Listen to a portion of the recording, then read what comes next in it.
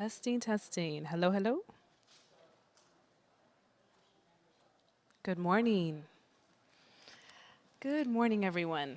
If you were out late, congratulations to you. You're here now. Yesterday was such a wonderful day one of the Congress. Just so happy to be hosting this program here at the museum. My name is Marie Vickles. Welcome to everyone who's joining us here in person and also all of our folks that are online. Thank you for being a part of this with us. So day two, WOPHA, Congress, Women, Photography, and Feminisms. We are so happy as an institution to be hosting this critical convening as it directly ties to our mission of encouraging everyone to see art as an incentive for genuine human interaction, connection, and exchange. I just wanted to say if you have any questions about our programming, what we're doing here at PAMM, please feel free to find me or our Associate Director of Adult Programs, Anita Bram, and have some conversations with us. We'd love to tell you about what we're working on. If you have things you'd like to share with us, please feel free to do that. And before we get started today, I'd like to just go ahead and acknowledge and thank the huge team of people that has been working so very hard to make these programs possible. This Congress has been work that's been happening over a couple of years now. So it's a lot of moving parts and a lot of people that make it happen. Just the immediate folks I'd like to shout out and thank, our AV team they are like the true champions here, Denise Faxis, Andrew Bird, Laz Yanis, thank you so much. We literally couldn't do this without you. And all the other folks that have come in and stepped in, all the people you see behind the cameras at the boards, thank you so much. So without further ado, we can get started on today's program, and I'd like to welcome Amy Rosenblum-Martin to the podium. Whoop, whoop.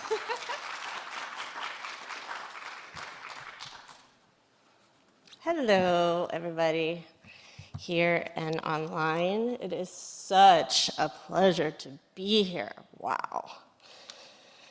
I'd like to acknowledge that I am speaking on Seminole, Taino, and Tequesta land. History. Thank you so much primarily to Aldeide Delgado for the exemplary labor and love that you invest every day in this life project, which benefits us all so much. I am an independent curator of contemporary art my whole life, but I started here in this institution when it used to be called MAMM, the Miami Art Museum, downtown. And we actually worked at the end of my time here on securing this land and finding an architect for this building. So I feel super connected to this community and this institution, and I'm thrilled to be here. These days, I have worked, I'm a staff member at the Guggenheim. I've worked at MoMA, the Met, different institutions in Latin America and Europe, major institutions. My expertise is in Latin American art, especially the Eastern sort of cosmopolitan centers of Latin America.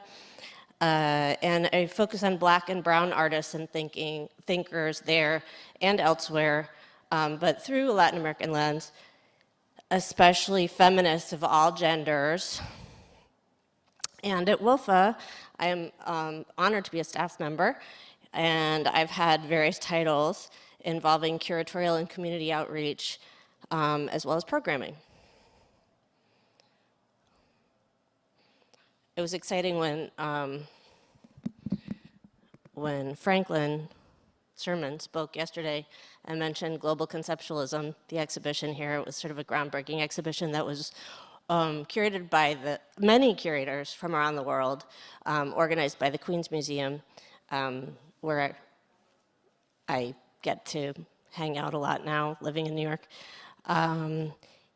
and I got to curate our presentation, MAM's presentation of global conceptualism, and I got to work with a local architect, Juan Lezcano, who unfortunately is no longer with us. But that was one of my fondest memories of working here. And also trying to shift the focus of the institution toward more and more local artists at that time. So the other day, my colleague, Malia Mungu Mohande, who's in the audience today, and I were talking to her mom in the Democratic Republic of Congo and saying where we were going, and her mom was like, why a feminist photography congress? So of course we talked a little bit about the invisibilization, the invisibility of women and or non-men, let's say, artists, non-binary photographers, and really like who wants to walk into a museum and see all white male photographers or artists? I don't. No one I know does. So it's great to be rectifying a problem that we've all been working on for so long. I mean, really, at this stage, there's no excuse for ignorance. No one can lean on that. We've all known for many centuries about racism and about patriarchy. And so, where's the outrage, right? We can't really, I've learned through my activism in New York that you really can't be nice all the time when you're trying to change the system. So I've been happy when there have been moments of tension in this amazing Congress. Very grateful for people being vulnerable and speaking their truth, even when it might be uncomfortable for some people. But that brings us to the question of like, who's it for? I think a lot of my work is about who is this for? It's not, in my view, the work that I do is not like about me as a representative of the art world talking to the art world. I certainly hope it's not that. I mean, I live a life that's very community centered, and I talk to a lot of people on the daily who are not part of the art world about art, and I hope that we can all shift in that direction as much as possible. And I do want to recognize in this WOPHA Congress, which is Aldede's brainchild, you know, she's bringing together top-level scholars together with self-taught creators. And that's a really, you know, we have to use a thousand-pronged approach, but that's one of many great approaches to making anti-elitist art programs.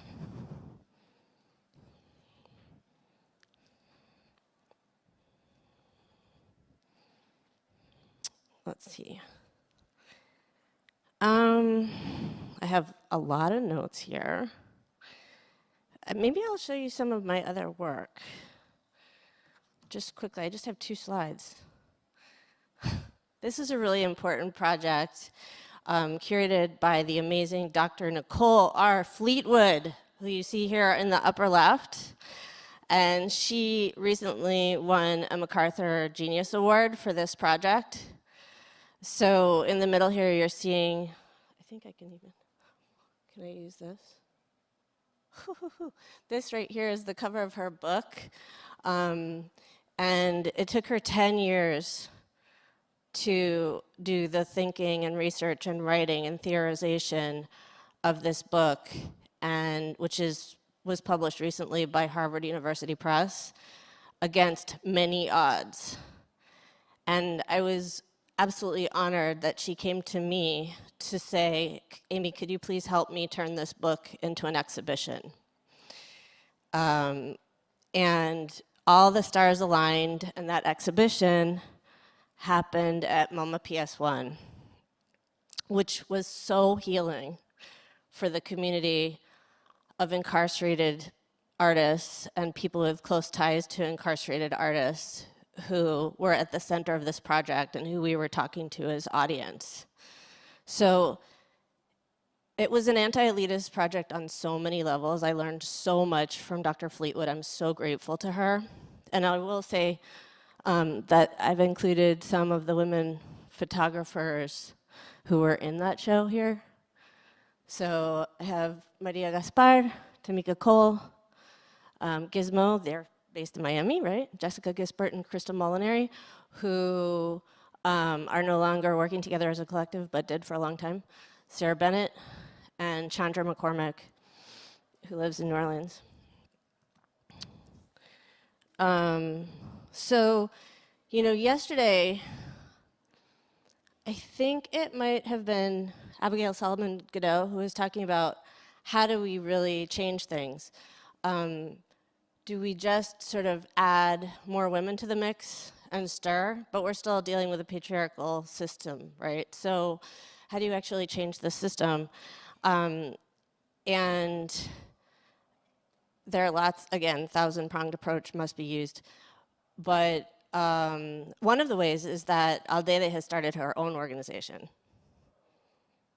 which is, I hear a lot of people talking about that's the way to go.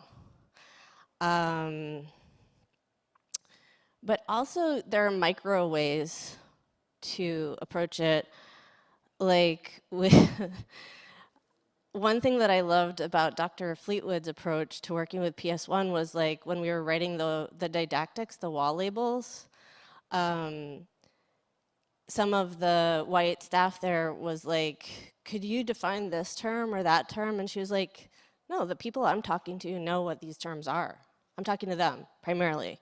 And then you can, you know, they can Google it.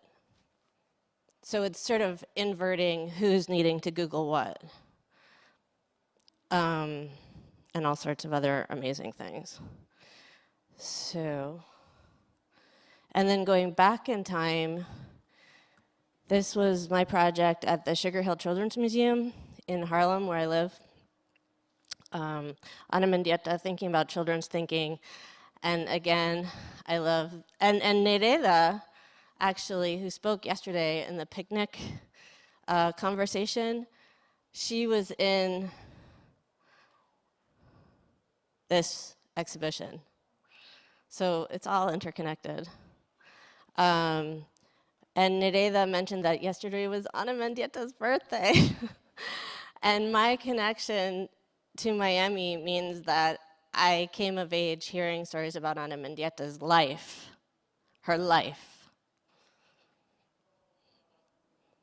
which is really, really important to me because when you're in the world and you talk about Ana Mendieta, people love to talk about her death.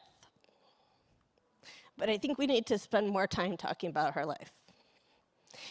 So her family was very, very excited that I came to them with this crazy idea of presenting an Ana Mendieta show at a children's museum. Because I just, from hearing all the Ana Mendieta stories here in Miami over the years, I knew that she was fun. She was a fun person. And behind that very serious glare in her work, that very serious gaze, which I admire greatly, is a playful person. And they were like, oh my God, you're so spot on. And not only that, but we have artworks that she made in collaboration with children as equal conceptual collaborators that haven't been seen in a museum yet. So I was very, very lucky to be able to give the museum debut of those artworks.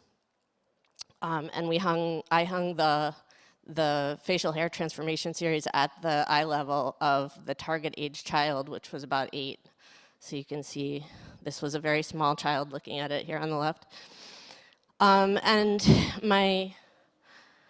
the director of the museum at that time was Lauren Kelly, and her artwork actually was in Dr. Willis's presentation yesterday. So again, I'm honored to be part of this very connected community, and a lot of these people are my chosen family. I'm very lucky in that way. This here is Ana Mendieta's niece, Raqueline Mendieta. That's me, and that's Annabella, Ana Mendieta's niece, who actually, it was a children's museum, so appropriately she presented a program talking to children there.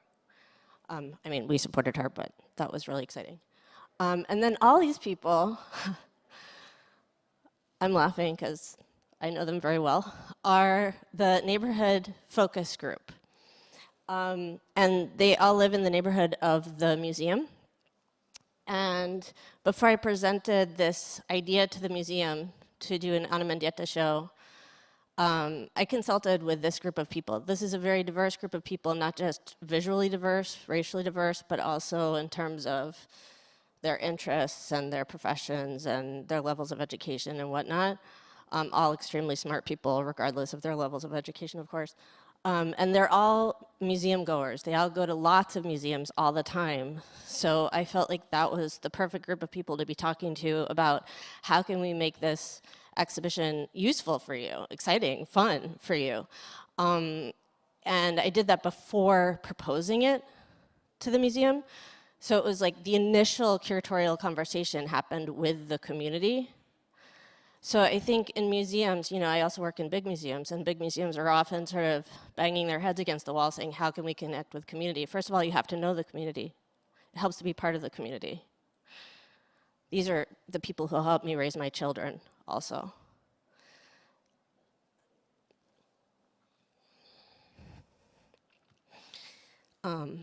Yeah, but to make it an integral part of any planning is really, really important. So I think that the Ana Mendieta's family was really pleased in the end with how everything played out and how it connected to Harlem. Okay, how are we doing for time? Yeah? What does that mean? Oh, keep talking? Okay. I was like, party, yeah, go. Okay. I guess one thing, speaking of family, um, when I think about what feminism is, I really have learned so much from my 16-year-old non-binary child. And I feel like that gives me a sense of where we're going a little bit. I mean, they've definitely taught me that, for example, gender identity and sexual preferences are two separate things. They have, I think I was so excited when they were exploring transitioning because my early sense of it was like empowered women and sort of supportive men are really nice and great, but if we really want to melt patriarchy, let's just melt gender. And they were like, Mom, but that's putting too much pressure on a very at-risk group of people. So I'm learning, it's in process. Still pretty exciting though. Let's see what else. Also, just in terms of like body positivity, I love what this new 16 years old, right? What this new generation is seeing and talking about in terms of body positivity. Like, my body is not for you, your enjoyment. My body is not for your judgment. My body is for me. I have my 5 senses to enjoy being alive and to, you know, figure out my life's purpose for the good of all and to realize it as much as possible. Right? Props to my 16-year-old. Their name is Mireya. Let's see.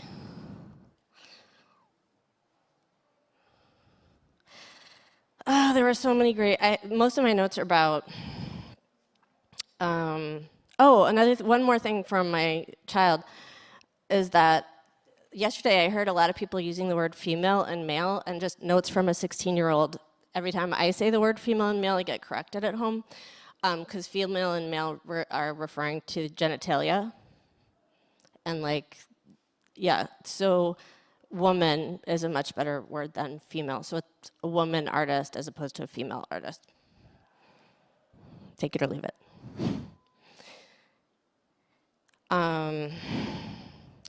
Yeah, How are we doing for time now? Because I could talk about what happened yesterday and what's coming up. Okay. Okay, let me not talk about yesterday because that would be a lot. Hopefully you all saw it. It was really amazing. There were a lot of incredible moments. I guess one of the takeaways, just briefly, was what is the name of the woman from Martinique? Simone Legrand, who said, "They buried your name, but I found it. I found it. I found it." I feel like that's definitely one of the big takeaways for me. And also, actually starting to talk about the legacy of what National Geographic has done over the years and undo that. It's huge. And so today we're going to talk about some queer issues, which is awesome. Adama Delphine Fawundu is going to get to talk, which I've been a huge fan of her work for so long. That's very exciting. Talking about what an archival object is. That's exciting. Maria Martinez Cañas, the always incredible, always lauded photographer from Miami. I can't imagine, I don't know the art world without your work being in the center of it. Andrea Nelson is presenting a keynote speech about her exhibition, The New Woman Behind the Camera, which debuted at the Met and is going to the National Gallery where she works in Washington, D.C. Feminist curating. Amelia Jones, who is a participant there, is not coming, unfortunately, not able to join us. Nadia Huggins is an amazing photographer. I love, love, love her work. She's going to speak.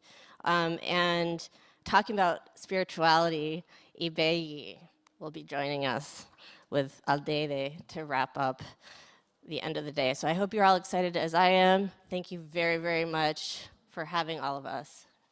And next, I get to welcome Andreina Fuentes to the stage, who has a lot of connections to WOPHA and is a local art world celebrity.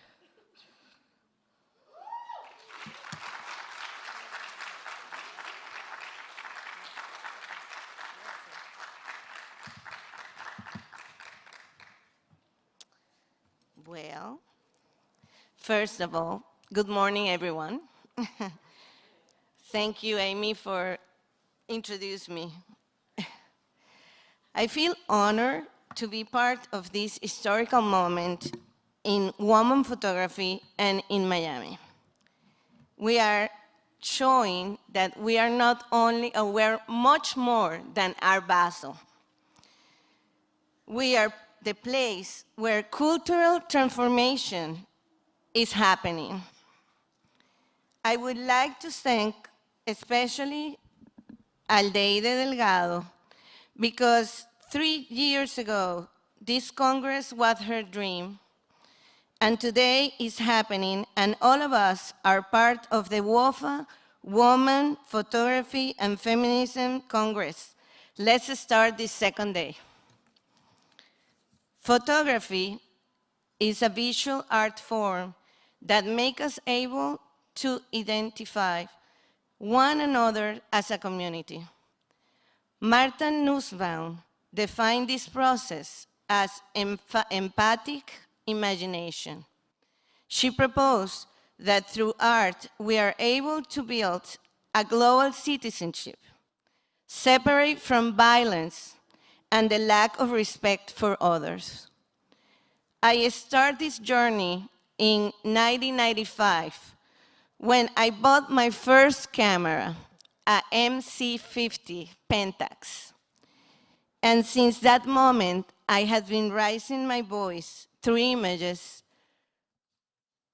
to fight and for the rights and recognition of the human rights of the LGBT community, regardless of their identity, gender, origin, race, ethnicity, belief, or culture. I have worn many hats to promote work of women photographers in the last 25 years. Here it is.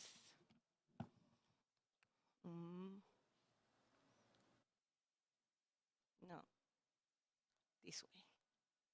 Thank you. I want to talk about the importance of wearing a hat to promote women photographers. My hats had been as museologist, curator, gallerist, philanthropist, collector, and photographer. I started work in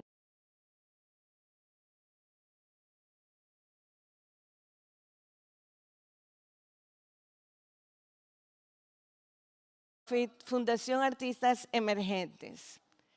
I collaborate in an inside action, exhibition, art and communities that you can find in the Museum Journal. It was published in 2013. And I consider a community two or more people that have something common to communicate. As curator, I did more than 100 curatorial projects between 1999 and 2021. One of these important exhibitions for me was Tránsito. I did it in Venezuela in 2006, and we did it in a photography school that it's called Organización Nelson Garrido. The results of these exhibitions were publications. We did trans news, participation in TV programs to make our voice visible, media coverage, presence, we present a film festival, and we did a protest in the streets of Venezuela, in la Avenida Libertador, to protect the transgender people that were killed by a serial killer in that time. My second exhibition that I think is transcendent is Álbum de Boda, that it was before. It was in 2004 in Caracas, in Del Celar. It's called Rómulo Gallegos Center for Latin American Art Studies. The exhibition was about the same gender marriage rights. And we use community engagement education. I put together all the organizations in that time that were fighting for the LGBT rights and to discuss legal issues about how to pursue that rights through marriage in that time, or through unions, legal unions. We did publications. We published Guía GLBT de Venezuela, the only and one guide that we have published in our country, and the Gay News. We did a film festival, and then we did a symbolic union of same-sex couples in the museum with the representative of the Metropolitan Community Church. That we have one here in Miami also, as well, in South Beach. As a gallerist, I founded in 2003 Hardcore Art Contemporary Space, and the space was open during 10 years in Wynwood. I dedicate to the promotion of contemporary art focused on social activism. We used to do more than 40 exhibits per year. We encourage the participation of in more than 90 international art fairs, work with international female curators. 70% of the artists exhibit were women. All media accepted, mainly photography. Participation at Miami New Media Festival. We did collaborations. This collaboration was with Bernice Steinball, and through this collaboration, we promote the photography of Maria Magdalena Campos Pons, Tatiana Parcero, Gladys Triana, Lucia Pisani. As philanthropists, I have the Art Connections Foundation. It has, we're in the 15-year celebration right now, and we have been doing exhibits, special exhibits promoting woman works. So with this nonprofit, I had been able to donate artwork to important institutions. Especially, I'm talking only about the photography and some of them. El Museo del Barrio, in el Museo del Barrio collection, we have Gladys Triana and Maria Magdalena Campos Pons. We donate Consuelo Castañeda's installations for the Cintas Foundation. We also donate the installation of Carol Prusa for the PAMM. We also did a big donation to Rosas Voltran Foundation, and also other donations to Museum of Contemporary Art in Bogota. We have doing collaborations with Harvest Project, FIU, DORCAM, which is Doral Contemporary Art Museum, WOPHA, Miami Beach Botanical Garden, and City of Doral. In 2015, as a member of a board of WOPHA, which is Venezuelan American Endowment for the Arts, an institution that have more than 30 years in New York, we award with the Paz Medal to Annie Leibovitz.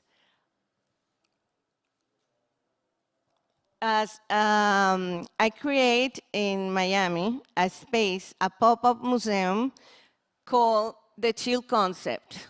And in this Chill Concept, that it has residents and have an exhibition space and all that, we did exhibitions, artist residence, festival, publications, collaborations with other groups at Sencool, New York, MacBo, Bogota, MacSul, Venezuela, Bahia, New York, FIU, Florida.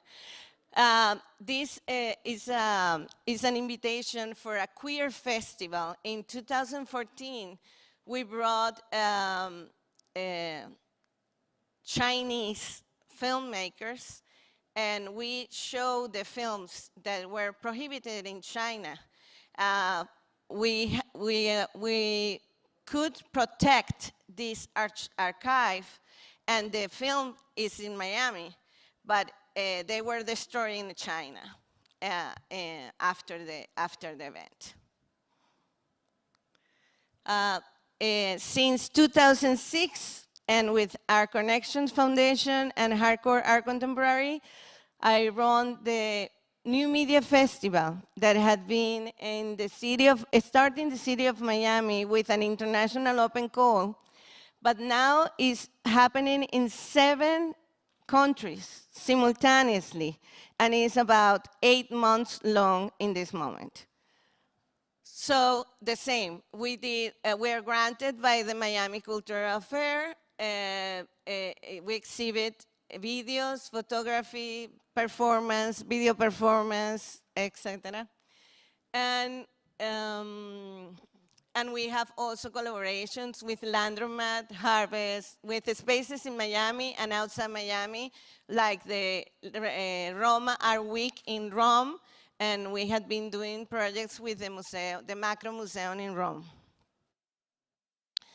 In this moment, as a collector, I'm the director and founder of the Fuentes and Garita collection, and we have an exhibit in the GW Marriott downtown. It's called Past and Present of the Body. It's some of the pieces of the collection, plus we invite a group of very, very brilliant photographers to participate with us in these collaborations in this Congress. And we promote photography in the collection. So we have Marta María Pérez, Consuelo Castañeda, Gladys Triana, Nayari Castillo, Lucía Pisani, Lima Cerati, Materazzi, Carlota Boche, among many others in our collection. For example, in this moment, the Tate Modern acquired some photography of Lucia Pisani. She's a Venezuelan photographer based in London, and they just acquired some pieces. And it was a collaboration with her gallery and MACO, the fair in Mexico. So we did all this collaboration, and it ends in the acquisition of the artwork for the collection of the Tate Modern. The same. And now I'm part of a local project, which is Siconia Collectors Program with Harvest Space. I recommend it if you're a collector to be part of it or a sponsor or whatever. As a photographer, I had been working with the LGBT community, and in my final project for Foto España this year, I did a project called Transdecision. I found that many people, trans people, they don't want to change their gender, but they want to change their appearance and their social validation and be recognized. So I propose something called identity adequacy, which is the identity adequacy of the person, trans people, living in any place where they live. I mean, for Spain, it's going to be some rules. From Florida, it's going to be another rules. From Venezuela, it's going to be another rules, but they can achieve that. For this initial project phase, I decided to focus on people born with male genitalia and struggling to look like people with female genitalia or appearance. This is Gabriela Maya Cruz. She's a US resident. She's becoming a citizen. And she's from Managua, Nicaragua. And well, this photo was taken in front of the UCIS, which is the organization that, or the government institution, who is going to give her the citizenship. But then she has to go to a process to ask for the change of the name in front of a judge. So we are doing, you know, and tutoring Gabriela in all this process. That's it. Okay, photography is a social document, a narrative visual form. Right now, we are talking about identity and diversity in an inclusive way. We can communicate our human rights, practice social activism, and manifest a different kind of citizenship through an image. Photography is an expression of our identity construction. Thank you.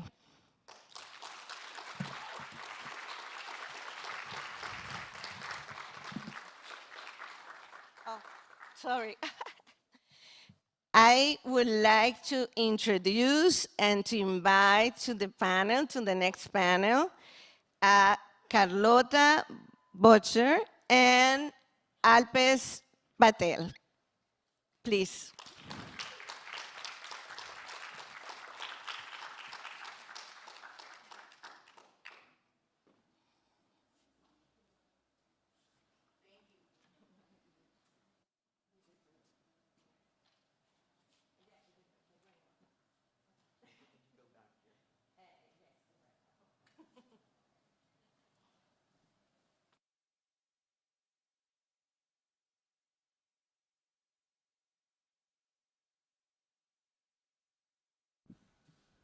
Okay, well, can everybody hear me okay? Welcome. We're excited that you're here. We've been having conversations for the last week or so. I feel really lucky to have had that opportunity, and we have only a half an hour today, so I'm hoping to kind of hit some of the highlights of our discussion as we go through the various slides. We're going to focus in on one body of work from San Francisco. And before I sort of have you, tell us a little bit more about why you were in San Francisco and what that body of work means for you, I just want to briefly gesture to our title, or part of it right now, Productive Failure. So Productive Failure is a title of a book that I published in 2017, and I guess simply, the best way to think of what that means is that there's always another story to tell, and that we strive to tell stories, but we always fail to tell the entire story, right? Because there's always another one. And I thought what Amy said about Endimignata was very poignant in the sense that we think we know this artist, when we don't. We have many more stories to tell about Anna over the years. So the stories that we're going to talk about today are Carlotta's, and I'm going to just quickly go right away to the first slide here. Tell us a little bit about, again, this series, how it came to be, and when you feel like it, maybe a little bit about some of the photographs that I'll scroll through. Thank you, Alpesh. And first of all, I want to say, I want to greet everybody here and thank them for coming. I especially would like to thank Aldeide Delgado Puebla, who I met about 3 years ago, and that is the reason why I'm here today. She is brilliant, amazing. I am completely in awe of the work that she's been able to accomplish given the obstacles of the last year. So thank you, Aldeide. And I would like to also thank Andreina Fuentes and Amy for these really interesting, wonderful, and valuable introductions and background. So with that, I'm going to turn my attention to what I've been invited to do here with Alpesh. I also want to say that this is kind of my return to Miami. I came here for the first time at the age of 15 when I left Cuba unexpectedly. I went to high school here. This is a very different Miami than the one I came to and lived in. And I'm, of course, in awe and extremely impressed by what it has become. I left at 18 and went to Spain, and that's where I went to school at the time, and later returned after, I guess I should say, I went through the revolution in Cuba and actually was standing on a rooftop when the regime toppled and the Castro guerrilleros entered Havana. 1 year later, I was out of Cuba, but when I went to Spain, it was a fascist country, and I got to live in that kind of society. It definitely impressed me and was formative to a choice that I wouldn't want to make for my life because of what I experienced there. And by pure chance, I ended up arriving in Paris on May 4th in 1968, the actual day that the events of May, as they're known historically, were beginning. The train had crossed the border. Spain had censorship. I had no idea any of this was going on or going to happen. And so I lived through the events of May, and that is how I became a photographer. I was a printmaker originally, but the things that were happening so fast that somehow printmaking was not a medium or a tool to engage with my current then experience. So I bought a camera and I was on the streets photographing what was happening at that time. And again, this revolutionary, transformative community experience of people rising up and engaging with their society and their country, and boom, everything was transforming very rapidly. At that point, I was like 21 years old. I studied in Paris at the School of Fine Arts. But I met a lot of Americans who were Vietnam War resistors.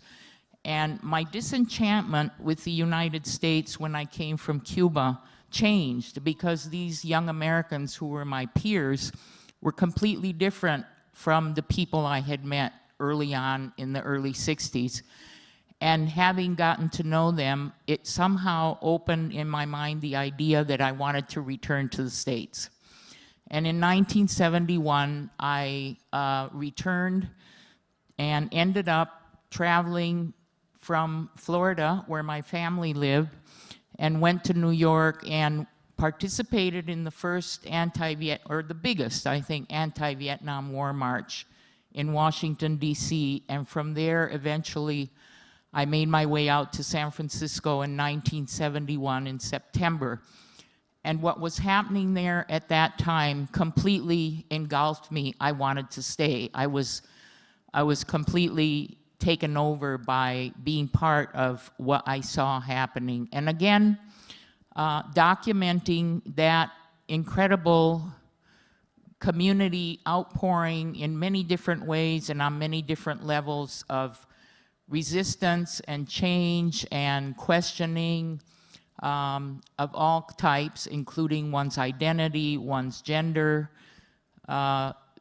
completely attracted me to do what I did, which was this project, documenting in the streets of San Francisco. Most of all of these photographs are done on the streets with some exceptions, and that took place during the 70s. I started around 1973 when I was able to buy my first camera. My beloved camera had been stolen in Washington, D.C., as I was crossing through the country and out to the West Coast. But anyway, that is how I came to this project after deciding that I wanted to live in San Francisco and did not want to return to Europe. Alpesh has some thoughts about how we should approach this. And I guess what I'm looking at here is the first photograph in Union Square. Of course, the city was full of different neighborhoods and communities at one time that were very diverse and presented very diverse groups of people, economic range, racial, historical, and cultural. I want to say that the way people behaved in San Francisco truly inspired me. The feeling of welcome that I felt, and the friendliness, and the lack of boundaries in terms of who we were and what we were doing on the street, created kind of a feeling of being in something altogether, regardless of who we were. This was not what I had experienced in Europe, all the contrary. People were guarded, life was more gray. But one of the things that impressed me the most in San Francisco was that people were willing to live parts of their private life publicly on the street. And I was actually thankful, impressed. It was something I had never experienced before. I also found that friendships were very easy to make in those days. And so I was part of that scene. I was embraced, even though I was a newcomer and didn't truly understand everything that was happening. But I spent the 70s pretty much documenting everything that I was able to see. And I would pretty much got to the point where I was going to different neighborhoods on different days so that I could take in and cover the whole city as best I could. And that's what where these photographs are from. Now, that photograph right there that you're looking at, let me make sure I understand how this is. Yes, okay. Here's a photograph where I was extremely intrigued by this crowd of people who were loosely lounging and sitting. This was in Golden Gate Park. It was the first time that the idea of shifting identities and genders came into my mind. I felt that these people, the way I read that photograph, were kind of doing what I would call today a dress rehearsal around the possibility of having a different identity. It was like they were dressed up. I wasn't sure who was a man and who was a woman. It really intrigued me, and that's why I took the picture. And I wanted to take it that way because I wanted, not only for me, but others who looked at the photograph, to really be able to get into the photograph and examine the details that I was recording at that time. Then that whole concept of doing dress rehearsals around one's identity and one's gender, of course, grew over time. We're talking, these photographs are over 50 years old. So then from there, I would end up in another neighborhood, which would be this one here. This is Fillmore Street. At that time, the Fillmore district has two identities. It is always known in San Francisco, or has been, as a upper class neighborhood. But when I walked down the street that particular day, this photograph, this that you see here, is what I encountered. And it shocked me. I hadn't seen something like this before in a city. Obviously, it had gone through fires and destruction. And so I stopped to take this picture that you're looking at, when suddenly, out of one of those ruins that had been arson, this little boy ran out and stood. I thought at first he would object to me photographing, but he didn't. So I waited shortly, a few seconds, I think, and nodded towards him, and he just stood there. So I took the picture. And this was a time when I was confronted with the other part of the Times and San Francisco. This community was an African-American community pretty much in the center of town, but the value of the land had grown so much, and the mayor at the time was able to obtain funds for urban renewal, and he and his wife had plans to develop this property. So later he went to jail for this because there were some very serious improprieties. But anyway, this black community was essentially erased. Their homes and the buildings were burned. Their community centers, schools, all of this disappeared. They were wiped off the face of the city in very short order.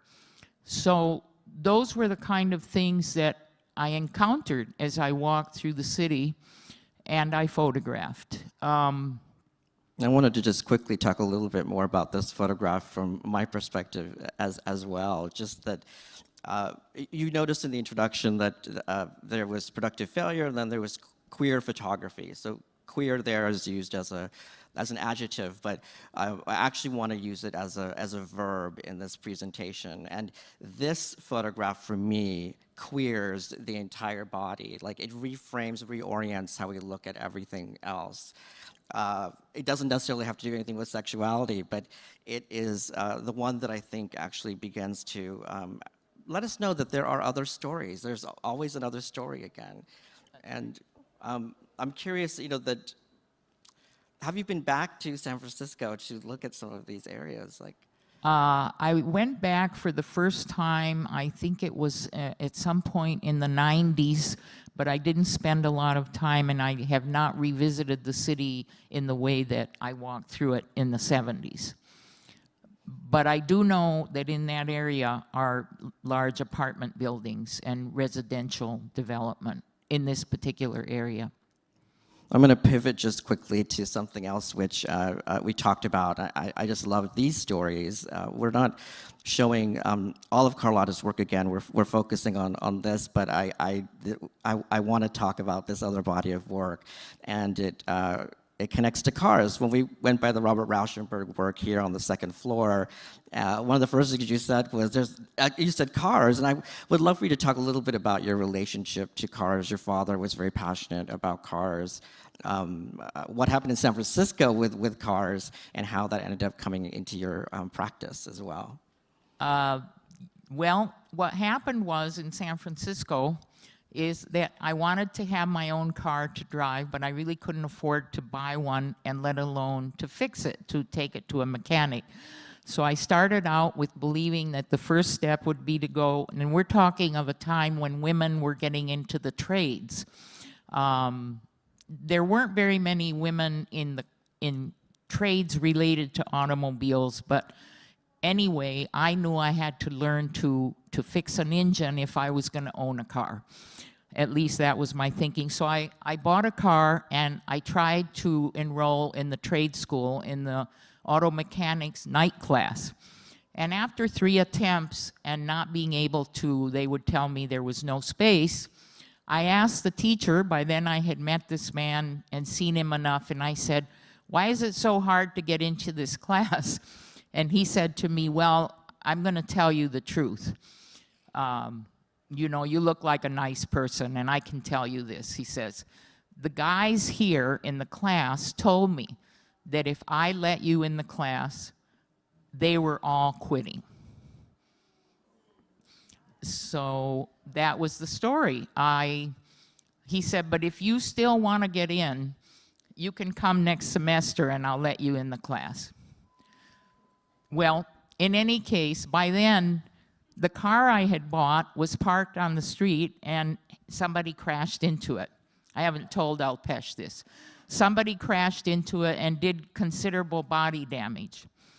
And I thought, well, instead of being a mechanic, maybe I should learn to do body work. So eventually, I bought a small car, a Volkswagen, and I took it home, and I thought, I'm going to restore this car, and I'm going to make it perfect, and I'm going to learn how to do this by myself. So I did. But one of the things I learned by getting involved with cars is that cars are a huge icon of the world, not only of the United States culture, but of the world. But let me stick to the United States. So I started doing the work, and I restored the car, and in short order, eventually, people got to know me because I'm probably the only person that got into this trade with the very toxic materials. Other women that were interested in the trades didn't want to do that. One day at my studio shop, because I was also an artist and am, this man showed up, and after all the story I told you about being rejected from the car repair school, this man showed up and said to me, "You know, we've heard about you, and I'm here. I'm the director of the trade school at the College of Alameda, and I want you to come and teach there. I want you to teach automobile refinishing. So would you please come and meet with my committee and apply for the job?" So I did. And it was, of course, kind of a high point, but very ironic. And I ended up teaching, mostly men. There weren't any women in that trade. But from there, actually restoring cars was kind of an exercise in perfection and putting them back to their original condition and learning all the ins and outs of the trade. But from there, as an artist, I developed a series of artworks, art cars and art hoods, which I showed Alpesh yesterday, and he wanted me to mention this and talk about it. But You have an exhibition coming up next year. Yes, at the Phoenix Art Museum, I will be exhibiting car hoods that I transformed into art pieces that hang on the wall. Thank you, Alpesh. Like I just love this idea of you going to this class with a straight face, and all these guys, the masculinity is threatened.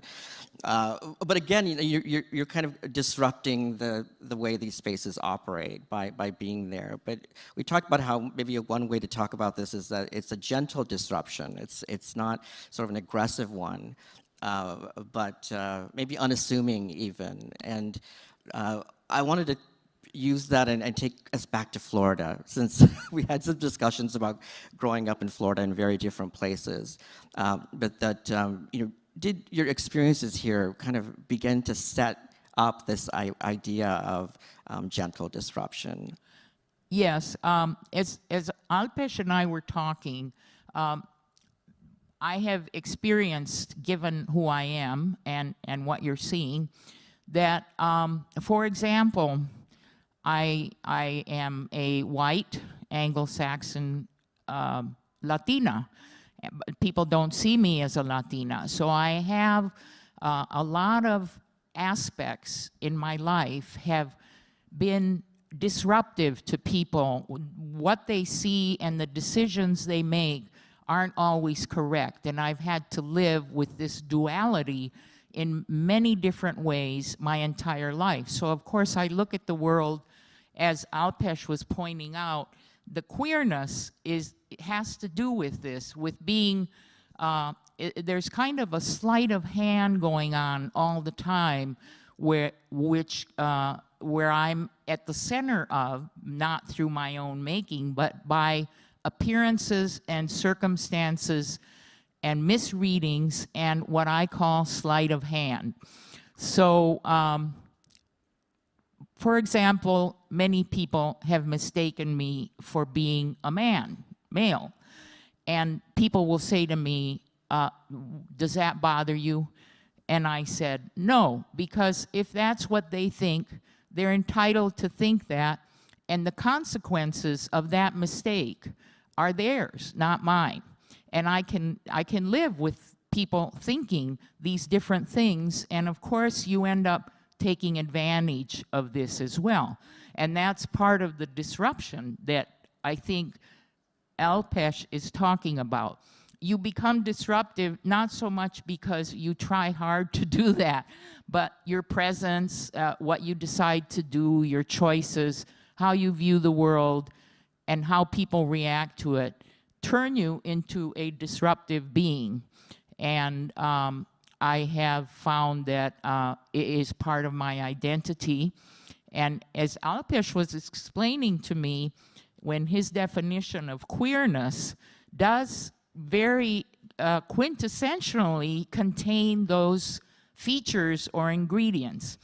And that's something I learned from him today. It was very interesting, or in these days that we've been speaking. And I don't know if my gaze of San Francisco reflects this. He thinks it does. And we have talked quite a bit about this. I've learned a lot from him in regards to this particular aspect of my identity. And of course, I'm sort of feeding off of the works and generating again my perspective. But there's always other perspectives to be had. Just to quickly, I wanted to point out that the photograph that you're looking at there is a self-portrait of Carlotta when she was in San Francisco. And then also I wanted to point out that her works are not normally shown larger than life as they are here. And I think that's an important point as well, that they're normally in a book format. There's an intimacy that is probably lost here with the photographs. So I just wanted to make that clear. And maybe you could talk about how these works are normally about 11 inches by 13 inches. And the prints, when I've printed them, have been like no larger than 11 by 14 or 14 by 16, I think at the most. I can't really remember the numbers, but normal kind of average wall size image, not spectacularly large. I wanted to return to this, the topic of queerness, because there was something very unexpected that happened when we first talked. We had a great Zoom conversation, and afterwards I realized we didn't use the word feminism. I don't think we used the word woman or queerness at all in that entire conversation, and it didn't matter. That is to say that it was embedded in our language and conversation. And it was a good lesson for me to just understand that sometimes these terminologies can become over-determined, and can not allow for a breathing in the works in some way. What I have to say to that is, you know, there's certain things that you learn about yourself, but there's some things you learn very early in life about yourself. And for me, it was justice. I really was very interested in the concept of justice. Fairness and justice were always very important for me. It got me into trouble at school very early on, either because I championed justice or fairness for another person, and also for myself. So that also created a personality that was disruptive, because there's so many day-to-day injustices, small things like sitting on the bus and never ever getting the window seat, and you want the window seat. Why does that person always get it? This is a school bus where you get choices. But the other thing was that was always ingrained in my personality. And the other part was that I wanted to have, I guess I would use the word adventures. I wanted to learn by myself. I wanted to do things that maybe other children, and particularly girls in Cuba, were not really allowed or encouraged to do. And so beginning my life in a way that allowed me, because I was determined to have experiences and learn through experience and on my own, would of course cause a lot of disruption, because you weren't willing to abide by the authorities that you had to live with as a child. And I was sent to Catholic schools, even though I was not Catholic. I went to nuns, 3 different kinds in 3 different locations. And because I wasn't Catholic and I wasn't baptized, I became the focus of always at least one nun who was assigned to instruct me and convince me to convert to Catholicism. But the tactics kind of backfired very strongly, because they used violence and coercion, and I would say today it would be considered very abusive, such as kneeling on beans and putting my arms out in church for however long they were praying there. And that was one injustice. And the other one was that when I told my mother about this, she said to me, "Oh, Carlotta, please don't talk like this about these nice ladies." So on the one hand, my protector wasn't protecting me, and on the other hand, my teachers were abusing me. So it took me not very long to say to myself, "Carlotta, you're free to do whatever you need to do. You're going to rebel here, because what's happening is not fruitful for me. And how can these adults be doing this to a child?" I had that awareness. So very early on, I had been attracted to people that rebel, that are actively engaged in, no matter whether it's sexual, political, on any level. I sort of embrace and think of myself as part of those communities. And I'm very comfortable in those communities. And so when I photographed San Francisco, it was like a big hug. Here were all these people who were acting out and revealing themselves publicly to be other, to pursue a different life, to want to break down barriers or present themselves publicly as who at that time they thought they really were and how they wanted to be seen.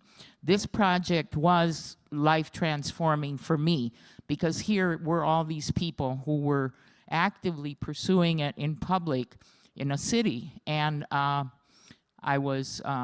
felt very thankful and very, what could I say, just that I was able to mirror back and forth what we were all a part of, that we were not willing to conform. And so it was a time of huge nonconformism, creativity, and transformation.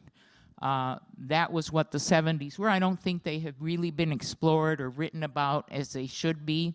Maybe someday that will happen. But it really wasn't a superficial movement that I entered when I arrived in San Francisco, and this was pretty much the photographs, the experience, the documentary of those times that I witnessed. And yet, what I think is so interesting is, among the celebration and the photographs, you throw in this photograph of this dystopic landscape to disrupt again the narrative and to make clear that there are other stories happening in the city. And the injustice and the abuse. Well, we talked about how we both partially grew up in Florida, and here we are. We somehow exist in the world. What you've done, I mean, talking about these experiences with the nuns, that's not an easy thing to do, to be oneself and to have that strength and to move forward. I mean, do you have like any kind of advice for people that are in similar situations? Well, there's a lot more awareness now, and there's a lot more, let's say, avenues to pursue those kinds of things happening. As you can imagine, I said my mother did not take this as something she needed to help me with. I think now there's more consciousness around things like this, but you definitely have to be very strong-willed. I had the good fortune to be very stubborn and determined around certain things in my day-to-day life very early in life. But it is nonetheless tough, and it sort of sets you apart, because let's face it, how many other little girls at the school, that could have been happening to them perhaps, but then I would stand out as somebody who was other to them because they were maybe accepting it. And that fits in with your concept of queerness. I have a hard time, and did very early in life, accepting abuse, for example. Not that I didn't get abuse, but I was unwilling to accept it, and I would either speak out or act out or take steps to address it in my way. Yeah, I like to say that Florida has shaped who we are. We've survived Florida. Maybe that's the way to put it as well. Both of these things together, maybe at the same time. And I want to sort of, how many minutes do we have? 5. Can we have conversation and questions in those? Only 5 minutes for questions? Okay. Well, there's the opportunity for sure to talk with Carlotta throughout the conference, and hopefully you're going to get to know her work more and more. But since we have a couple of minutes for questions, does anybody have any?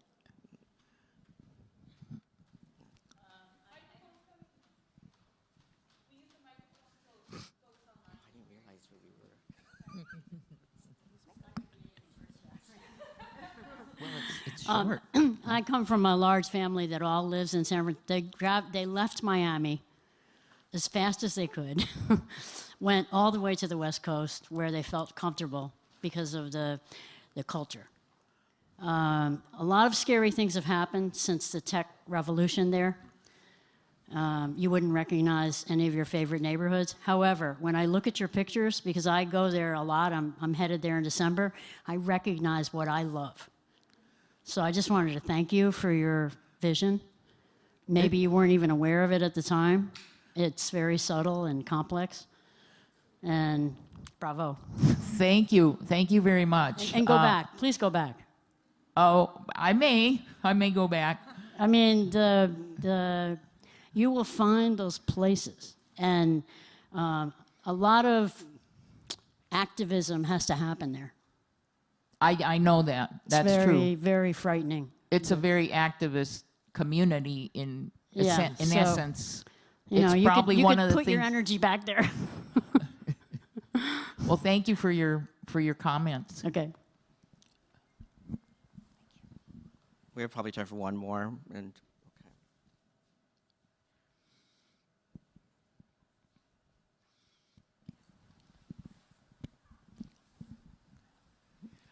Can you talk a little bit about the time span between when you took the photographs and when they finally came to light so people could see them? Yes.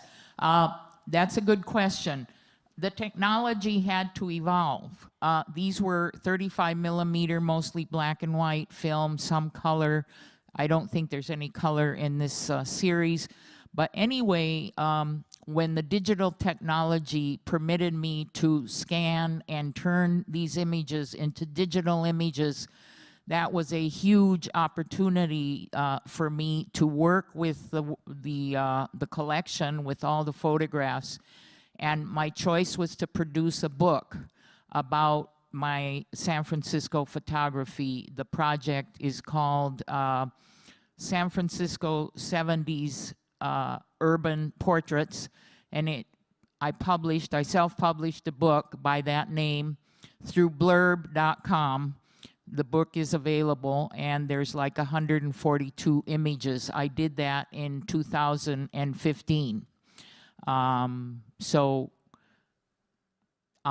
lot of my work, including film, which I did on Super 8, it's exciting for me to return to it now because the technology allows me to work more freely and in a more comfortable way for my style of working. So being able to digitize the negatives and the Super 8 film and all of this is something I'm engaged in now. And I hope to be able to produce more projects more easily given this new technology. And it wasn't until recently. As we wrap up, I didn't mean to interrupt you, finish that sentence, but as we wrap up, I want you to tell everyone your website as well, if anyone's interested in, you know. My website is carlottabecherphotography.com, and my publishing name is CasaAuroraPublications.com. Thank you so much, and looking forward to having more conversations with you, Carlotta. Alpesh, thank you. It's been wonderful meeting you and having this opportunity to have you look at and talk about my work. Thank you so much.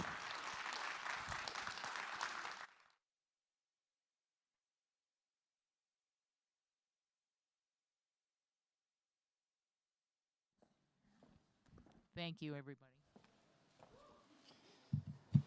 Hi. Hello, hello. Hello, good morning. Are you feeling good?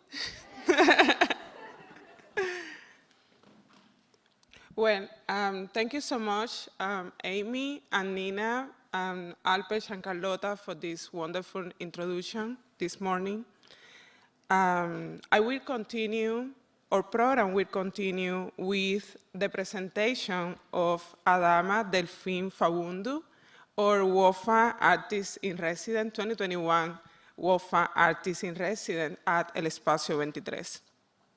Adama Delfín Fabundu is a first-generation American-born in the United States to parents from Sierra Leone and Equatorial Guinea. Her work investigates how traits of indigenous African cultures have transformed and shape-shifted within the African diaspora.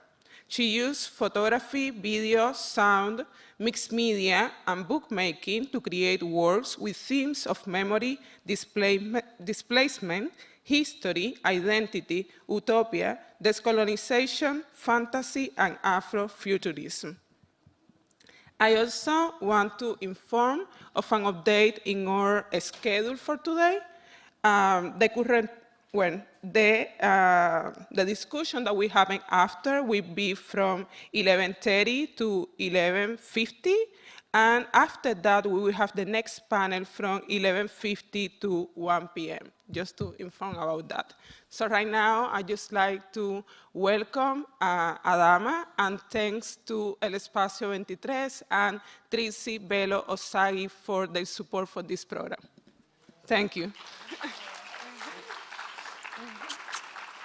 Okay, so how do I control this now? Just click on. Okay, thanks. Okay, good morning, and thank you all for joining us. I just want to say thank you again to Al Did for doing this amazing event, and thank you to Espacio 23 for hosting me. So I'm going to start my presentation by just sharing a little bit about my background in photography.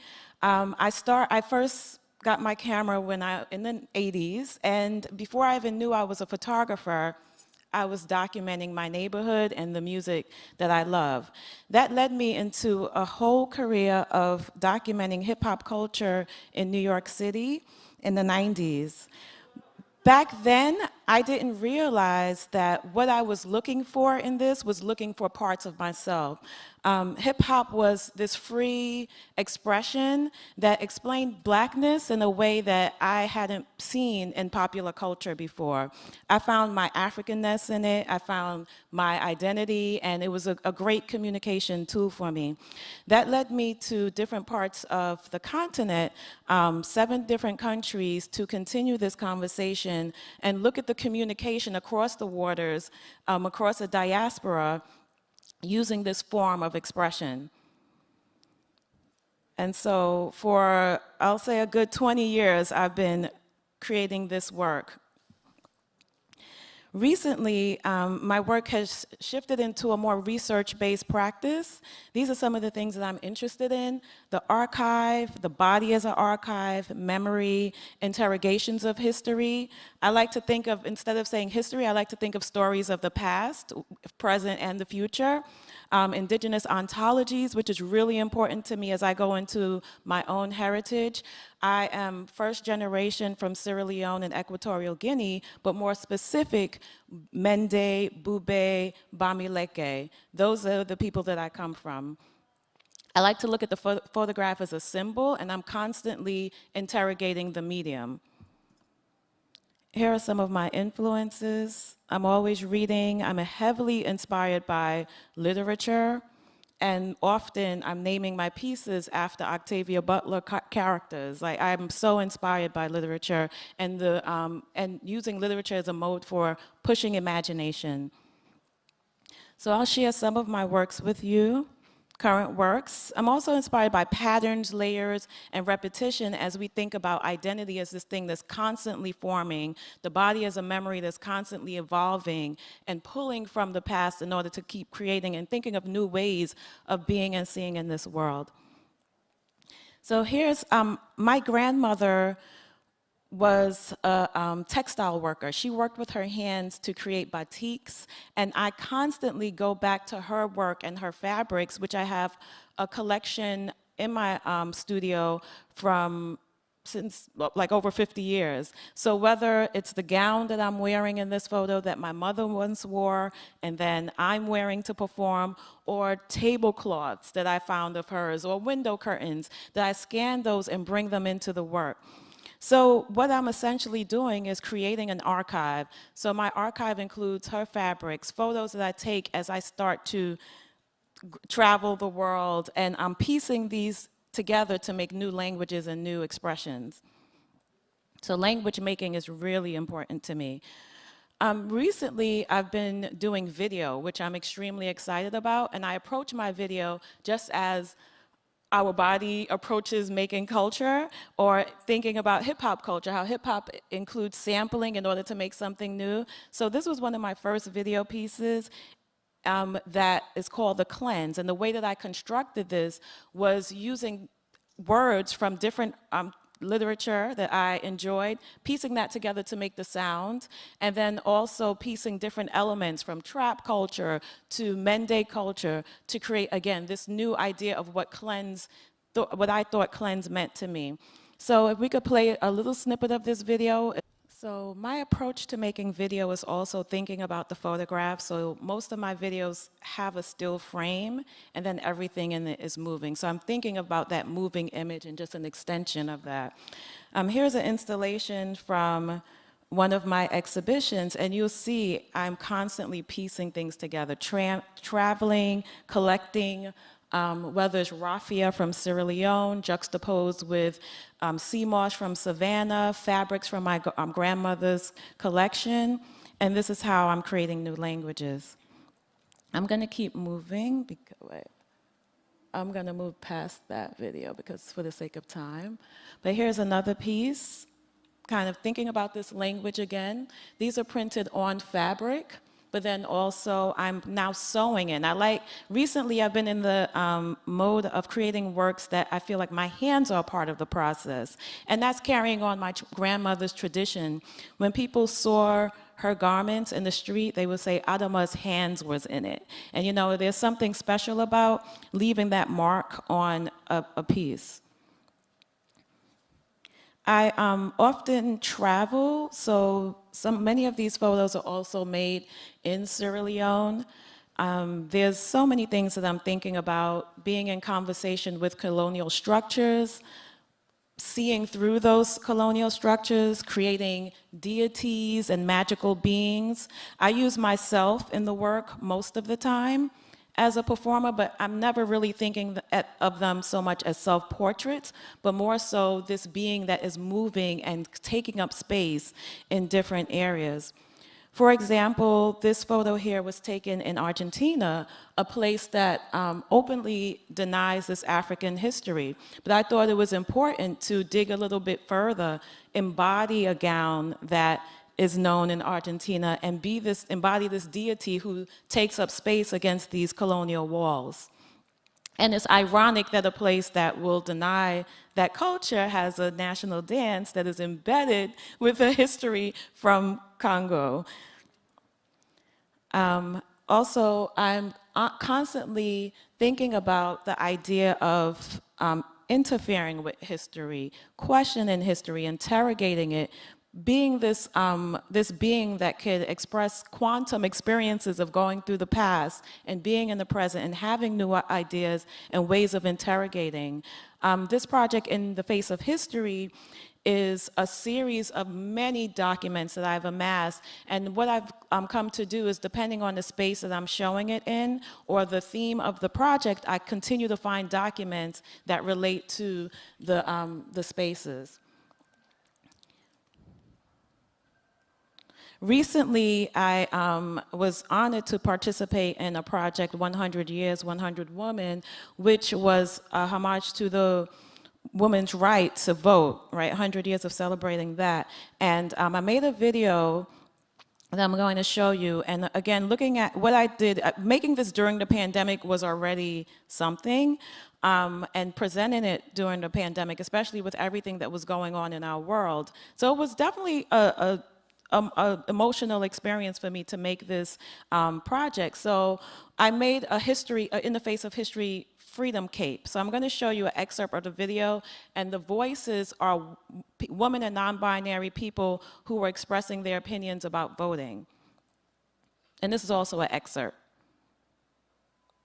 I think it'll play. If I press. Okay. As much as, you know, it is about go vote, it is about disrupting and dismantling every system that has built in this country on white supremacy that oppresses us, which includes our democratic process. The realities that we face is that this is the system that's in place. What's the alternative for us in our communities if we don't vote? We need to disrupt the system. So, but my question is, can we disrupt the system from inside? Is it one or the other? Is it voting or disrupting the system? Or do we encourage people to vote as we're finding ways to dismantle or disrupt systemic racism? So how do we actually break out of these systems that we have been sort of sequestered into the last several hundred years, beyond, just us being Black people, us being Black women as people in this country? What is the new thing? Because obviously what we have is not working. The fact that the streets are on fire across the country is obviously, speaking to that. And so it's not enough to just go vote as is, but how can we reimagine and rebuild the democracy that So these are more, well, performances of actually embodying the cape. And it's something, to me, a cape is magical. And so I always like to think about the power that we have in our bodies and how do we use that to move forward. Okay, I'm gonna, how many more minutes do I have? I'm gonna move through it. Oh, okay. So I will talk through some more work. I also do book making, and I just love the idea of books and what we can do with that. This project was in communication with a philosopher named Anton Willem Amo, who was a prominent African scholar in Germany during the time of Immanuel Kant, which many of us probably know, but we probably never heard of Amo. So if you should look him up. But I made this book, which was thinking about, again, this journey of the body, of water, of the transformation of history. And there's also a video to go with it, but for the sake of time. But I'm always kind of in communication with these stories of the past, uncovering histories that we are not so familiar with, because I think it's really important to have an understanding of that as we start thinking about new ways. Here's a project, and as you'll see, I love doing video. But this is another video project, and I'll just play a little bit of it. It was for an exhibition that I did in California around the Pentecostal church. But it's a way that I'm thinking of, I just love the idea of embodying these spiritual beings, and then again, using samplings of voices to help you to feel the work before you even think about interpreting it. Almighty, God Almighty, God Almighty, God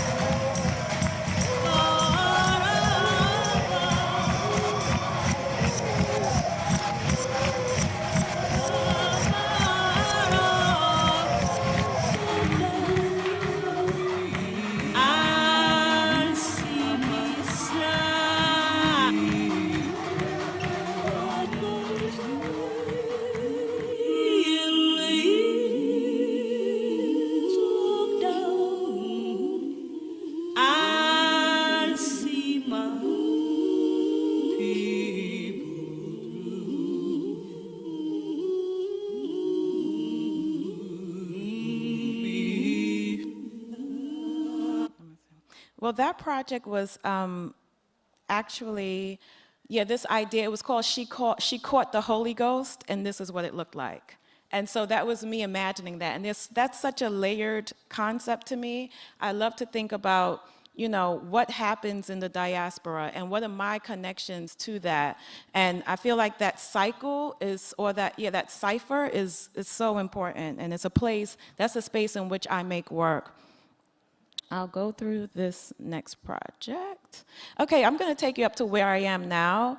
Currently, I've been in communication more technically with my grandmother's practice, thinking through her constructions, and now thinking about how I could also start to make patterns and fabrics. So these are like some of the beginnings, and also using the photographic process. So I've been using cyanotypes, printing, and combining that with inkjet printing, actually printing on the Guinea brocade fabric and making works on fabric now. And even sampling those portions and then making larger fabrics from that, or using that to print on rice paper. So I've been doing so many of those types of things, playing with those patterns, again, with this idea of what does it mean to create new languages. These are actually printed on silver gelatin and screen printed over. So it's kind of using, I have all of this whole archive of just patterns, and I constantly keep sampling them to start recreating new ones. These here are RC photo lumens that I created out in the sun. And it actually felt, you know, they were exposing in the sun for hours, like 5 or 6 hours. I would just leave them out there, and as they absorb the form and the sun, you know, their forms and take shape. And then I did some block printing over that.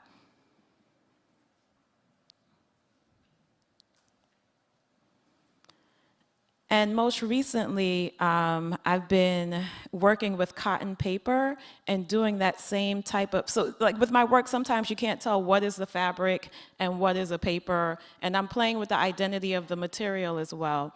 Because I feel like when we see people, we like to place an identity on them because of what we think we know. So I'm even using these pieces as ways to even interrupt that idea.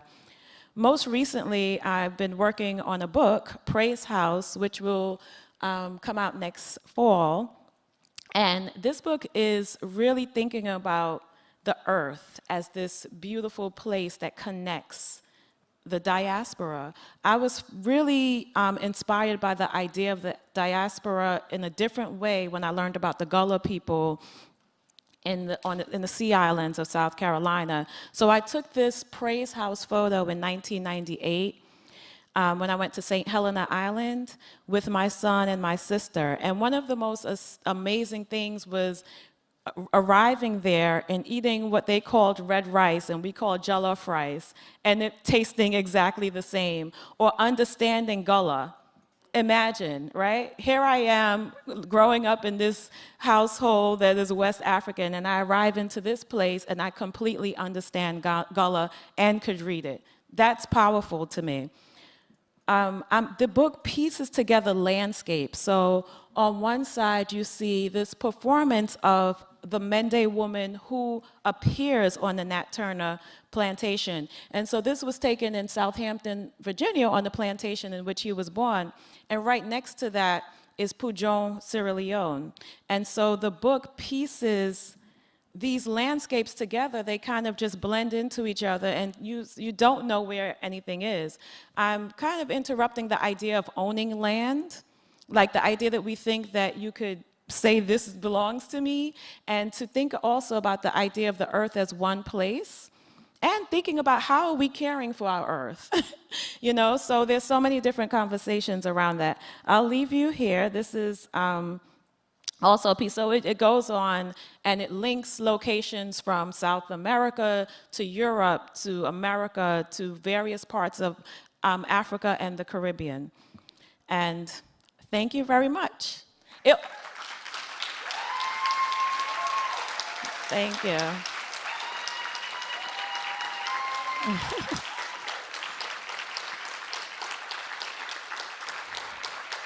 Thank you. I do want to say that tomorrow we're doing a presentation at Espacio, and I will show the full film of the cleanse if you would like to see it tomorrow. And I don't know if there's time for questions or no, or are we done? Okay, we're good? All right, thank you.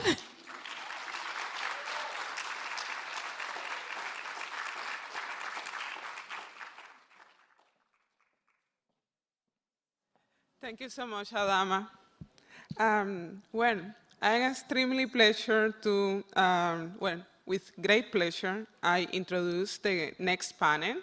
This is not an archival object moderated by Ángeles Donoso Macaya, who is an immigrant educator, researcher, and organizer from Santiago, Chile, based in New York. She is a professor of Spanish at the Borough of Manhattan Community College, CUNY, Her research centers on Latin American photography theory and history, counter-archival production, human rights activism, and feminism. She is the author of The Insubordination of Photography, Documentary Practices Under Chile's Dictatorship, award Best Book in Latin American Visual Culture Studies in 2021. Ángeles is also a member of the activist research collective, Colectiva Somos la Célula. Welcome.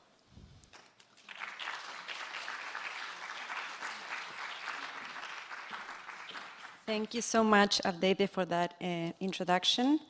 Buenos días, good morning, everyone. It is my pleasure, really, to welcome you to this panel that I have the honor to moderate.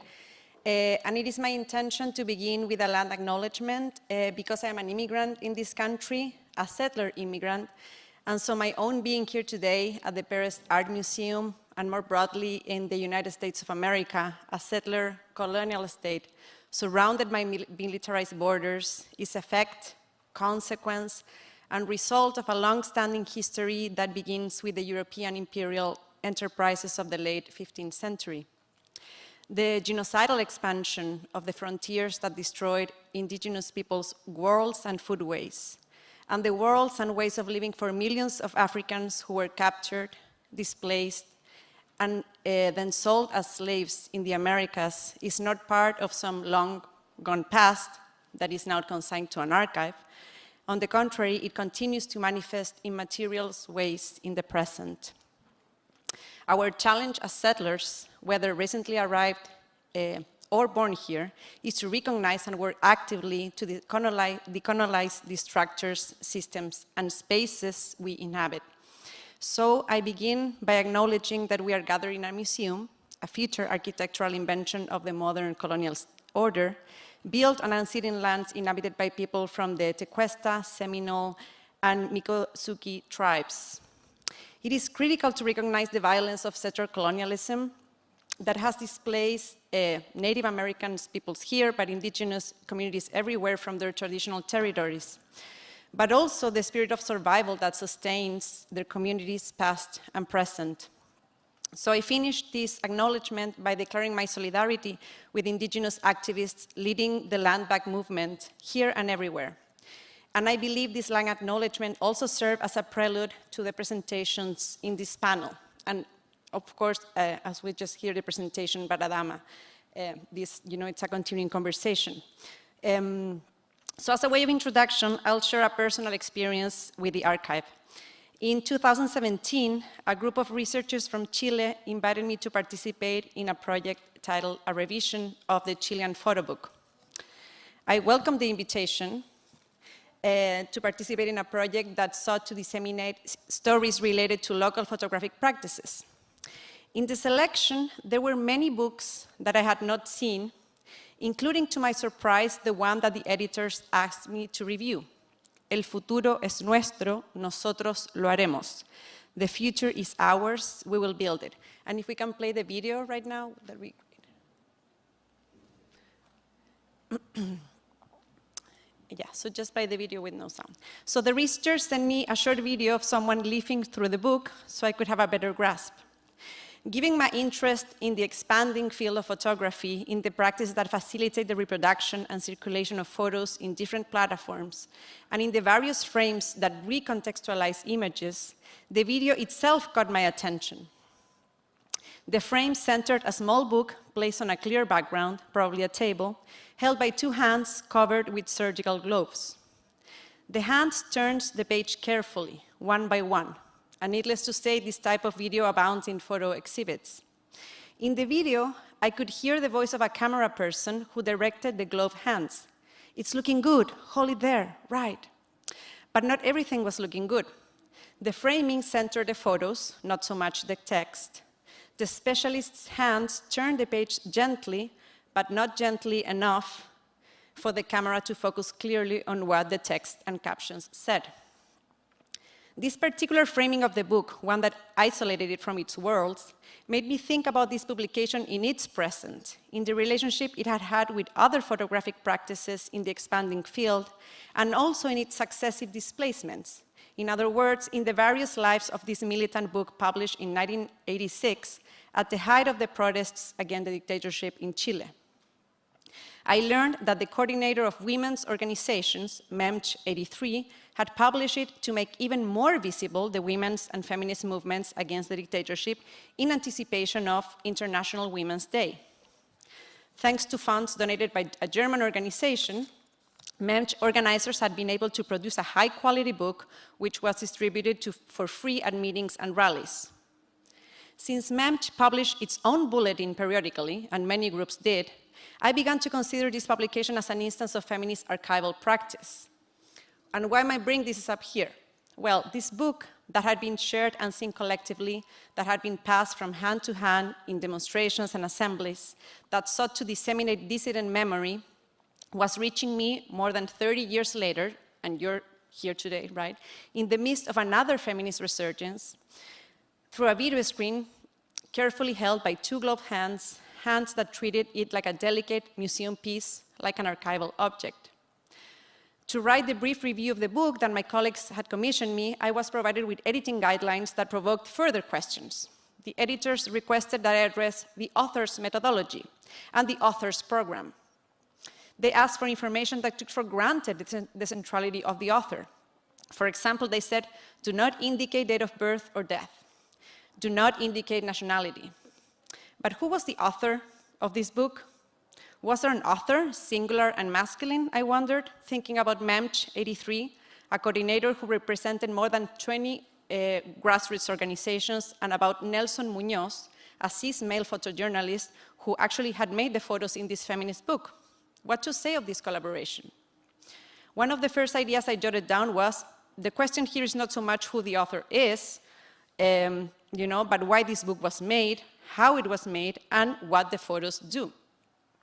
I wanted to articulate a form of feminist photographic criticism that was not bound by the question of identity politics or the politics of representation, and whose methodology did not reinforce patriarchal discursive paradigms and tropes.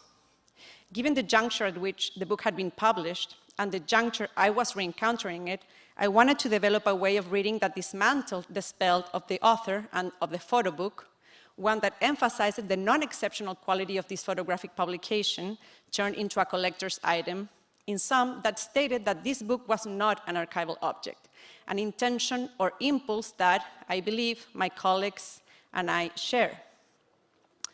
So this is not an archival object, stands in disagreement with the archive, understood as an imperial operation, as a site of place of power, as a patriarchal discourse structure, as a system invested with the power to establish statements as events and things. This is not an archival object also declares a disagreement with the linear temporality that the archive reproduces, the division between a past and existing as something separate from the present. This is not an archival object, I would like to suggest.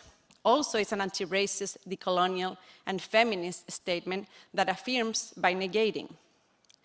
While notable Western male philosophers have argued that the archive is, as an audiovisual system, dictates what can be said, and what can be seen and what can be said, we know that the archive cannot be separated from the array of operations and actors that sustain it, including the archive's users, those who access its documents, interpret them, learn from them, and give them meanings. And I echo here what many scholars have already formulated, Saidiya Hartman, Ann Stoller, and of course, Ariela Azulay, one of our speakers today. She says, archive documents are not items of a completed past, but rather active elements in a present. Yet, what does it entail to activate archive documents in the present? Who is supposed to activate them, and why, with what purpose? And moreover, what does an anti-racist, decolonial, and feminist activation of archival documents or of the archive look like? The presentations we will be hearing offer us responses or reorientations to these questions by engaging the expanding field of photography in all of its complexity, i.e. by shedding light on the different fora in which photographs operate, the spaces in which they circulate, and how they are exhibited and contested. This reading invites us to interrogate the archive by listening to and imagining with practices that also, each in its own way, engage the archives otherwise. And now I would like to welcome, I think, Ariela and Deborah, who will be meeting us online, and share to the front. Thank you very much.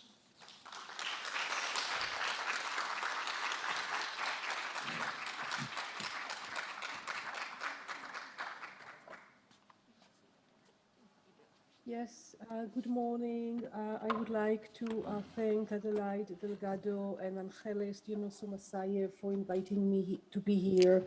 I'm really pleased to be here, and I will start with my presentation, and I am not focusing on a female photographer, but rather on a woman who engages with photography and help us to keep photography not sealed, not an archival object, not a museal object. So Tamara Lanier against Harvard University and Peabody Museum. And she's claiming, is my ancestors not a museum asset? Until Tamara Lanier stepped forward and claimed that these were her ancestors, these daguerreotypes have been assumed to be the private property of Harvard University. In holding these images as part of its archival and museal capital, Harvard also invited or invites millions to view Renty, Delia, and others not as ancestors or relatives, but as enslaved people. Like in the 1850 Fugitive Slave Act, when people in Boston were invited or compelled to recognize Barnes and Sims as fugitive slaves that should be returned to their owners. So I am creating an equation or a continuation between the Fugitive Slave Act and the way that Harvard compels us as spectators to continue to see Renty, Delia, and the others rather than as ancestors, as slaves. So as Tamara Lanier, in collaboration with her daughter, created this poster, he is bound by Harvard, Free Renty, 171 years enslaved. By endorsing Lanier's lawsuit, there is an opportunity now to redress what Renty and his relatives were deprived in 1850. Lanier's lawsuit was dismissed by Massachusetts court, but the appeal is still pending. And we are actually speaking about Victor's justice. The Massachusetts State Court confirmed not only Harvard's possession of the daguerreotypes, but also the terms and the stake of the case. The court decided that the main question is that of possession. To whom does Renty Taylor's daguerreotypes belong? Yet, Harvard came to possess, with quotation marks, these photographs through a cultural logic of wealth, property, and ownership that flows directly from slavery and preserves its lingering presence in our own era. So when we are speaking about this lawsuit, Lanier against Harvard, we have to look very carefully at the three moments when in the lawsuit, Lanier and her lawyers articulate what they are actually claiming. The plaintiff, Tamara Lanier, is a direct descendant of Renty and Delia. She has asked Harvard to recognize her lineage and relinquish the daguerreotype to her family. So we are speaking about two poles of the demand. On the one hand, Harvard should relinquish, should disown this. And the second time that we see it in the lawsuit, this lawsuit seeks immediate restitution of the images from Harvard to Miss Lanier, just damages and other legal and equitable redress to be determined by a jury. So here we see a notion of restitution, but restitution is not enough when it comes to those daguerreotypes. And here is the third time that we see the way that they articulate the demand. It was an act of both love and resistance that Renty and Delia's kin kept their memories and stories alive for well over a century. It is unconscionable that Harvard will not allow Miss Lanier to, at long last, bring Renty and Delia home. So what we see is that she doesn't speak about the daguerreotype only as an object, but also as an act of repatriation to bring them home. So it is not a property, but ancestors who need caretaking. And what if we insist on treating Renty as the person who was used against his will for others to extract an image of his enslavement, rather than as the object, the daguerreotype, that was seized from him. Then we must ask, where and among whom will Renty find peace and recognition of his rights? So I would like to go very briefly through four categories: the status of the photograph, the question of the precedent, the category of crimes against humanity that pertain, I think, to this case, and then notion of kinship, repatriation, and human remains. So very briefly, the status of photograph. Harvard's lawyers argue the rule is that a photograph is the property of the photographer, not the subject. And there are cases that we have cited, they are saying in our brief, that apply that rule, even in cases when the subject of the images did not consent to the images being captured. And this is historically completely false. By the 1850s, when these daguerreotypes were taken, photographers did not have exclusive property rights in the images they produced. Just think about visitors to photographers' studio who purchased the daguerreotypes produced by their presence in front of the camera, their daguerreotypes, and they held them as their property. Or another case that arrived to court in France in 1860, Louis-Auguste Bisson, the official photographer of Napoleon III, was commissioned by the painter Adolphe Yvon to take the emperor's photograph for Yvon to use as a model for one of his paintings. When the painter realized that Bisson had printed many copies of the commissioned photograph on which he based his painting, he feared that it would devalue his painting. He sued the photographer and he won. The court ruled that the photograph was the painter's property, not the photographer's. Here you see, one of the enslaved that were also forced to let their images cease from them, already in the process of leaving the daguerreotype, and I emphasized this process by removing Alfred from the scene in order for us to look at the scene of crime. For the scene of crime, which is the photographer's studio, Zilli's photographer. For redress to be possible, the status of private property of such photographs produced through force and in the service of a regime of violence should be abolished.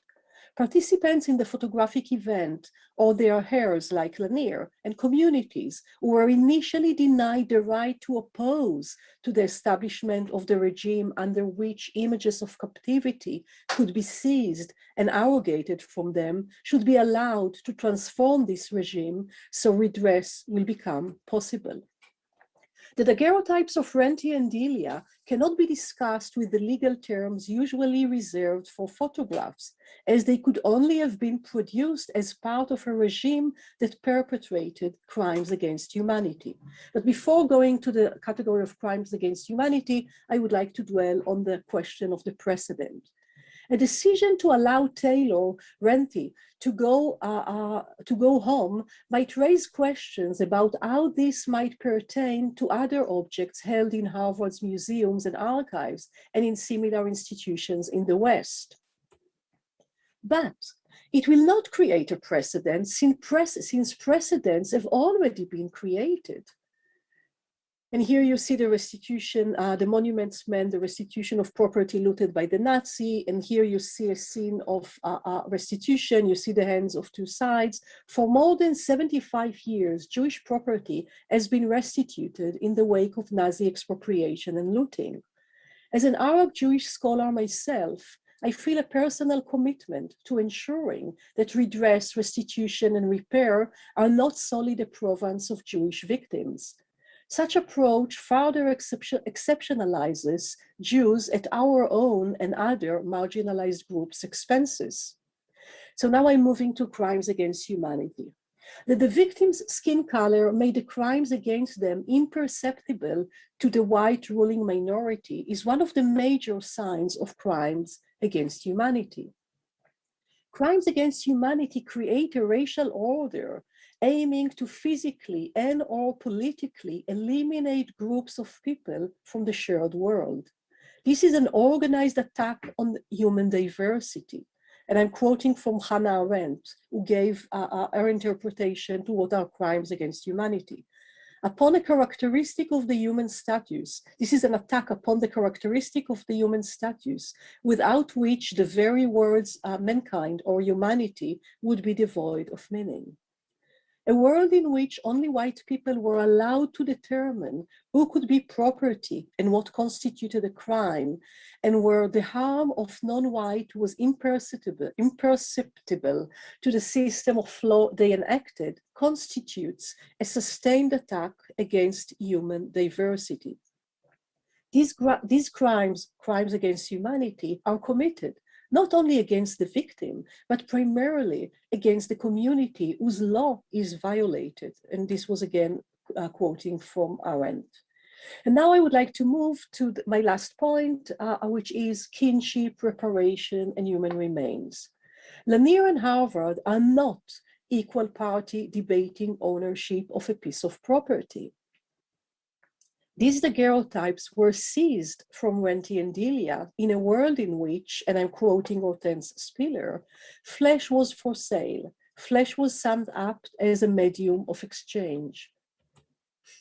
Denying Harvard the property rights to what was stolen from her great-great-great-grandfather and his kin is a way to repair kinship for Lanier, wounded by the long afterlife of slavery, to quote Saidiya Hartman.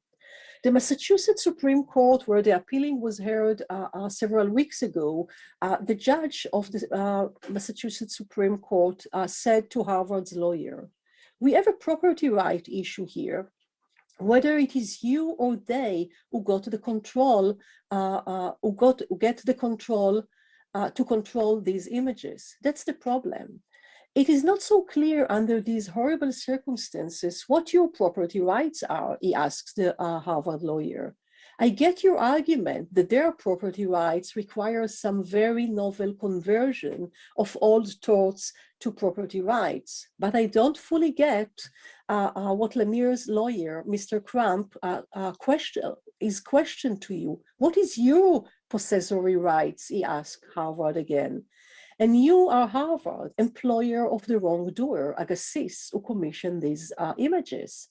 In between the employer of the wrongdoer and one of the descendants, that's tricky, who has the right to these tangible pieces of private property. What is your property rights?" he asks again. "Their right is not so obvious, but neither is yours. And you get to retain the possession, and we are not really sure about this."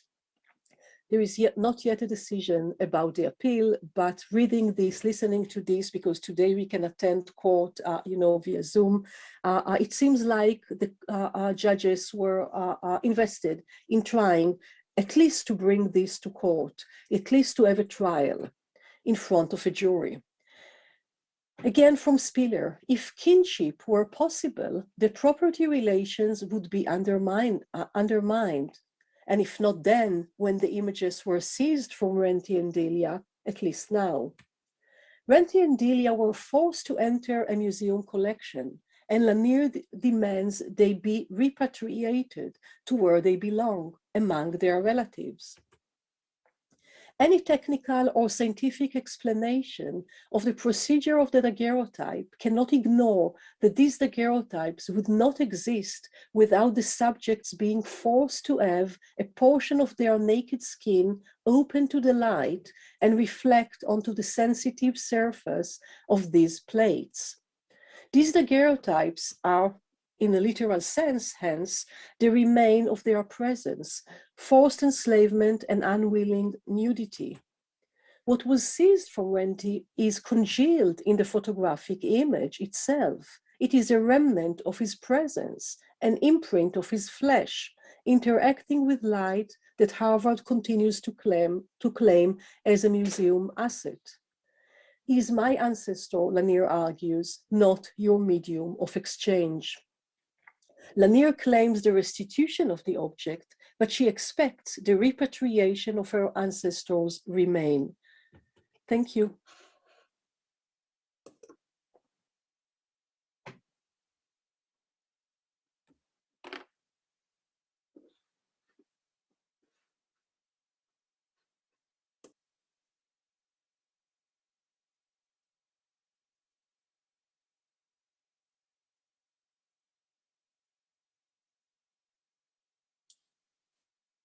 Hello, everyone. My name is Deborah Dorotinsky. I come from the Instituto of Investigaciones Estéticas UNAM.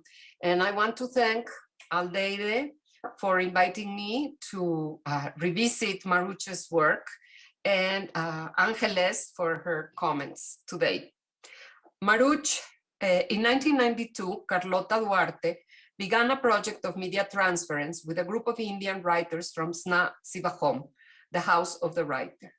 Duarte's photo book on the life of Odelle, a neuroatypical middle-aged woman, became the model for the photo books created by Mame, Tzotzil, Celtal, and Tojolabal indigenous people of the state of Chiapas. The first photo book Carlota produced with the Maya photographers of Chiapas, or Locta Mayach, was called Camaristas.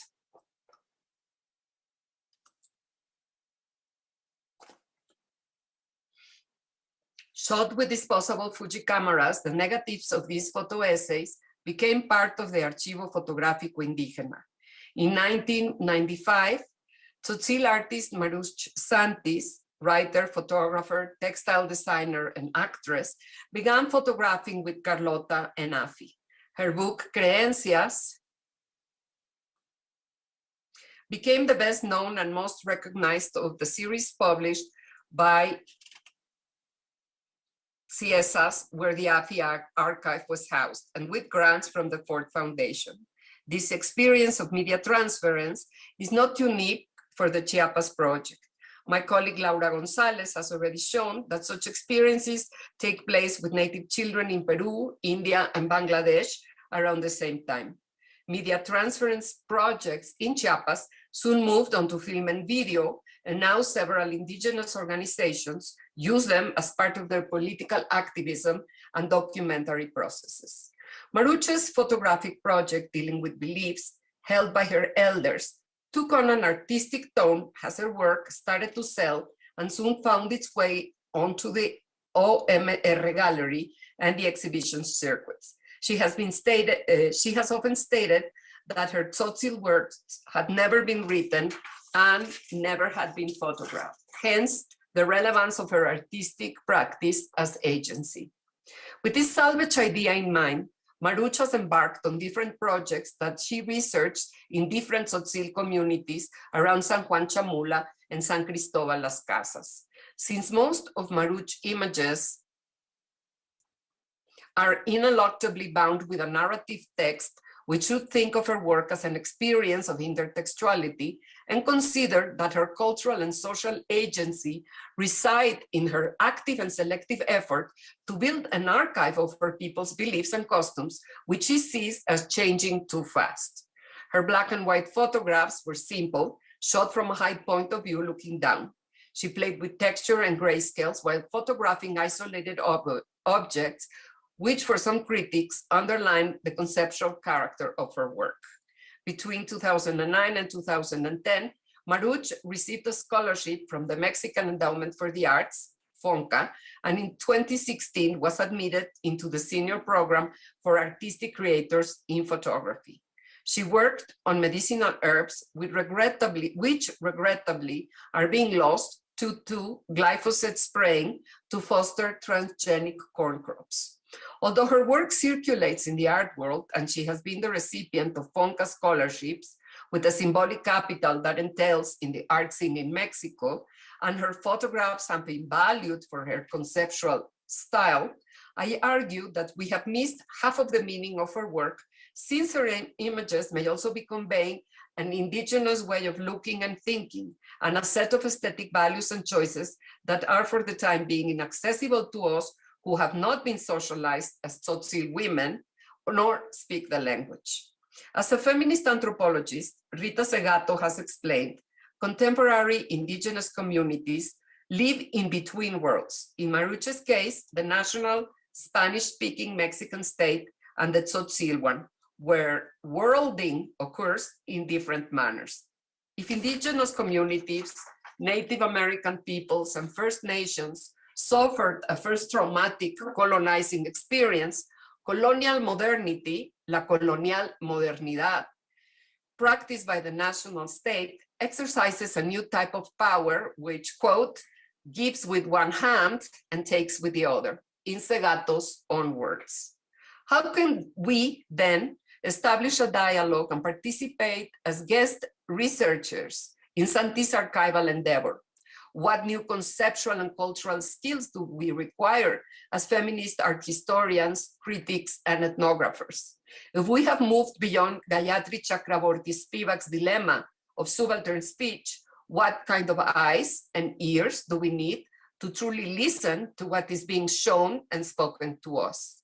In her ethnographic adventure into her own culture, Santis is not only displaying her agency as an artistic creator, as an historical subject, but also pointing out to the agency of things in the construction of social values. 2, women photographing women. Indigenous women were assiduously photographed by foreign and Mexican photographers since the 19th century. In the first half of the 20th century, particularly after the Mexican Revolution, new state policies were developed to deal with what was perceived as the Indian problem. And the state's public policy of indigenism began to be developed. It was concerned with researching the ethnographic diversity of Mexico and finding suitable ways of promoting modernization, education, health and sanitation, but mostly the incorporation of the different ethnic groups into an homogeneous, nationalist, hegemonic, mestizo state. Photography was instrumental in constructing ways of seeing Indian peoples and promoting different and sometimes contrasting opinions on the worth and value of their cultures and beliefs. In the ethnographic photographic campaign, indigenous peoples emerged as nameless types subjected to a scopic regime which visibilized them as objects of research, but did not allow them agency as subjects of history. Possibly, some of the women photographers that traveled through Indian communities between 1940 and 1990 were able to establish less intrusive experiences with photography and accepted more mediated poses with their Indian sitters. Photographer Bernice Colco arrived in Mexico on her first trip in 1951, invited by painter Diego Rivera. Colco's published work in illustrated magazines serves as counterpoint to the dominant male photojournalists that were active on publishing at mid-century.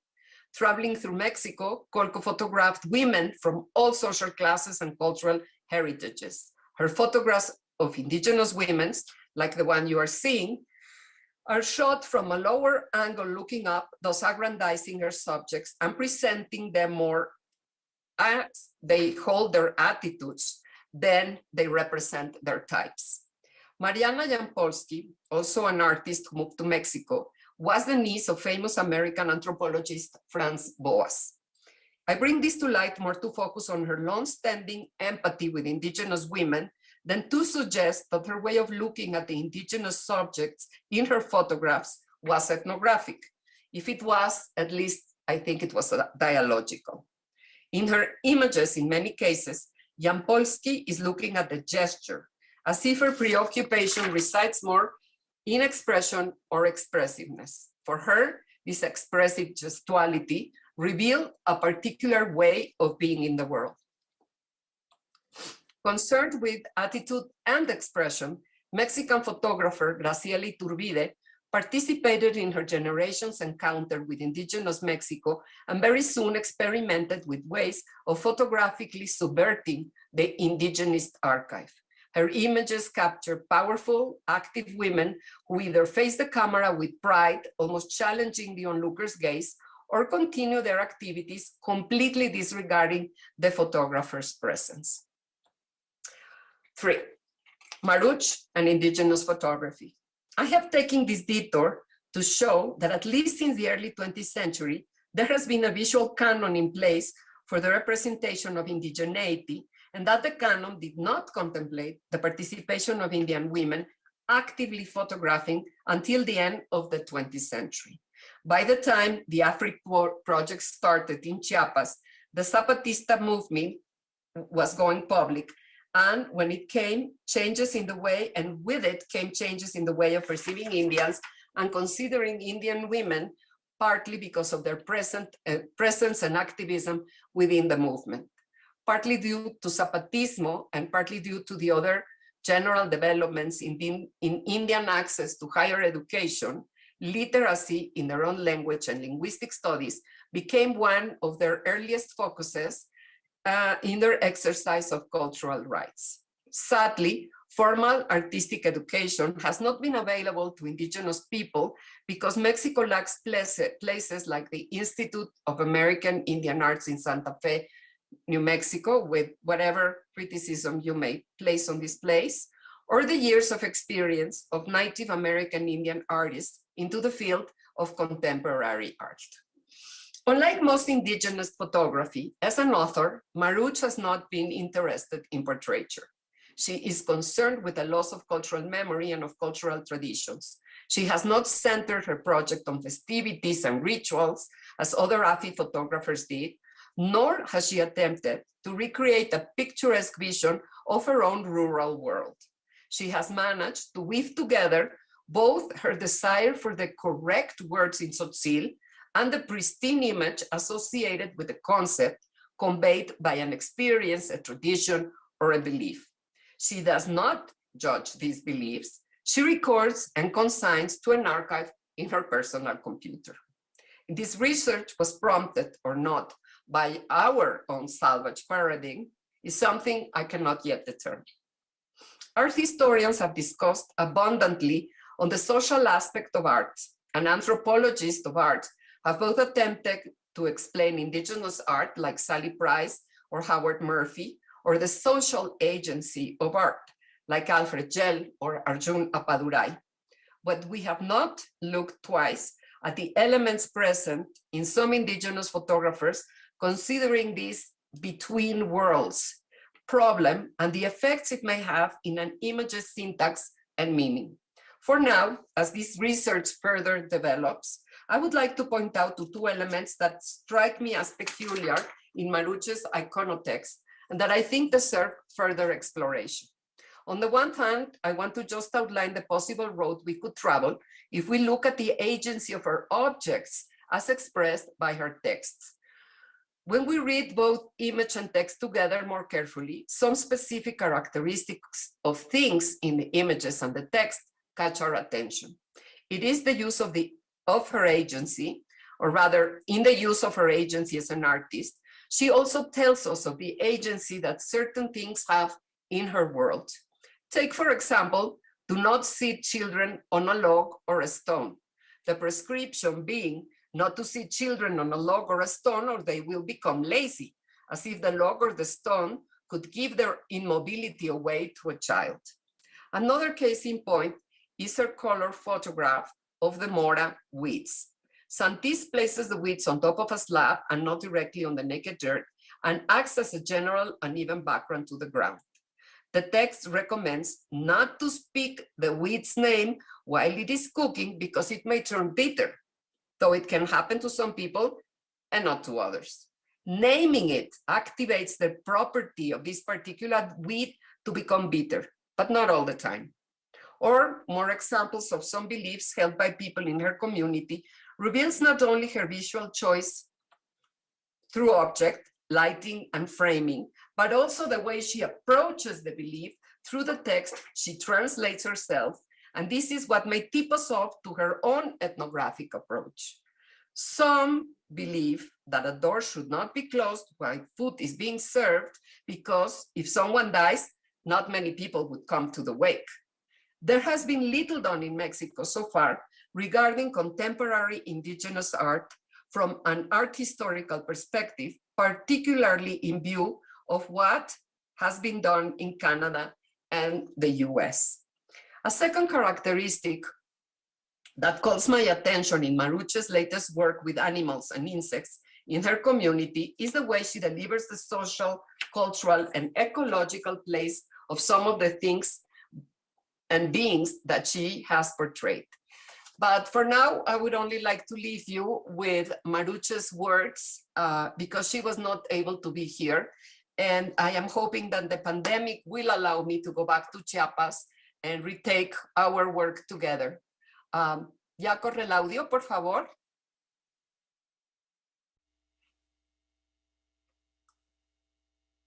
Liton.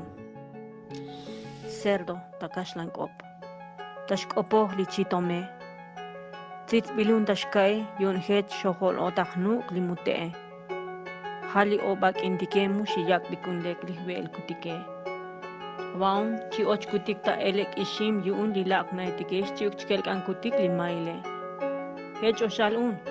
Las hokan mun kutik o las hokan mun ek limute lie. Svenda hech mushashi el kutik. Yash toch. Stakobil takashlan op oruga del pino. Yash toch. Hech pino yash toch. Yun halish kolah kuchal yana shak toch lish ishale o listatzale. Milah yish tael tatihele toch kush snashtiban.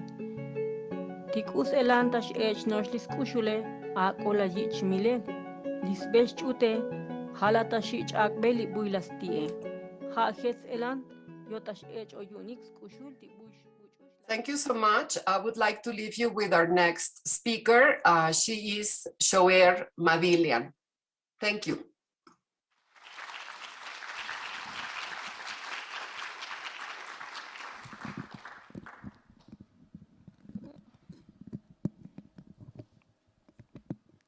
Okay, can you hear me okay? Yeah? All right, perfect. Thank you to the organizers for inviting me to present today. I'm going to be focusing on the work of Greek-Armenian artist Ekaterini Gagesian, highlighting how she uses found archival material in her practice.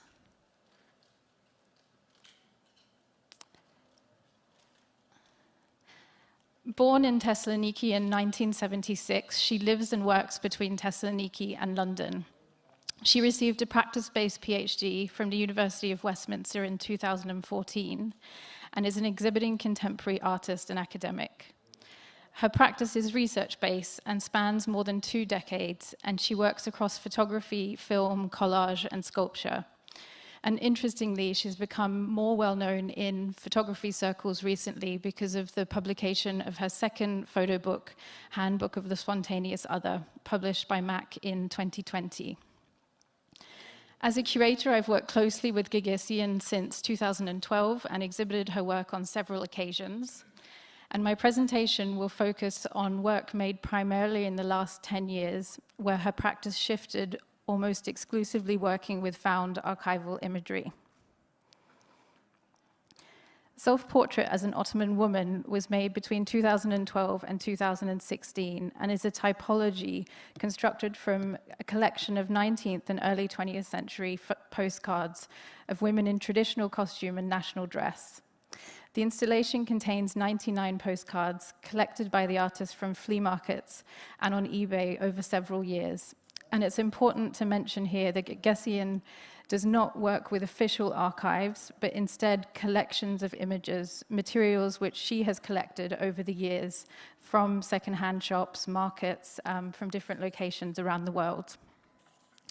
And she refers to these as collections rather than archives, or as unofficial or incomplete archives. Most importantly, the original material in this case is postcards. Are the popular imagery of the time, so produced cheaply and en masse and circulated widely due to their affordability. This is important because Gagesian's work is made from mainstream popular visual material rather than fine art material.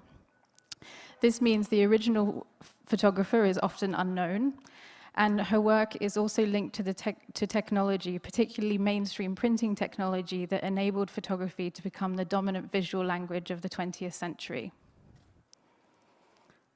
Self-portrait as an Ottoman woman rejects archival classifications based on geography or chronology, and instead, the work is grouped aesthetically in relation to how the women are positioned in front of the camera, their direction of gaze, their posture, and their hand positions. Using this organizing principle, the work plays with the photographic language of studio portraiture, as the artist claims to produce a self-portrait. And I should also add here that this work is directly linked to the artist's own family history. Gagesian is of Armenian and Greek descent, and all 4 of her grandparents were displaced from their ethnic homeland in the Ottoman Empire at the beginning of the 20th century. When I asked Ekaterina yesterday for a portrait to introduce her to the audience, she responded that I should use self-portrait as an Ottoman woman. So she really does consider this a representation of herself. The individual portraits are a collection of archetypes drawn from the Ottoman Orientalist and nationalist perspectives, referencing diverse ethnic and social positions. However, Gagesian seeks to highlight how the idea of the Ottoman woman is in fact a construct.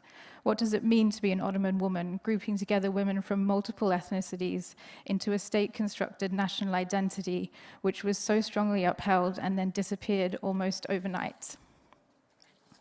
Instead, Gagesian makes the case for an Ottoman woman that reclaims visual space from the position of a woman author. The work also reclaims specific visual practices from their own Western histories. And the artist explains this. When I say reclaim practices from Western histories, I mean exactly the act of creating a self-portrait out of a collective body of women that were only made visible as part of colonial, national, and imperialistic image regimes, and thus placing them equally or in alignment with Western histories. So when talking about the archive, Gagesian is interested in 2 overarching themes. The first investigates the use of popular visual culture to create national and supranational identities. The second is a feminist rereading of the archive, and these 2 things happen simultaneously in her work. A Small Guide to the Invisible Sea is a series of 62 collages and a limited edition book constructed from an extensive collection of popular photographic books, albums, and brochures from Soviet Armenia, Turkey, Greece, dating from the 1960s and early 1970s. The original photographic material was produced in a diverse range of geographical, ideological, and historical contexts. However, the images all have dual functions as both tourist imagery and nation-building mechanisms. The re-editing of this collection of material by Gagesian offers a gendered rereading of the nation-building forces found in the original material, and plays on the idea of the birth of a nation, using the feminine and masculine metaphors such as Mother Armenia and Father of a Nation. It's also important to note that the work reflects a particular moment in the history of photography, where color-printed images were a marker of modernity, aiding the development of a visual culture that turned the world into an image to be consumed.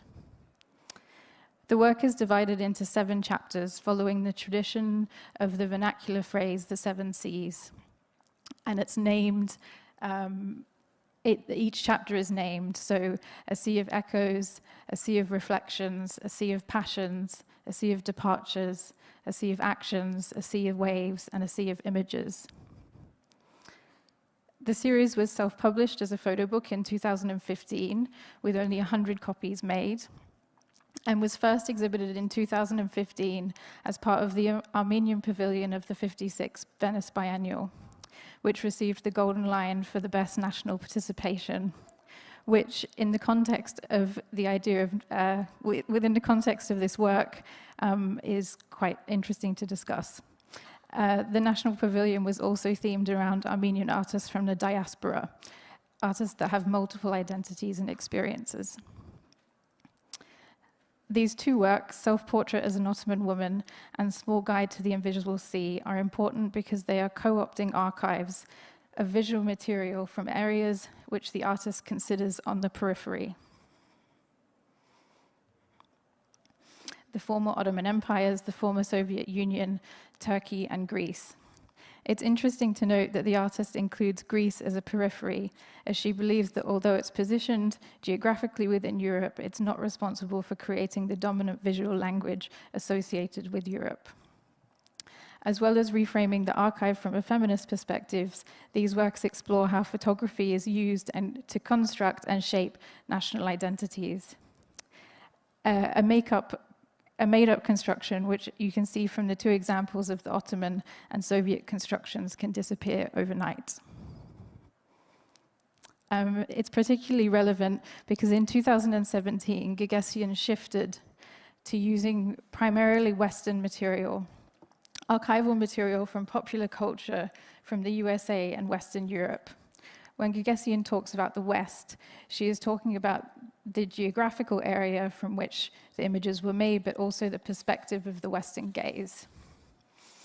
This shift to focusing on the West, Western imagery of popular culture was influenced by the 2016 Brexit referendum, which resulted in the UK leaving the European Union.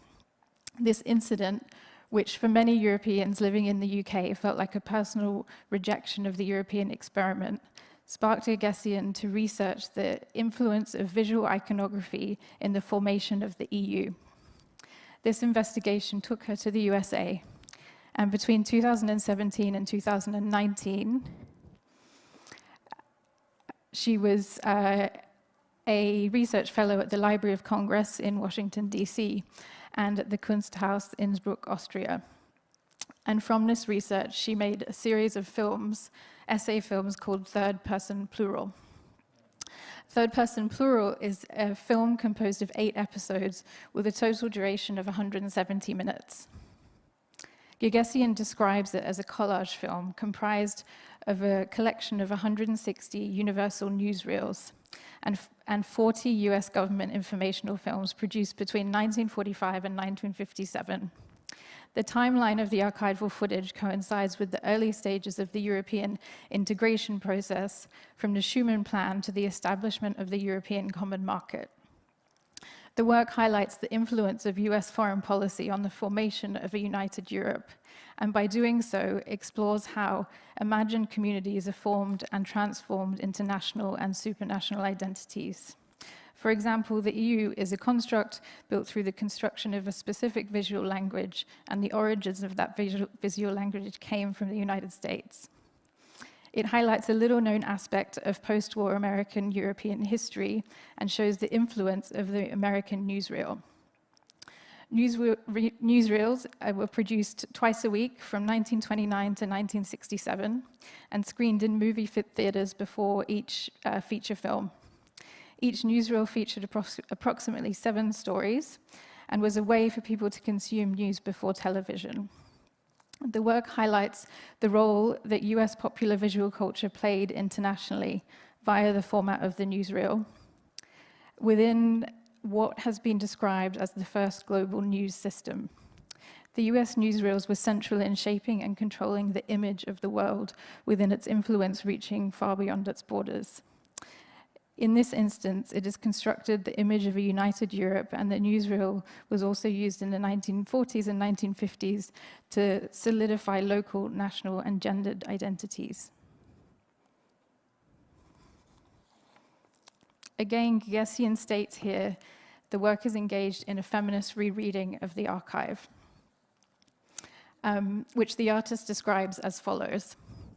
The feminist rereading of the archive is an act of collecting and deconstructing images produced by a patriarchal, often imperial male gaze, and recomposing new image worlds by bringing incomplete archives into inappropriate conversations.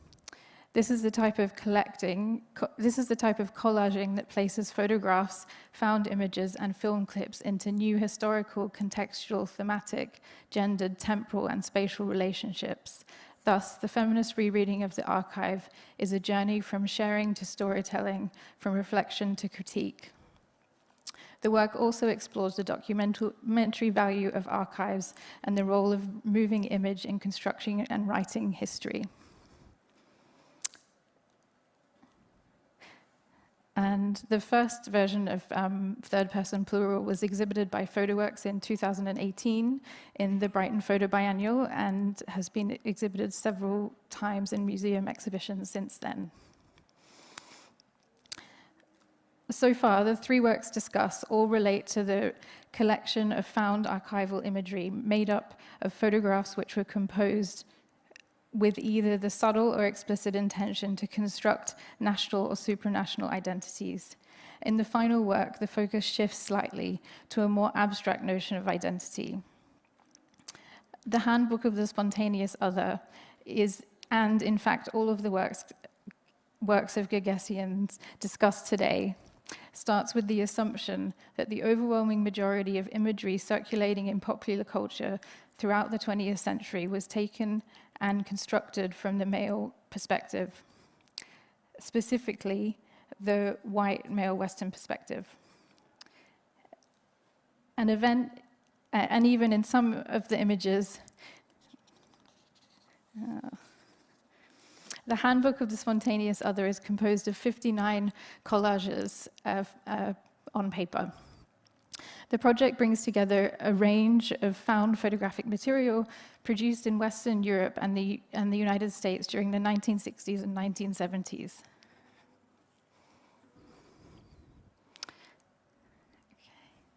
And I should just say that some of these images have explicit content. The images were sourced from what the artist calls lifestyle material, so lifestyle magazines, National Geographic spreads, tourist catalogs, and pornographic magazines. The idea for the project actually emerged when Gagesian was on residency in New York in 2014, and she was frequenting secondhand markets in Hell's Kitchen. She bought her first pornographic magazine, a black and white publication from the 1960s, and the owner of the store gifted her a self-published book titled How to Be a Gigolo, providing special services to women. Gagesian and I were actually working together on a project at the time, and I remember her calling me and telling me that she'd found this material that she was going to make a photo book out of. So with this work, Gagesian set out to make a handbook, casting a female gaze on images of the emerging Western lifestyle culture of the 20th century.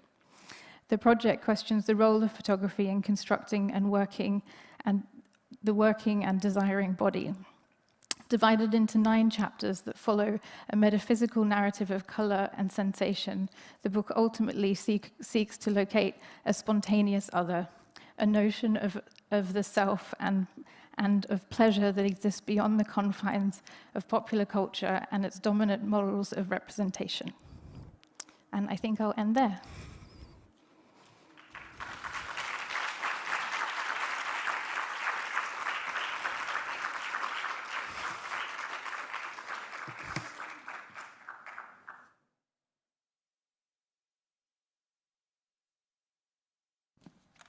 Okay, do you hear me now? Thank you so much. Wow. Thank you also, Ariela and Deborah. Do you hear me well? Yes? So I'm going to be very brief with my comments because I want to open for, questions from the audience. As I said at the beginning, it's really an honor to have been invited to moderate this panel, and I want to say personally that to me the work of Ariela has been so important. It was such an inspiration throughout these years, to write my book, so I'm really honored, Ariela, that we're sharing a space here. And I want everyone to know that I'm super happy about this, because we need to also recognize our mentors, even though Ariela, she doesn't know she's my mentor. She has been my textual mentor for many, many, many years, so I couldn't be more excited. Just to begin, I want to give you as a gift, a couple of quotes that I've been recollecting after reading your presentations and hearing you today, and I have so many papers. Okay, so, and one image that you shared almost at the beginning that said, so we have to work together, right? I mean, you passed very fast by that, but that made me think of all of these presentations as practice of study, as modes of study. So, and this idea that, and I'm quoting here Amit Rai and Stefano Harney, they say the practice of study starts from the perspective that one cannot unlearn what one has been taught by oneself, but instead that we need each other to do this. As we unlearn, we can also help each other resist the call to individuation that learning in our society makes so insistently. With no knowledge to own, one can begin to evict the owner. And I was thinking about this, listening to Ariela's amicus brief. Actually, what she presented today is an amicus brief that she wrote, to support Lanier's claim. also the way that Deborah reads, Maruch Santi's photography, which is not an explaining, right? Because I think that is also the difference between trying to learn from and listening to, and explaining from the perspective of an expert. And the way that, of course, a short reading of I can't pronounce her last name. Gessian, practice, it's also a way of sharing with us this way of confronting and kind of learning from these archives. So, and the other quote, it's from Silvia Rivera Cusicanqui, who is an Aymara intellectual, sociologist, historian, and Bolivian essayist. And she always quotes this Aymara aphorism that says, looking backwards and forward to the future past, we can walk in the present future. And I thought also about this quote, listening earlier to the presentations before our panel. So I guess my first, I'm gonna ask one question. Ariel, I would like you to, if you wanna explain a little bit more, your methods and the idea of potential history that I think is super important, and how this project or this amicus brief intersects and connects with that overall idea, especially because there's so much import in your work on these terms, right? You say they size these images from them, right? It's not that they took a photograph, or the idea that the daguerreotype is not only a daguerreotype, but that can also be the remnants of a loved one. So it's like kind of changing what the language means. Deborah, I wanted to ask you about the way that you feel like the way that you're reading, Maruch Santi's practice. It seems to me that it's very, very different from the way that other, anthropologists, and experts have explained the practices, artistic practices made by indigenous photographers or artists. So, and how do you see her own, I think, what you describe, it's kind of a practice that it's very practical, it has a meaning, it has a purpose to keep the language, to teach about, traditions, and it doesn't matter if we don't understand it, and by we I mean like white Latinx, for instance, I'm one, right? And it made me think of what Amy was saying earlier about Nicole Fleetwood's, conversations at the PS MoMA. It's like, we're not gonna translate this for you or explain, because the people who this exhibition is made for, they know what we're meaning. So in that sense, the work that Maruch, that you presented, it's really for the community, right? And if we understand it or not, or we can explain it, it really doesn't matter. So how do you see yourself in that kind of juncture? And Shoira was thinking about the way also that Gagosian, the way that she makes the collages, right? Because it's a different kind of collage as well, because she doesn't really cut the images. Maybe in the last project she does, but before I realized, it's always like the complete image. So it's like kind of, you can really learn through the process or see the process. So there's kind of a minimal intervention in that way, but at the same time, there's a lot of interventions. So if you can talk more about that from like, I don't know, aesthetical point of view. And I'm gonna shut up now, so.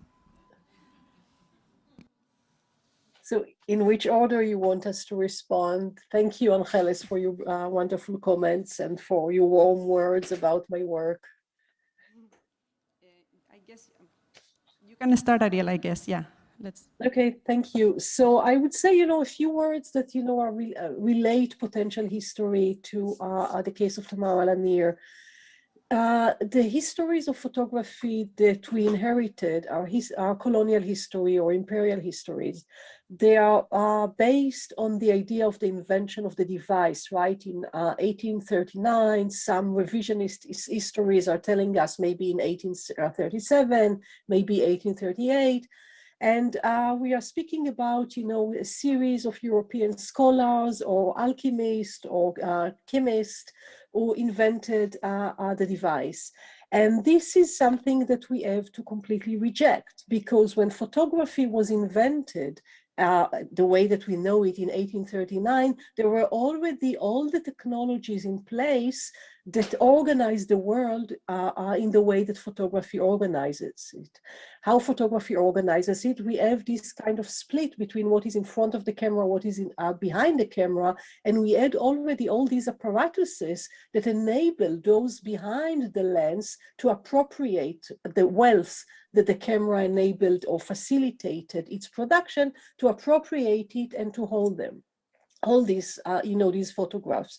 So when I'm thinking about, how to rethink the history of photography that is not based on the figure of the photographer, that is not based on the production idea, that is linked to racial capitalism, and that is not linked to the invention of the device, I'm asking, what if we will think about photography as a technology that was institutionalized or emerged in 1492 or 1493? At the end of the 15th century, when the world started to be destroyed on a global scale, right? It's enslavement, it's colonization, and it's the shaping of the modern nation state that is built on a purified body politic, what we see in Spain and Portugal that are really, out of there, many of these technologies emanate.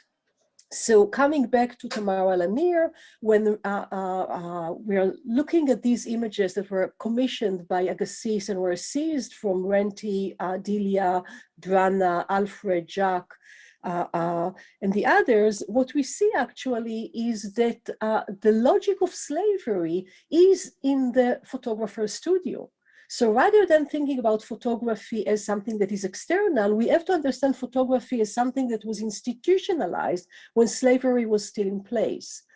So rather than thinking about Tamara Lanier coming today, asking for a photograph that was taken back then, and under the regime that created the understanding that photography is a productive practice, that the outcomes, the photographs belong to the photographers or to the archives, we have to think about photography as a practice that was part of slavery, and hence if slavery was abolished, the principle of slavery or the imperial principle that still shaped photography should be dismantled, should be abolished.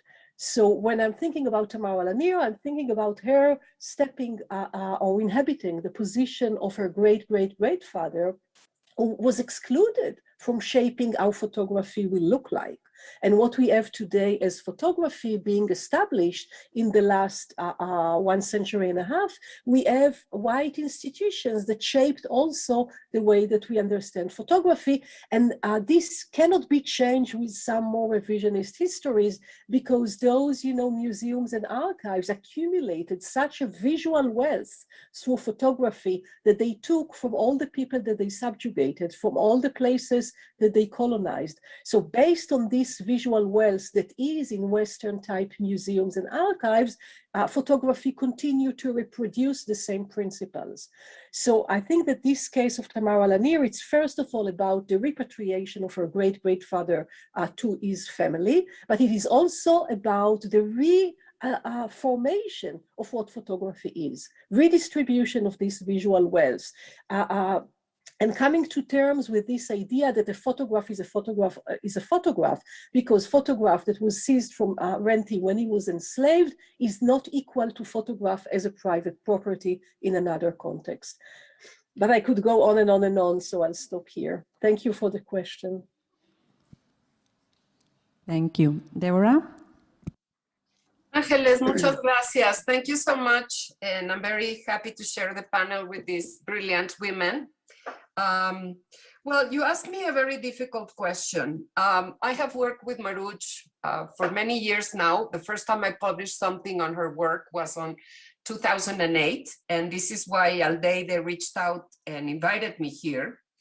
And she has made me go back and think things. And I have periodically gone back to talk with Maruch, and we have shared things that are strange, like experiences of menopause, for example.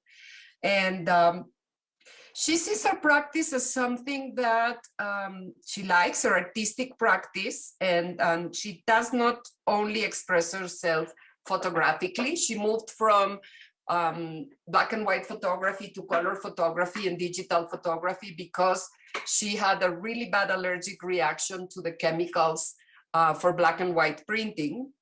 And she does textile work and embroidery, and she also does a lot of work with language. And I think that that is one of her main concerns. The first or second time we met, she asked me if I could get her a really good Tzotzil Spanish dictionary.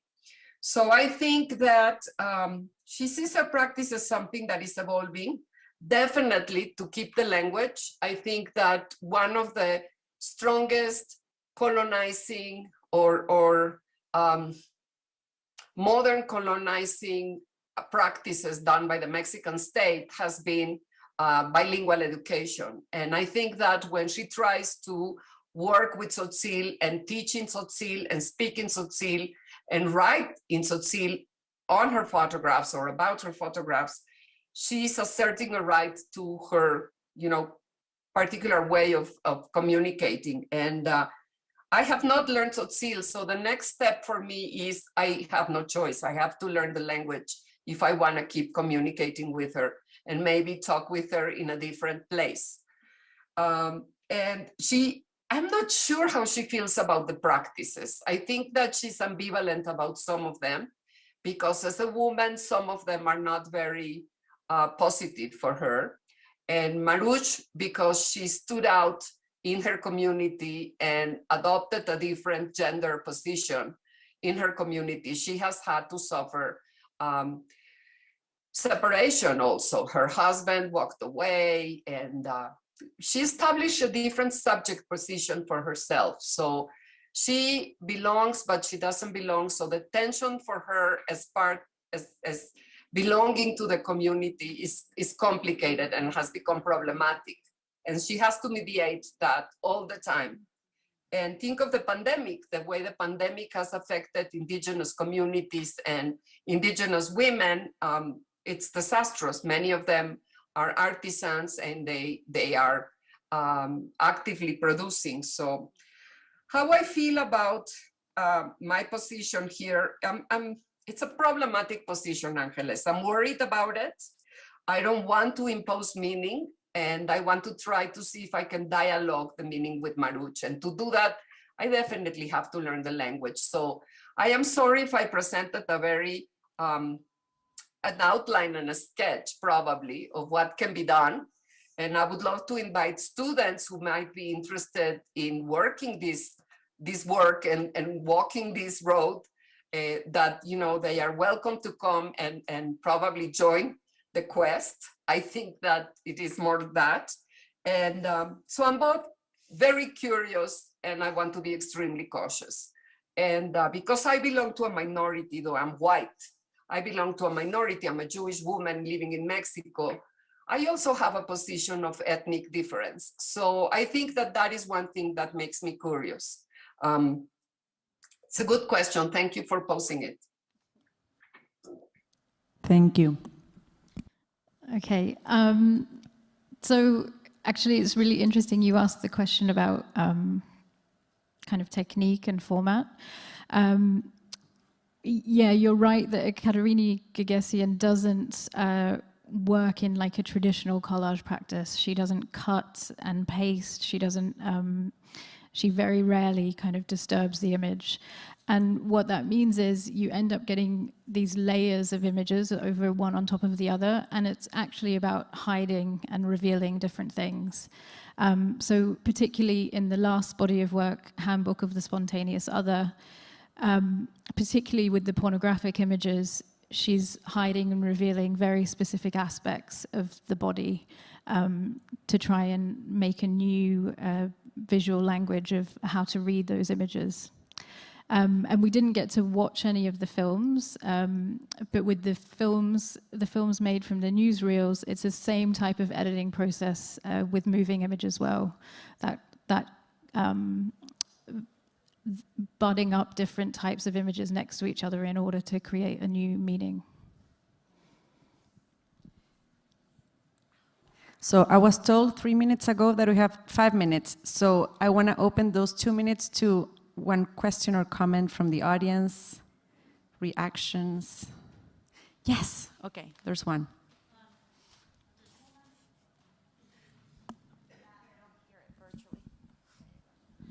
So you probably all know about this, the Archive of Modern Conflict. So I've purchased many photo books done by Stephen Gill, people that have exploited the archive. And it's a giant 3 million photographs and climbing, found photographs, famous photographs, you know, thrift shop photographs. And your lecture made me think about how we can completely redescribe, take control, make new histories, using the actual photographs that have already been produced for completely other purposes. So, thank you. Everybody should check out the Archive of Modern Conflict. Thank you for that comment. Any other questions or no? Done? Yes. Ah, okay, one more. Hi. Oh, that's my voice. I didn't expect to hear it. Thank you so much. I just wanted to share that I think I, without knowing, I have a professional background in archives, and personally, I have this obsession with looking at documentary things online. Specifically, my family is like Venezuelan diaspora, so finding that connection. And I made a short film by myself, and I abandoned it. And this lecture is making me realize that I need to retake it on, especially Gagesian's work. So thank you, Shur. But all of what you contributed made me realize, it made me very emotional, because I realized how much I was like self-denying my own archival practice and thinking that I wasn't valid. And this has just been very empowering, and I appreciate so much what you all do. Thank you. Thank you so much. Any final comments, Ariela, Deborah, Shoer, before we, no? Could I just say one Yes. thing?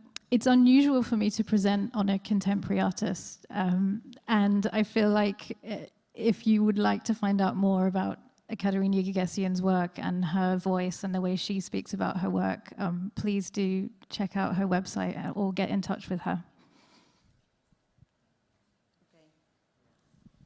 Okay, so I want to thank you again, everyone, for being here, and I want to thank Deborah and Ariela for joining remotely. We'll keep in touch, and yeah, we'll keep this conversation going, and I don't know what's next, so I'm just going to say bye.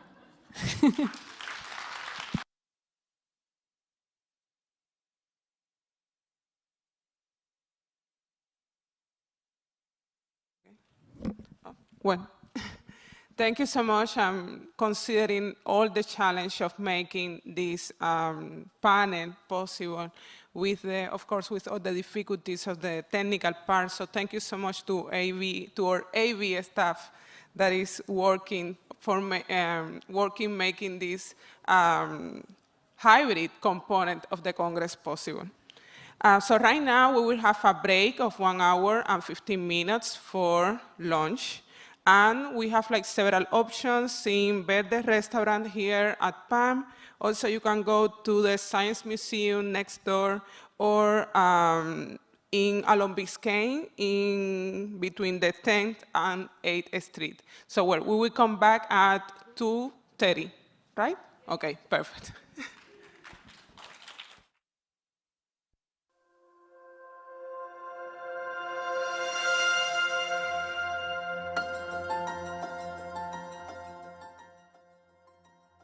Authority Collective is a community. It's a network, a movement, an intervention, and an ideal. Hi, my name is Danielle Villasana, and I'm an independent photojournalist. The Authority Collective is a group of more than 200 women, non-binary, and gender-expansive people of color working in the photography, film, and VR/AR industries.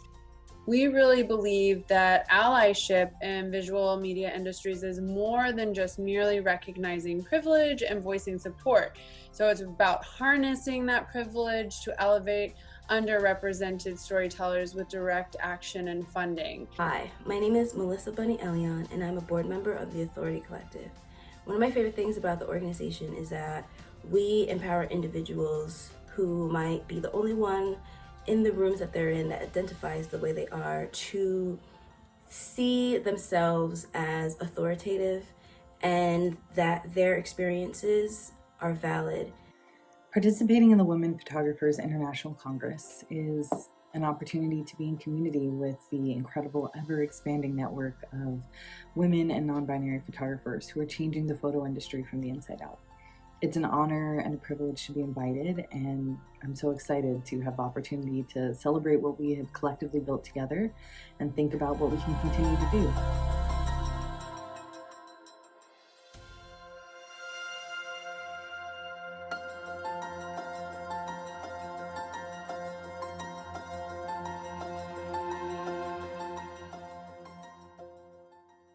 Si je vous pose la question du nombre d'artistes femmes que vous connaissez, vous pourrez répondre peut-être 2, 3, 4 ou 5 noms au maximum. Tandis que si je vous pose la question pour les artistes hommes, vous pourrez en citer beaucoup plus. Je m'appelle Camille Morino, je suis historienne d'art et en 2014 j'ai créé l'association AWARE comme Archive of Women Artists Research and Exhibition. J'ai voulu répondre à la sous-représentation des artistes femmes dans le monde de l'art. L'histoire commence en 2009 lorsque je travaille à l'accrochage L à Centre Pompidou où j'ai montré pendant 2 ans uniquement des artistes femmes dans les salles des collections permanentes. Je me suis rendu compte en 2009 que les artistes femmes étaient absentes des livres, des expositions, des collections mais aussi du marché de l'art. Des archives numériques d'une part avec le site awarewomenartists.com, un site internet bilingue sur lequel sont publiées quotidiennement des notices d'artistes femmes du monde entier, illustrées et documentées, rédigées par des chercheurs et chercheuses internationaux.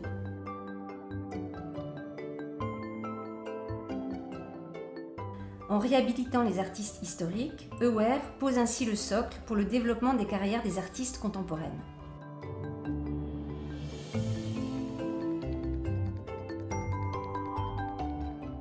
Nous avons créé à Paris un centre de documentation unique, ouvert au public sur rendez-vous, qui regroupe plusieurs milliers de références sur les artistes femmes et l'art féministe. L'idée, encore une fois, est de créer, mettre en avant et rendre accessible au plus grand nombre l'information et la connaissance sur les artistes femmes, en encourageant et mettant en lumière la recherche scientifique. Enfin, faire connaître le travail des artistes femmes, cela passe aussi évidemment par une découverte au plus près de leurs œuvres, en rendant visibles et accessibles les expositions qui leur sont dédiées. AWARE est une association qui s'adresse à tous les publics. Nous travaillons ainsi en partenariat avec des chercheurs et chercheuses, historiens, historiennes, enseignants, enseignantes, des universités et des musées du monde entier, dans le but d'approfondir la recherche sur les artistes femmes à travers l'organisation de colloques ou journées d'études, mais aussi grâce aux publications que nous éditons. Nos partenaires sont également les grandes institutions culturelles françaises et internationales, telles que le ministère de la Culture, grâce auquel nous organisons chaque année depuis 2017 les prix AWARE pour les artistes femmes. Ces prix récompensent à la fois une artiste émergente et nous permet donc de soutenir la jeune création artistique, et le prix d'honneur, décerné quant à lui à une artiste confirmée pour l'ensemble de sa carrière. Car on sait bien que les prix contribuent à la visibilité et à la notoriété des artistes, notamment sur le marché de l'art. C'est l'information qui crée de la valeur. D'ailleurs, les galeries et les foires d'art contemporain constituent aussi pour AWARE des partenaires et collaborateurs privilégiés. L'histoire de l'art était une histoire d'hommes, elle doit devenir celle des femmes également.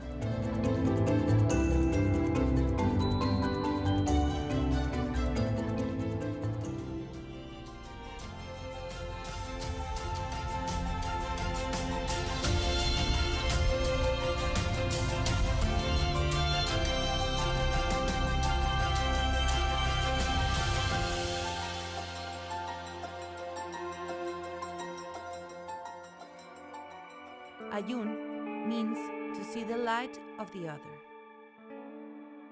And that is what we are. We are a sisterhood, and at the same time, we are a symbiosis of women's voices brought together to diversify the way we tell stories in our own region through a solution-based narration promoting change.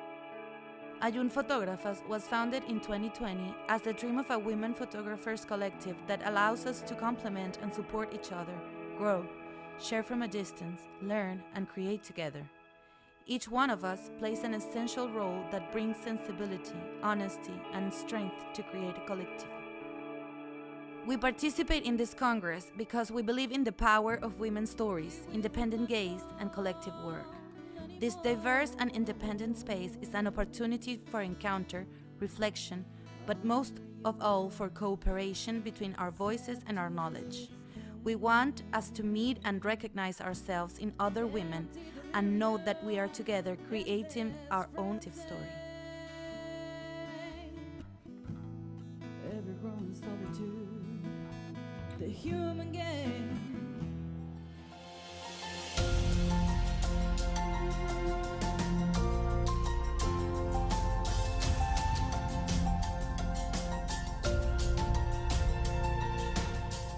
Hola, mi nombre es Pilar Díaz, soy fotógrafa de colectivo Las Niñas. Nuestra agrupación se formó el año 2012 junto con Macarena Peñalosa, Marcela Bruna y yo, con la finalidad de crear espacios donde reflexionar acerca de la fotografía. Nosotras tenemos diversas líneas de trabajo. Una de ellas es desarrollar trabajos colectivos donde se firman como colectivo Las Niñas, y la otra es el desarrollo de nuestros trabajos individuales como fotógrafas. También somos las creadoras del primer encuentro de mujeres fotógrafas acá en Chile, el año 2013, llamado FOCOM. Hola, soy Macarena Peñalosa, integrante del colectivo Las Niñas, y bueno, nuestra principal misión y visión del colectivo ha sido abordar temas de problemática de género, como también abrir espacios para debatir, para investigar y para conversar sobre temas de fotografía que se está haciendo a nivel nacional. Hola, mi nombre es Marcela Bruna, pertenezco al colectivo Las Niñas. Nos interesa participar de este congreso para poder conectarnos con otras fotógrafas y colectivas, conocer sus búsquedas y sus intereses, saber en qué están trabajando y de esta manera poder reflexionar entre todas acerca de las imágenes que estamos creando.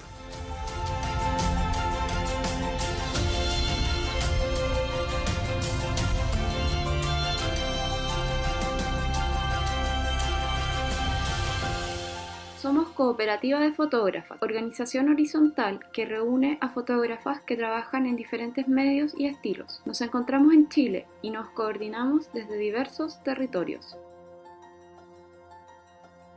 La Cooperativa de Fotógrafas nace en 2017, posterior al tercer encuentro de mujeres fotógrafas, FOCOM. El objetivo es reunir a mujeres, ya sea trans, no binarias, que se identifiquen con el género femenino, con la idea de generar redes de apoyo, ya sea para compartir conocimiento o para difundir nuestros trabajos de investigación, de producción artística. Es vital para nosotras fortalecernos como mujeres trabajadoras de las artes en un sistema predominantemente masculino.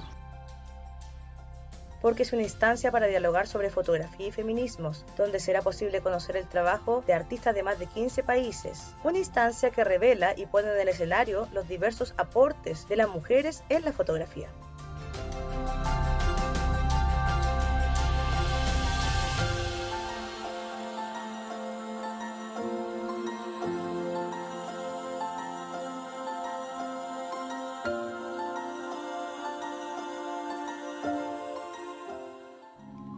The Italian Women Photographers Association was founded in 2017 to promote women photographers' work worldwide. Now we are 47. The first collective exhibition was the video Body Storming, about women's body during the Women's Heritage Festival in Florence. Then Invisible, about the invisibility of subjects such as homeless, foreign and old people, shown in Modena at San Paolo Cloister during the Philosophy Festival, in Bologna in Archiginnasio Quadriporticus during the festival against violence upon women, and in Pietrasanta, an artistic town in Tuscany, in the consecrated church. In 2021 we produced Colpite, about the presence of women in sculptures, shown in Palazzo Facchi in Brescia and from July to September in Palazzo Reale in Milan, and Waltzina street art project about travel in Milan.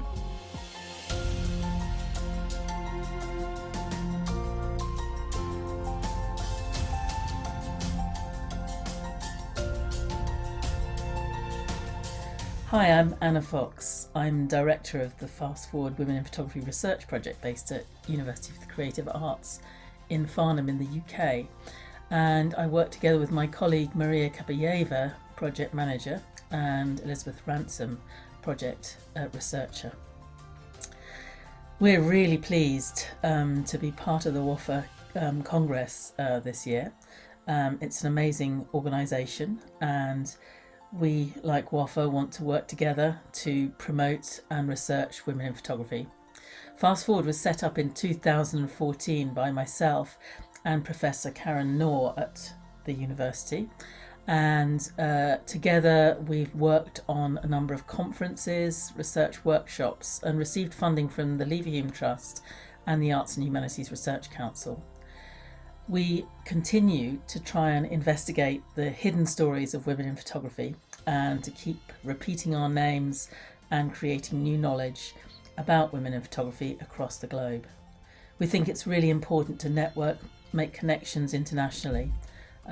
Histories of photography are notoriously narrow in terms of the fact that they lack internationalism and they lack women.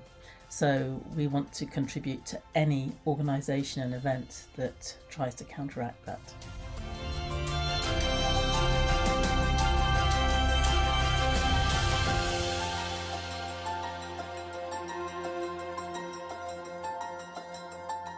Hola, soy Carla Guerrero, fundadora de Fengrafía, plataforma en línea para fotógrafas de América Latina y de España.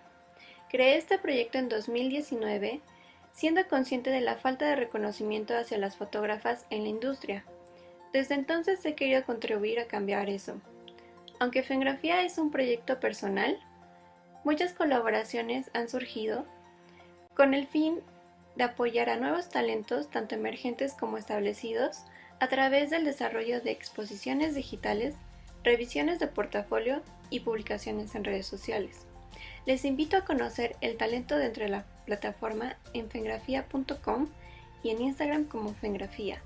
Me siento honrada de poder participar en esta primera edición y muy feliz de poder conocer a nuevos espacios que también apoyan a mujeres y que buscan un cambio.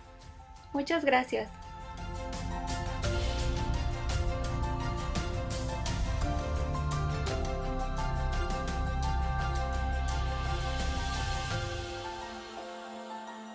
Hello, I'm Claire Samuel, and along with Jennifer Long, I set up and run Feminist Photography Network.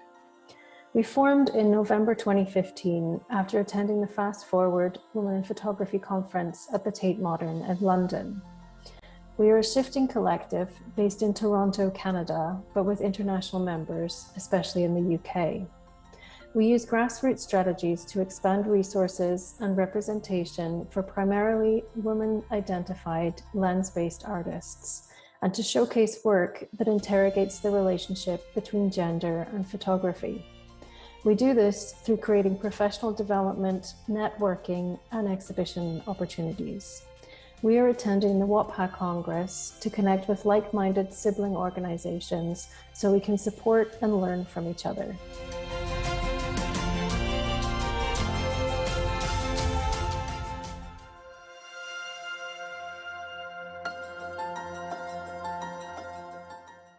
Hello, Women Photographers International Archive. This is April Weiser. I'm the founder of PhotoFemme United. This is a platform of empowerment based in Paris, France, with members in 11 countries, 16 people at the moment. Our mission at PhotoFemme United is to empower, exhibit, and promote women and non-binary photographers internationally. Like I said, we're a company and we got our start quite small, just on Instagram when we started. And just speaking to all of these different photographers on a regular basis, I learned that some of my suspicions about what was happening in France turned out to really be a very international experience for a lot of women photographers, in that being that we are not often paid the same wages for the same work, despite the fact that most of us have a higher education. About roughly internationally, over 60% of the graduates of art school are women, but we aren't getting the work. And so I saw a lot of potential to turn FFU from an Instagram into a 360 concept platform, which is what we are today. So in the span of 2 years, we went from Instagram to a 360 concepts platform where we write articles and interviews, as well as offline, doing exhibitions internationally on different topics and featuring photographers from all over the world. I was really honored and excited to receive this invitation from you, and I thought it was a great chance to get to share experiences with other photography groups and companies and organizations, as well as to meet photographers and to continue the discussion and to continue solving these issues that we're all facing today. Thank you very much for this opportunity.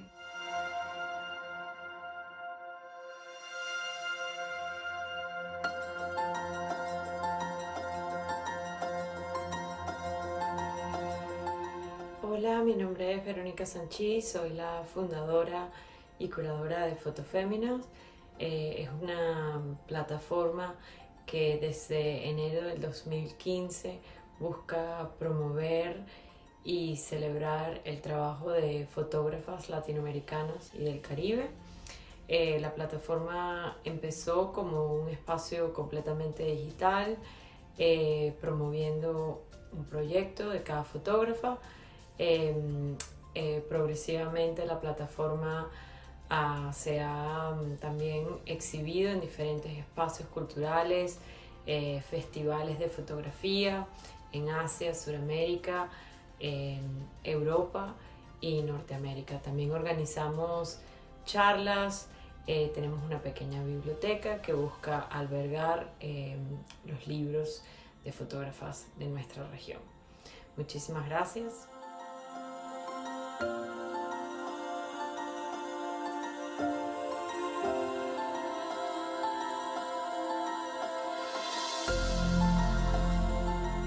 Hola, me llamo Beli de la Cruz, soy fotógrafa mexicana y fundadora del proyecto Fotógrafas del Norte, que tiene como objetivo visibilizar y difundir el trabajo de fotógrafas nacidas o radicadas en el norte de México y en la frontera de Estados Unidos. Funciona bajo la necesidad de conocernos, reconocernos, saber desde qué espacios y territorios son los temas que se abordan en el norte. A partir de ahí se promueve el trabajo de fotógrafas emergentes y con trayectoria que abordan diversos temas con diferentes estilos y técnicas. Fotógrafas del Norte nace a través de Instagram principalmente, pero tiene como objetivo ocupar espacios físicos, impresos o virtuales que contribuyan a la inspiración, a la visibilidad y a la profesionalización. Formar parte de este congreso es una oportunidad valiosa e interesante para dialogar, para intercambiar experiencias, para apoyar y conocer el panorama de las mujeres en el circuito de la fotografía.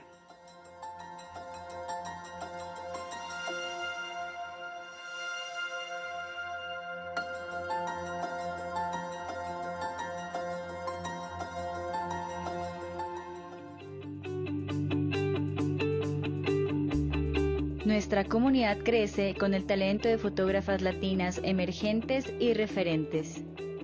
Nuestra galería Fotógrafas Latam es un visionario de nuevos talentos. Tú también puedes participar de esta comunidad usando el hashtag FotógrafasLatam y formar parte de las publicaciones diarias de nuestras redes. Nuestras circulaciones semanales cuentan con secciones importantes para inspirarte. Martes de referente. Jueves de embajadora. Viernes de GIF. Fotógrafa destacada. Yo soy fotógrafa LATAM. Soy fotógrafa LATAM. Yo soy fotógrafa LATAM. Yo soy fotógrafa LATAM. Yo soy fotógrafa LATAM.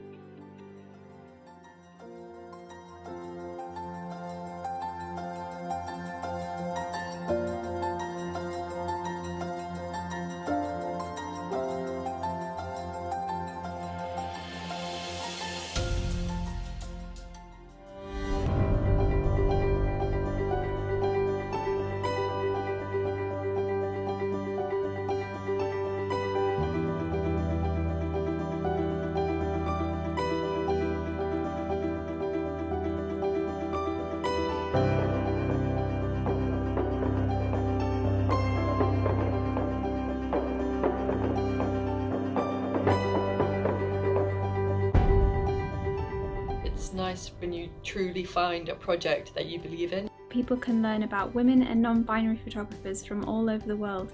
It's important that educational resources like these are not only used for a month. We can help open up possibilities for the future. And keep pushing that boundary and amplifying those women's voices. Women have been working in photography since the 1800s, and I think more people should know.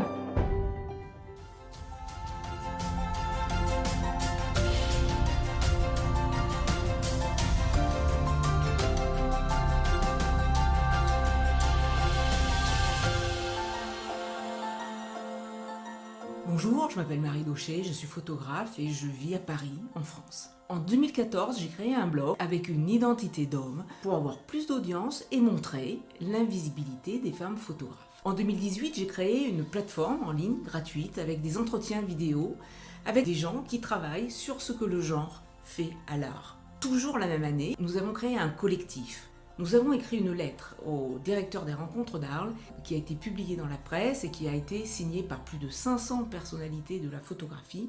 Cette lettre a fait l'effet d'une bombe. En 2019, le festival était paritaire, entraînant à sa suite d'autres festivals. Nous avons fait bouger des lignes en France et un petit peu ailleurs aussi. Nous publions des études, nous participons à la prise de conscience des mécanismes qui invisibilisent les femmes. Et il est important d'être connecté à l'international. C'est pour ça que nous sommes ravis de participer virtuellement à ce congrès. Très bon congrès. Salut.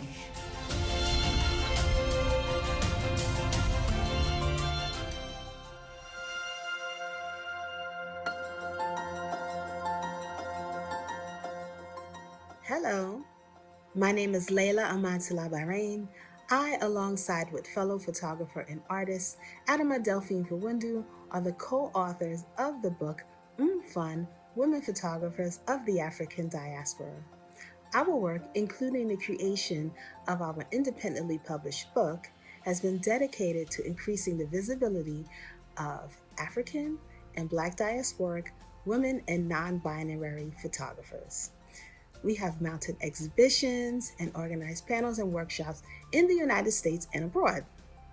Our latest projects focuses on publishing and establishing archives in existing and new institutions. We are excited to participate in the first ever Congress of the Women Photographers International Archive because we want to be in conversation and in collaboration with a global community of individuals who are working towards supporting the works of women photographers. See you in Miami.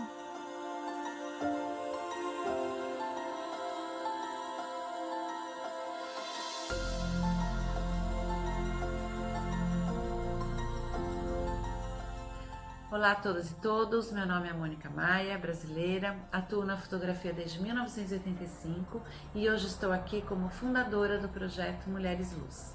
Agradeço o convite e parabenizo a realização do Congresso WOPHA. O projeto surgiu diante da dificuldade de localizar publicações e referências das produções feitas por fotógrafas brasileiras e de suas ausências em lugares de encontros. Mulheres Luz nasceu no dia 8 de março de 2021 com o objetivo de visibilizar e difundir os conteúdos produzidos por fotógrafas e mulheres da imagem, reunindo ensaios e portfólios voltados a diversos temas, tempos e territórios.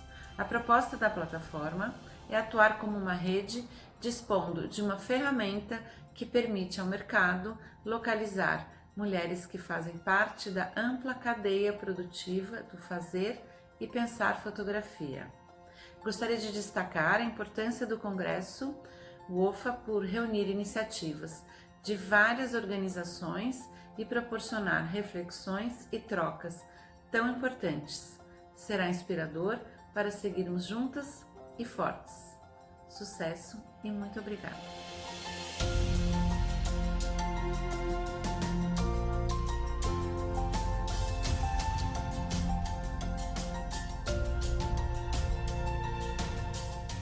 Hello, my name is Rafael Soldi. I am a member of the Strange Fire Collective. I am originally from Peru, but I am based now in Seattle, which is the ancestral land of the indigenous Coast Salish people.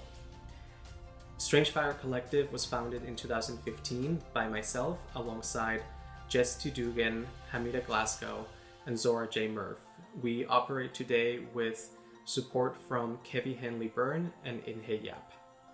Strange Fire is a curatorial platform dedicated to highlighting work by women, BIPOC, and queer and trans artists who engage with current social and political forces.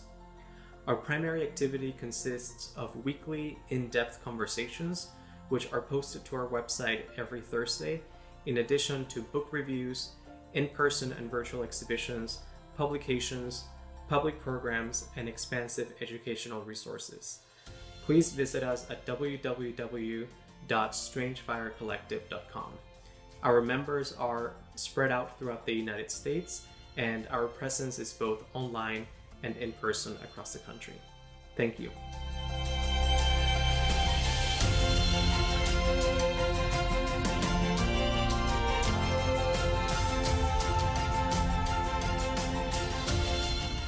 Hello, my name is Kelly Burgess, and I'm the Executive Director and Publisher of the Too Tired Project, which is a nonprofit arts organization advancing mental health advocacy through photography. We work to develop and expand the ways photography can positively impact mental health. We are committed to supporting photographers from all communities, and diversity is paramount to our mission. That means ensuring that the work we publish and the communities we connect with are diverse and represent a wealth of life experiences. Since our founding, tens of thousands of photographers from all corners of the world have submitted their work. We've hosted a traveling exhibition series that presented live shows at universities and art institutions, and we've published 3 photo books through our Too Tired Press imprint. Today, less than 3 years after our inception, the project has become a global community of artists working to mitigate the crippling effects of depression and anxiety and destigmatizing mental health issues via photography. Together, we recognize and benefit from the power of collective creative expression.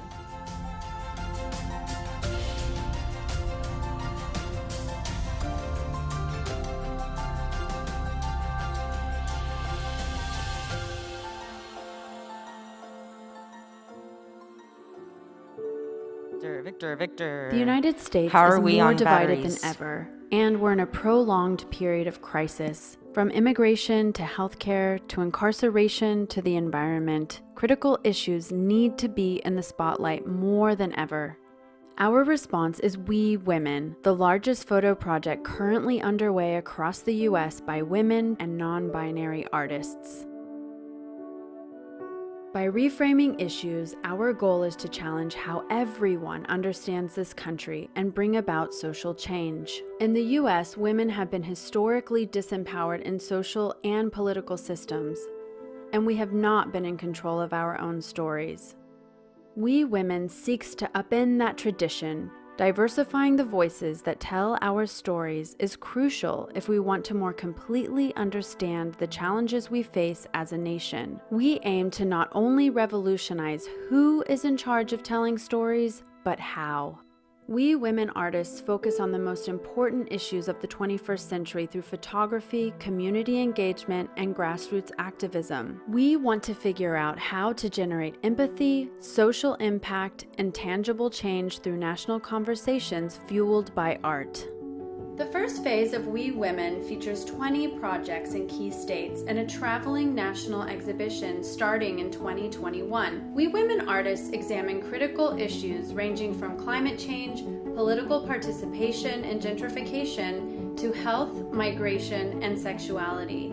Their work highlights the vital role the arts can play in social change movements by visualizing issues, attracting attention, connecting changemakers, and bridging dialogues. We Women believes we can change how we see our world and ultimately ourselves.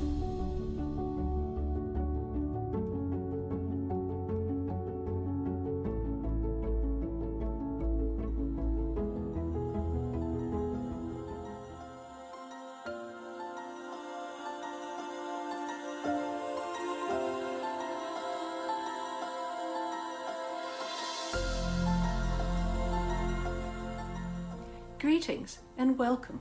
I'm Marianne Kennedy, Program Leader for the BA Honours Photography degree at Edinburgh Napier University, and just one of the many founders of the women's photography collective Wildfires here in Scotland. Wildfires was established to give voice and visibility to women in Scotland who work in and with photography. As a network, we celebrate a wealth of emerging and established practice, from abstract to participative, from street to archive, and all that falls between. You can find us at www.wild-fires.org.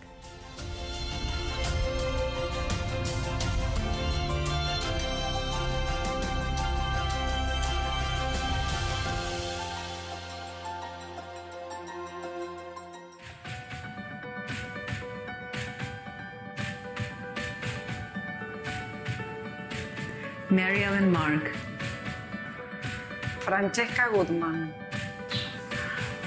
Agnes Vaca, Graciela Iturbide, Ida Carr, Claude Caron, Julia Cham, Lorna Simpson, Claudia Andujar, Therese Bond.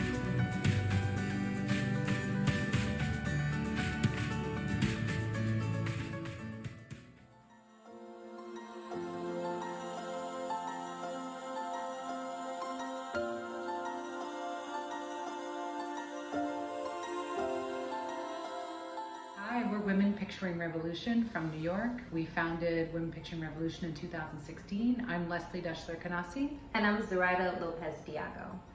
WPR was founded with the mission to highlight the work of female identifying photographers who are interested in covering conflict in both personal and public spaces. We are so excited to be a part of this Congress. We look forward to meeting researchers, curators, and photographers, all those that are really interested in bringing the field of women and photography to the forefront. So, Women Picturing Revolution, we'll see you this November. Bye. Bye.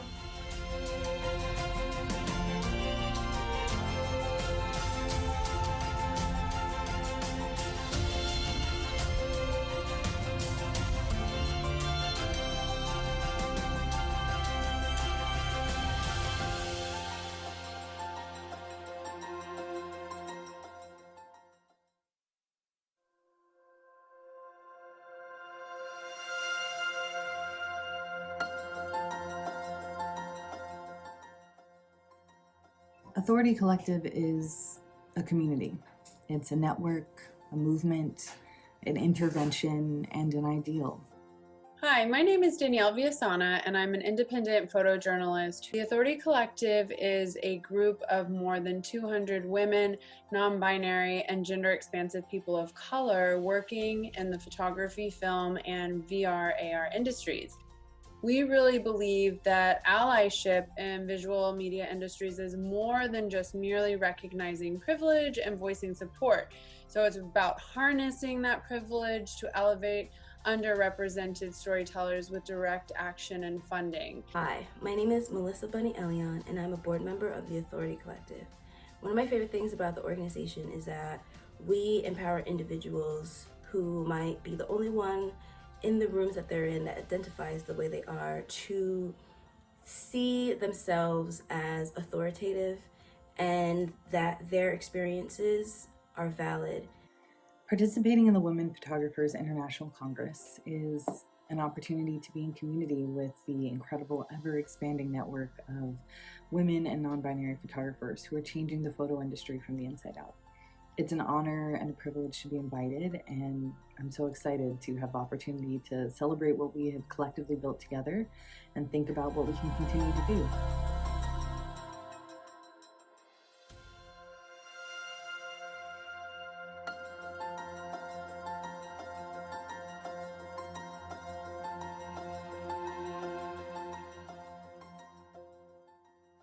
Si je vous pose la question du nombre d'artistes femmes que vous connaissez, vous pourrez répondre peut-être 2, 3, 4 ou 5 noms au maximum. Tandis que si je vous pose la question pour les artistes hommes, vous pourrez en citer beaucoup plus. Je m'appelle Camille Morino, je suis historienne d'art et en 2014 j'ai créé l'association AWARE comme Archive of Women Artists, Research and Exhibition. J'ai voulu répondre à la sous-représentation des artistes femmes dans le monde de l'art. L'histoire commence en 2009, lorsque je travaille à l'accrochage L à Centre Pompidou, où j'ai montré pendant 2 ans uniquement des artistes femmes dans les salles des collections permanentes. Je me suis rendu compte, en 2009, que les artistes femmes étaient absentes des livres, des expositions, des collections, mais aussi du marché de l'art.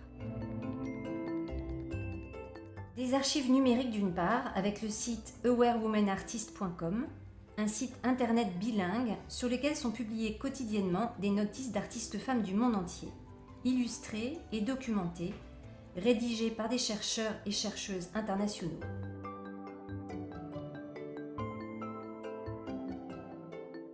En réhabilitant les artistes historiques, Aware pose ainsi le socle pour le développement des carrières des artistes contemporaines.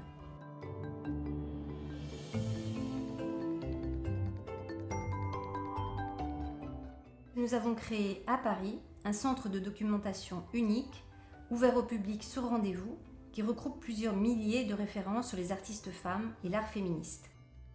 L'idée, encore une fois, est de créer, mettre en avant et rendre accessible au plus grand nombre l'information et la connaissance sur les artistes femmes, en encourageant et mettant en lumière la recherche scientifique.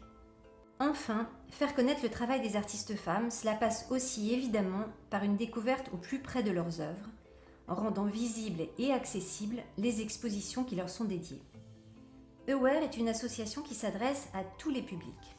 Nous travaillons ainsi en partenariat avec des chercheurs et chercheuses, historiens, historiennes, enseignants, enseignantes, des universités et des musées du monde entier, dans le but d'approfondir la recherche sur les artistes femmes à travers l'organisation de colloques ou journées d'études, mais aussi grâce aux publications que nous éditons.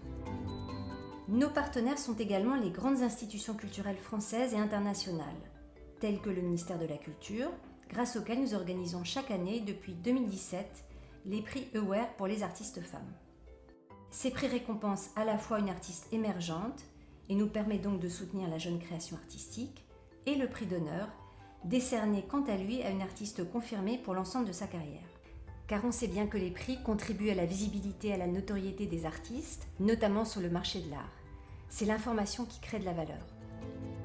D'ailleurs, les galeries et les foires d'art contemporain constituent aussi pour Aware des partenaires et collaborateurs privilégiés. L'histoire de l'art était une histoire d'hommes, elle doit devenir celle des femmes également.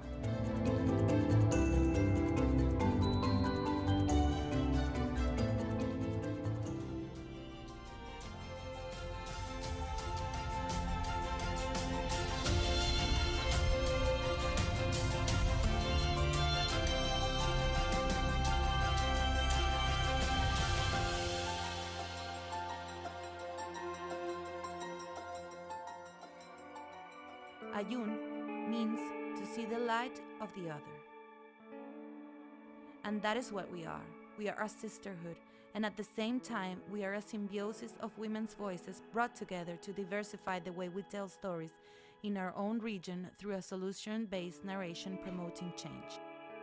Ayun Fotógrafas was founded in 2020 as the dream of a women photographers collective that allows us to complement and support each other, grow, share from a distance, learn, and create together. Each one of us plays an essential role that brings sensibility, honesty, and strength to create a collective. We participate in this Congress because we believe in the power of women's stories, independent gaze, and collective work. This diverse and independent space is an opportunity for encounter, reflection, but most of all for cooperation between our voices and our knowledge. We want us to meet and recognize ourselves in other women and know that we are together creating our own story. Every growing solitude, the human game.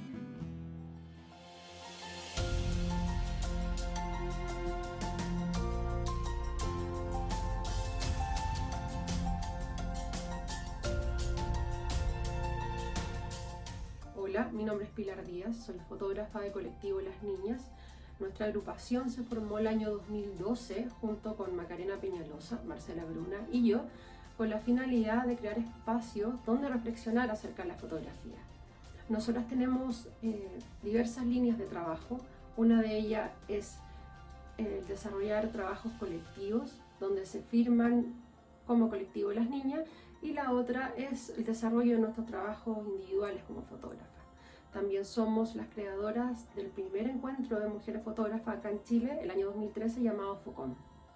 Hola, soy Macarena Piñalosa, integrante del colectivo Las Niñas, y bueno, nuestra principal misión y visión del colectivo ha sido abordar temas de problemática género, como también abrir espacios para debatir, para investigar y para conversar sobre temas de fotografía que se está haciendo a nivel nacional. Hola, mi nombre es Marcela Bruna, pertenezco al colectivo Las Niñas. Nos interesa participar de este congreso para poder conectarnos con otras fotógrafas y colectivas, conocer sus búsquedas y sus intereses, saber en qué están trabajando y de esta manera poder reflexionar entre todas acerca de las imágenes que estamos creando.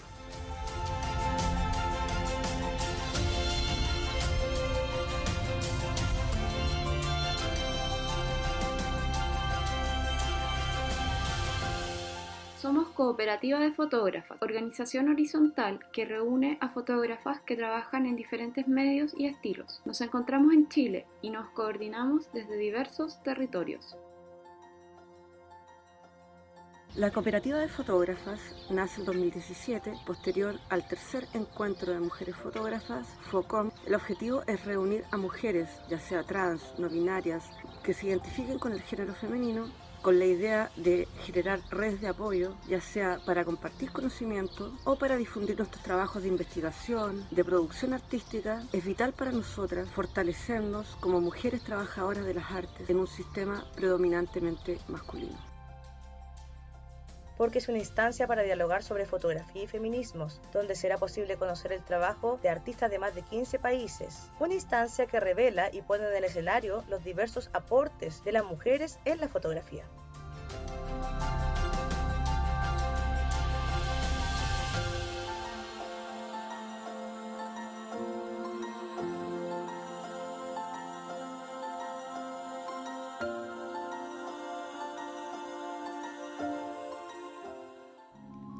The Italian Women Photographers Association was founded in 2017 to promote women photographers' work worldwide. Now we are 47. The first collective exhibition was the video Body Storming, about women's body during the Women's Heritage Festival in Florence.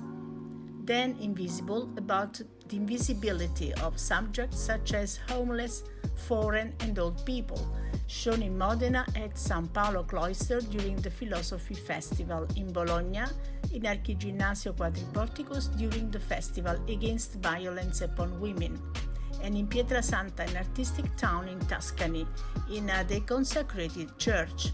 In 2021, we produced Colpite, about the presence of women in sculptures, shown in Palazzo Facchi in Brescia and from July to September in Palazzo Reale in Milan, and Waltzina, a street art project about travel in Milan.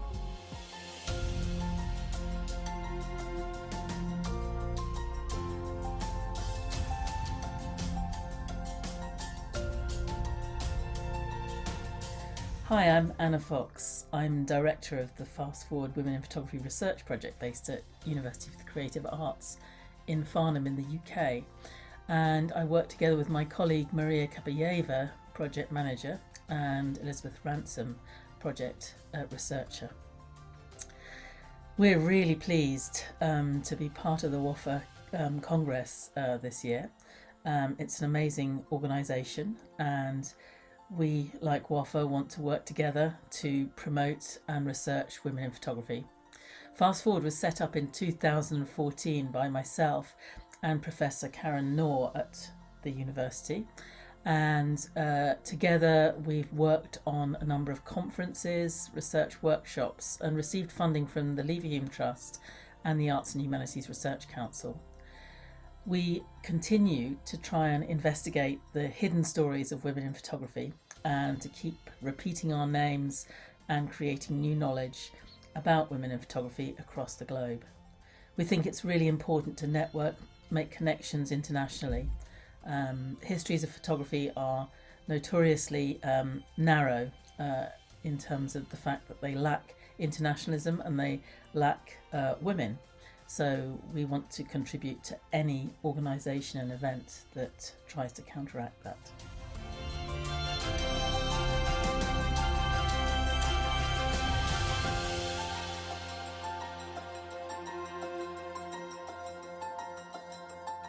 Hola, soy Carla Guerrero, fundadora de Fengrafía, plataforma en línea para fotógrafas de América Latina y de España. Creé este proyecto en 2019, siendo consciente de la falta de reconocimiento hacia las fotógrafas en la industria. Desde entonces he querido contribuir a cambiar eso. Aunque Fengrafía es un proyecto personal, muchas colaboraciones han surgido con el fin de apoyar a nuevos talentos, tanto emergentes como establecidos, a través del desarrollo de exposiciones digitales, revisiones de portafolio y publicaciones en redes sociales. Les invito a conocer el talento dentro de la plataforma en fengrafía.com y en Instagram como Fengrafía. Me siento honrada de poder participar en esta primera edición y muy feliz de poder conocer a nuevos espacios que también apoyan a mujeres y que buscan un cambio. Muchas gracias.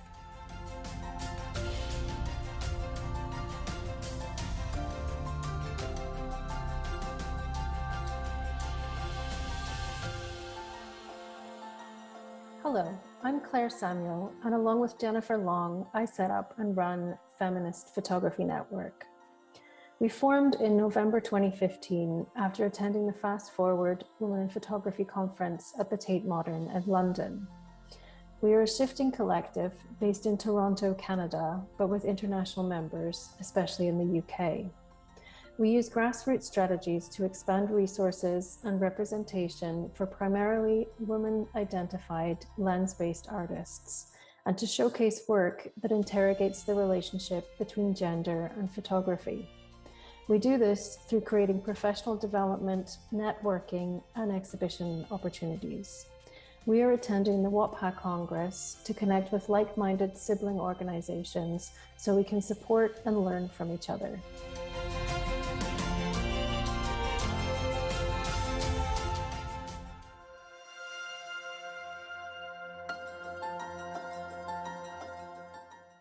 Hello, Women Photographers International Archive. This is April Weiser. I'm the founder of PhotoFemme United. This is a platform of empowerment based in Paris, France, with members in 11 countries, 16 people at the moment.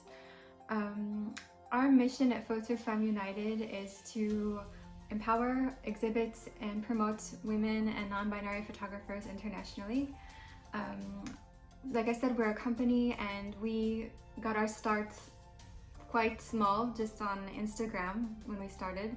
And just speaking to all of these different photographers on a regular basis, I learned that some of my suspicions about what was happening in France turned out to really be a very international experience for a lot of women photographers, in that being that we are not often paid the same wages for the same work, despite the fact that most of us have a higher education.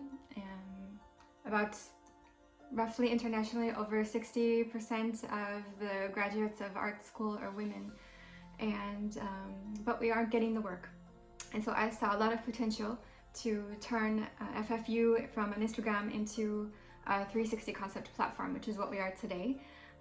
So in the span of 2 years, we went from Instagram to a 360 concepts platform where we write articles and interviews, as well as offline, doing exhibitions internationally on different topics and featuring photographers from all over the world. I was really honored and excited to receive this invitation from you, and I thought it was a great chance to get to share experiences with other photography groups and companies and organizations, as well as to meet photographers and to continue the discussion and to continue solving these issues that we're all facing today. Thank you very much for this opportunity.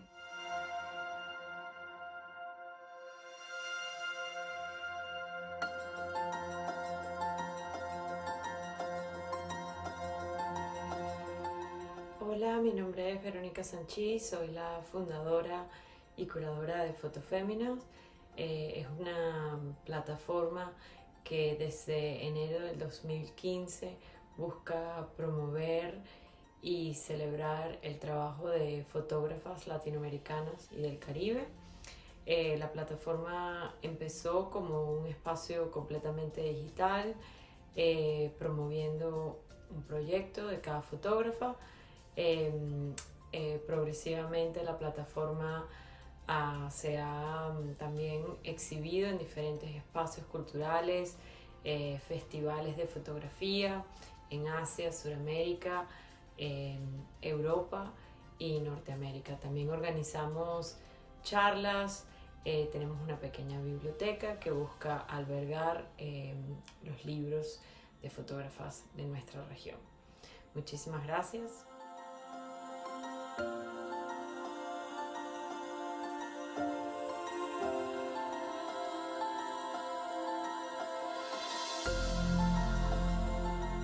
Hola, me llamo Beli de la Cruz, soy fotógrafa mexicana y fundadora del proyecto Fotógrafas del Norte, que tiene como objetivo visibilizar y difundir el trabajo de fotógrafas nacidas o radicadas en el norte de México y en la frontera de Estados Unidos. Funciona bajo la necesidad de conocernos, reconocernos, saber desde qué espacios y territorios son los temas que se abordan en el norte. A partir de ahí se promueve el trabajo de fotógrafas emergentes y con trayectoria que abordan diversos temas con diferentes estilos y técnicas. Fotógrafas del Norte nace a través de Instagram principalmente, pero tiene como objetivo ocupar espacios físicos, impresos o virtuales que contribuyan a la inspiración, a la visibilidad y a la profesionalización. Formar parte de este congreso es una oportunidad valiosa e interesante para dialogar, para intercambiar experiencias, para apoyar y conocer el panorama de las mujeres en el circuito de la fotografía.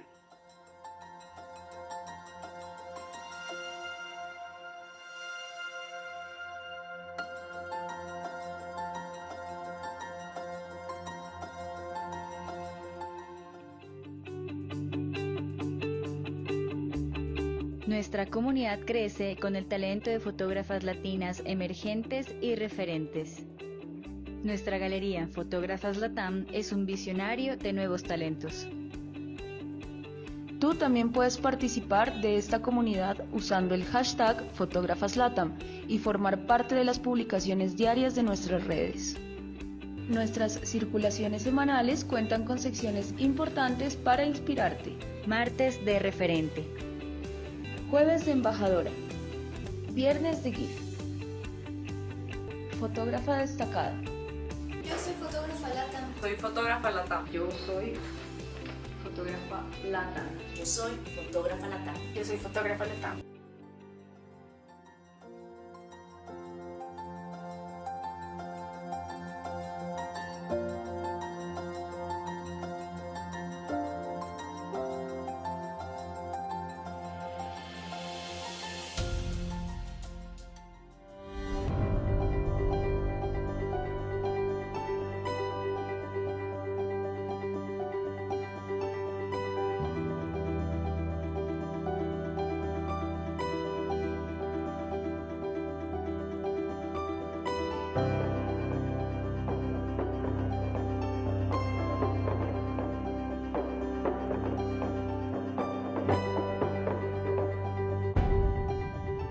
It's nice when you truly find a project that you believe in. People can learn about women and non-binary photographers from all over the world.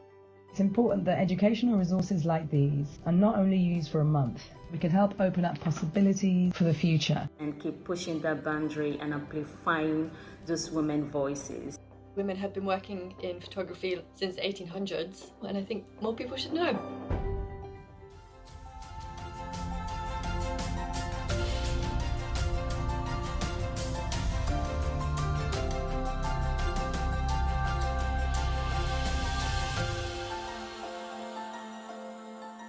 Bonjour, je m'appelle Marie Daucher, je suis photographe et je vis à Paris, en France. En 2014, j'ai créé un blog avec une identité d'homme pour avoir plus d'audience et montrer l'invisibilité des femmes photographes. En 2018, j'ai créé une plateforme en ligne gratuite avec des entretiens vidéo avec des gens qui travaillent sur ce que le genre fait à l'art. Toujours la même année, nous avons créé un collectif. Nous avons écrit une lettre au directeur des rencontres d'Arles qui a été publiée dans la presse et qui a été signée par plus de 500 personnalités de la photographie. Cette lettre a fait l'effet d'une bombe. En 2019, le festival était paritaire, entraînant à sa suite d'autres festivals. Nous avons fait bouger des lignes en France et un petit peu ailleurs aussi. Nous publions des études, nous participons à la prise de conscience des mécanismes qui invisibilisent les femmes. Et il est important d'être connecté à l'international. C'est pour ça que nous sommes ravis de participer virtuellement à ce congrès. Très bon congrès. Salut.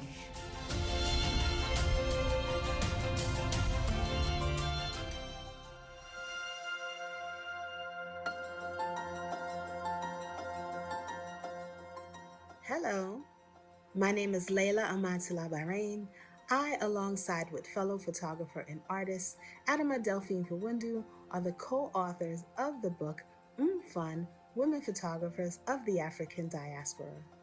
Our work, including the creation of our independently published book, has been dedicated to increasing the visibility of African and Black diasporic women and non-binary photographers. We have mounted exhibitions and organized panels and workshops in the United States and abroad. Our latest projects focuses on publishing and establishing archives in existing and new institutions. We are excited to participate in the first ever Congress of the Women Photographers International Archive because we want to be in conversation and in collaboration with a global community of individuals who are working towards supporting the works of women photographers. See you in Miami.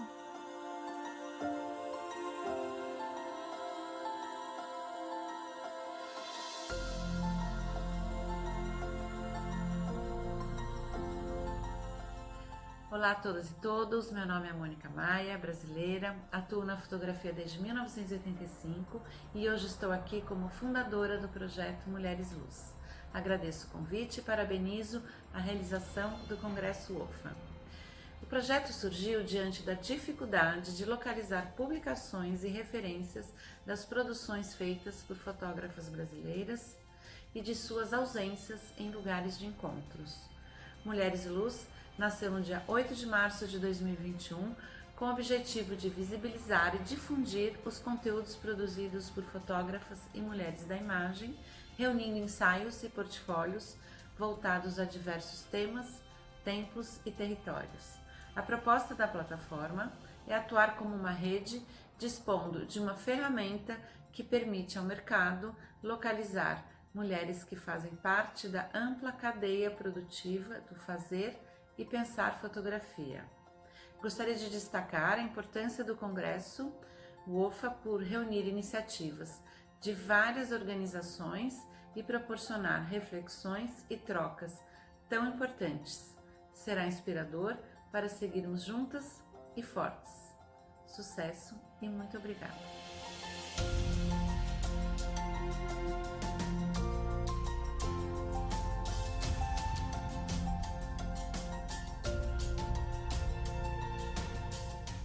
Hello, my name is Rafael Soldi. I am a member of the Strange Fire Collective. I am originally from Peru, but I am based now in Seattle, which is the ancestral land of the indigenous Coast Salish people. Strange Fire Collective was founded in 2015 by myself alongside Jess T. Dugan, Hamida Glasgow, and Zora J. Murph. We operate today with support from Kevi Henley Byrne and Inhe Yap. Strange Fire is a curatorial platform dedicated to highlighting work by women, BIPOC, and queer and trans artists who engage with current social and political forces. Our primary activity consists of weekly, in-depth conversations, which are posted to our website every Thursday, in addition to book reviews, in-person and virtual exhibitions, publications, public programs, and expansive educational resources. Please visit us at www.strangefirecollective.com. Our members are spread out throughout the United States, and our presence is both online and in person across the country. Thank you.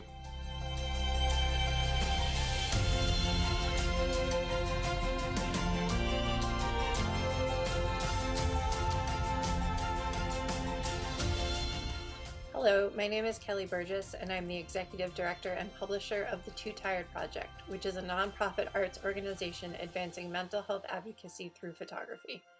We work to develop and expand the ways photography can positively impact mental health. We are committed to supporting photographers from all communities, and diversity is paramount to our mission. That means ensuring that the work we publish and the communities we connect with are diverse and represent a wealth of life experiences. Since our founding, tens of thousands of photographers from all corners of the world have submitted their work. We've hosted a traveling exhibition series that presented live shows at universities and art institutions, and we've published 3 photo books through our Too Tired Press imprint. Today, less than 3 years after our inception, the project has become a global community of artists working to mitigate the crippling effects of depression and anxiety and stigmatizing mental health issues via photography. Together, we recognize and benefit from the power of collective creative expression.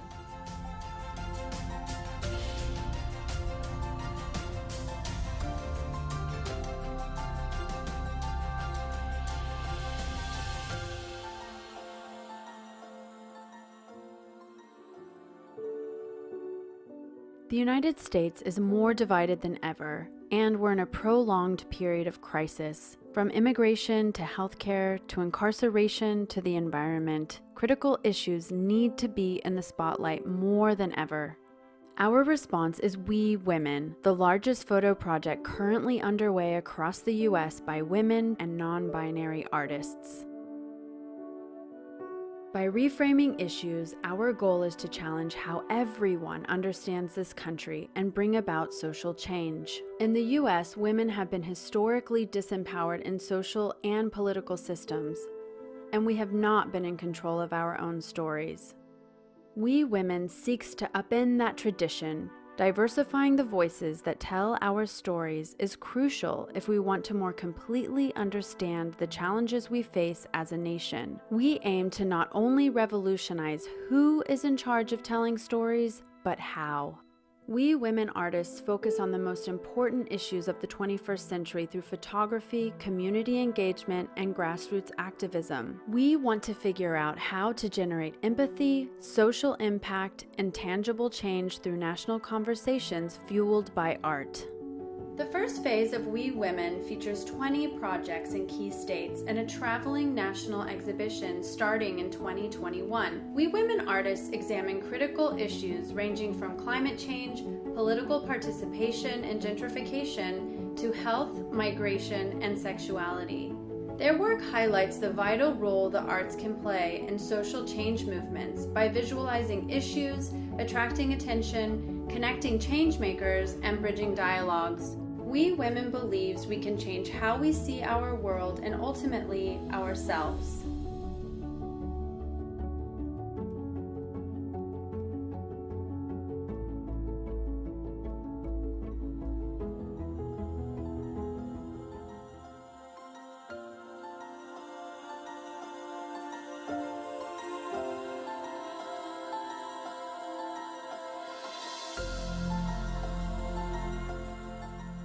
Greetings and welcome.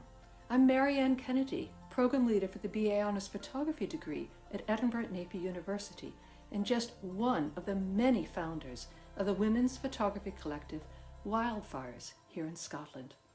Wildfires was established to give voice and visibility to women in Scotland who work in and with photography.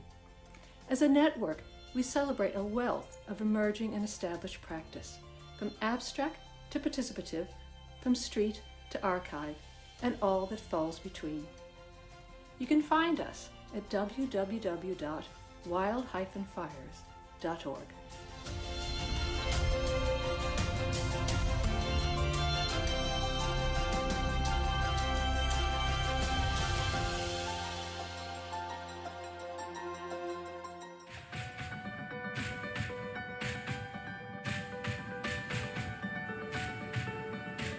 Mary Ellen Mark, Francesca Goodman, Agnes Vaca, Graciela Iturbide, Ida Carr, Claude Caron, Julia Cham, Lorna Simpson, Claudia Andújar. Therese Boni.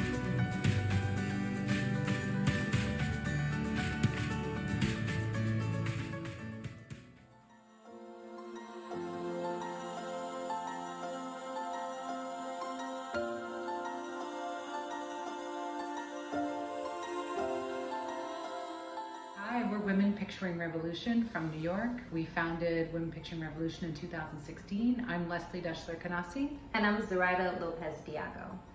WPR was founded with the mission to highlight the work of female-identifying photographers who are interested in covering conflict in both personal and public spaces. We are so excited to be a part of this Congress. We look forward to meeting researchers, curators, and photographers, all those that are really interested in bringing the field of women and photography to the forefront. So, Women Picturing Revolution, we'll see you this November. Bye. Bye.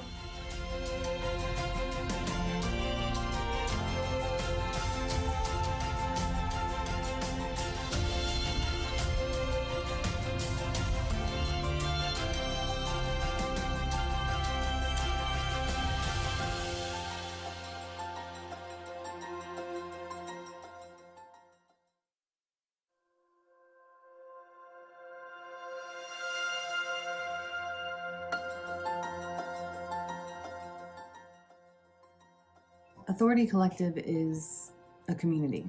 It's a network, a movement, an intervention, and an ideal. Hi, my name is Danielle Villasana, and I'm an independent photojournalist. The Authority Collective is a group of more than 200 women, non-binary, and gender-expansive people of color working in the photography, film, and VR/AR industries. We really believe that allyship in visual media industries is more than just merely recognizing privilege and voicing support. So it's about harnessing that privilege to elevate underrepresented storytellers with direct action and funding. Hi, my name is Melissa Bunny Elion, and I'm a board member of the Authority Collective.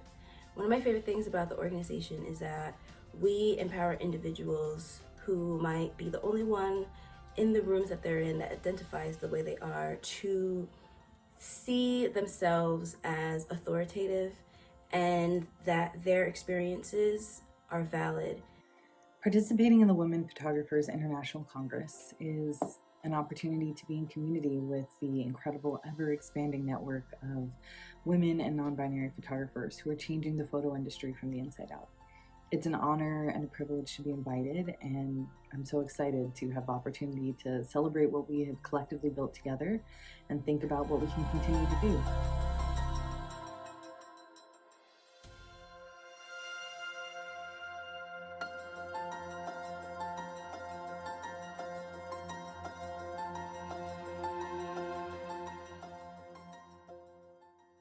Si je vous pose la question du nombre d'artistes femmes que vous connaissez, vous pourrez répondre peut-être 2, 3, 4 ou 5 noms au maximum.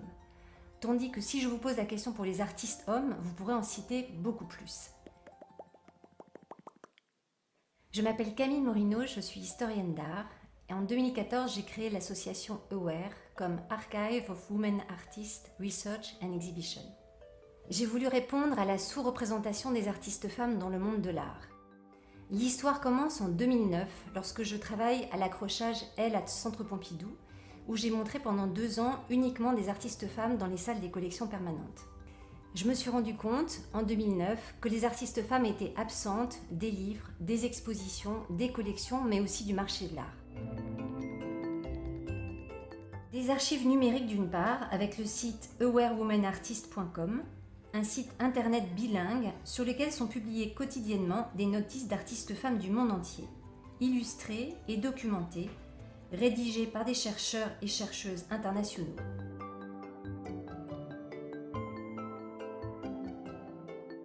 En réhabilitant les artistes historiques, AWARE pose ainsi le socle pour le développement des carrières des artistes contemporaines.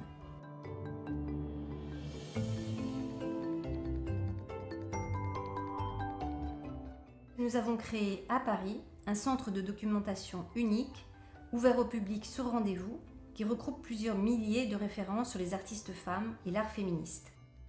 L'idée, encore une fois, est de créer, mettre en avant et rendre accessible au plus grand nombre l'information et la connaissance sur les artistes femmes, en encourageant et mettant en lumière la recherche scientifique. Enfin, faire connaître le travail des artistes femmes, cela passe aussi évidemment par une découverte au plus près de leurs œuvres, en rendant visibles et accessibles les expositions qui leur sont dédiées. Aware est une association qui s'adresse à tous les publics. Nous travaillons ainsi en partenariat avec des chercheurs et chercheuses, historiens, historiennes, enseignants, enseignantes, des universités et des musées du monde entier, dans le but d'approfondir la recherche sur les artistes femmes à travers l'organisation de colloques ou journées d'études, mais aussi grâce aux publications que nous éditons. Nos partenaires sont également les grandes institutions culturelles françaises et internationales, telles que le ministère de la Culture, grâce auquel nous organisons chaque année depuis 2017 les prix Aware pour les artistes femmes.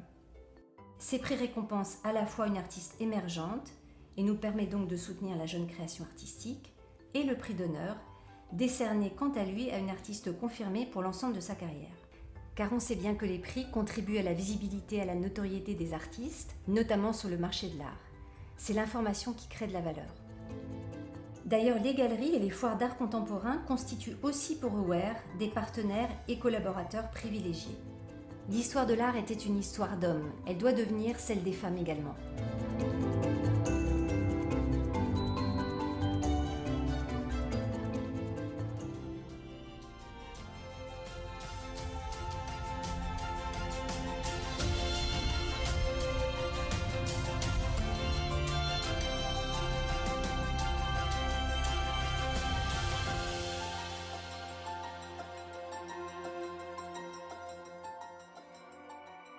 Ayun means to see the light of the other.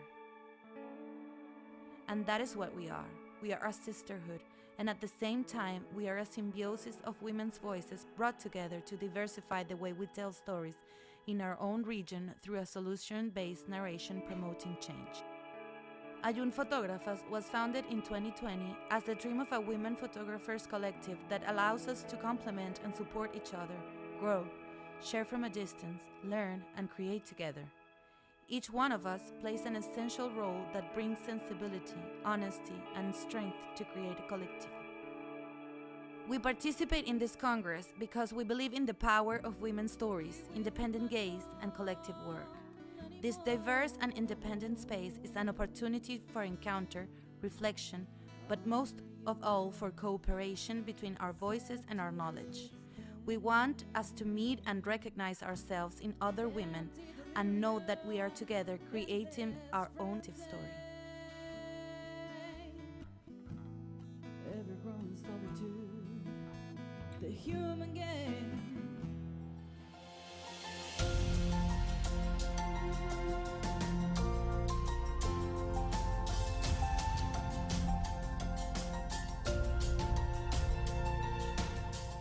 Hola, mi nombre es Pilar Díaz, soy fotógrafa de colectivo Las Niñas. Nuestra agrupación se formó el año 2012 junto con Macarena Peñalosa, Marcela Bruna y yo, con la finalidad de crear espacios donde reflexionar acerca de la fotografía. Nosotras tenemos diversas líneas de trabajo. Una de ellas es desarrollar trabajos colectivos donde se firman como colectivo Las Niñas, y la otra es el desarrollo de nuestros trabajos individuales como fotógrafas. También somos las creadoras del primer encuentro de mujeres fotógrafas acá en Chile, el año 2013, llamado FOCOM. Hola, soy Macarena Peñalosa, integrante del colectivo Las Niñas, y bueno, nuestra principal misión y visión del colectivo ha sido abordar temas de problemática de género, como también abrir espacios para debatir, para investigar y para conversar sobre temas de fotografía que se está haciendo a nivel nacional. Hola, mi nombre es Marcela Bruna, pertenezco al colectivo Las Niñas. Nos interesa participar de este congreso para poder conectarnos con otras fotógrafas y colectivas, conocer sus búsquedas y sus intereses, saber en qué están trabajando y de esta manera poder reflexionar entre todas acerca de las imágenes que estamos creando.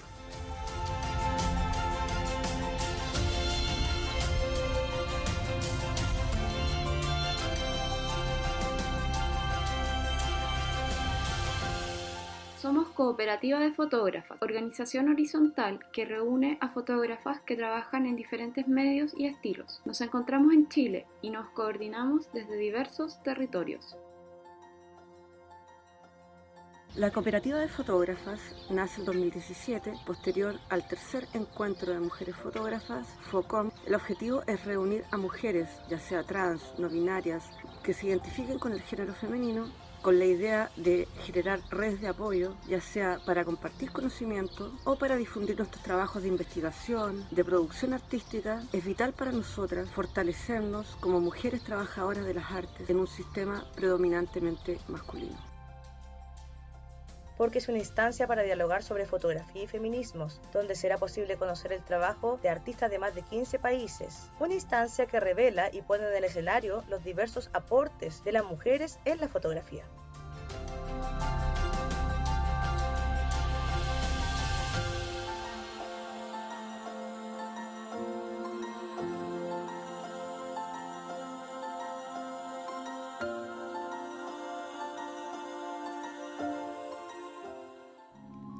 The Italian Women Photographers Association was founded in 2017 to promote women photographers' work worldwide.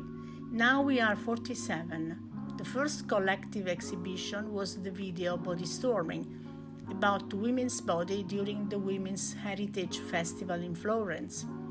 Then Invisible, about the invisibility of subjects such as homeless, foreign and old people, shown in Modena at San Paolo Cloister during the Philosophy Festival, in Bologna in Archiginnasio Quadriporticos during the festival against violence upon women, and in Pietrasanta, an artistic town in Tuscany, in a deconsecrated church. In 2021 we produced Colpite, about the presence of women in sculptures, shown in Palazzo Facchi in Brescia and from July to September in Palazzo Reale in Milan, and Walzina, a street art project about travel in Milan.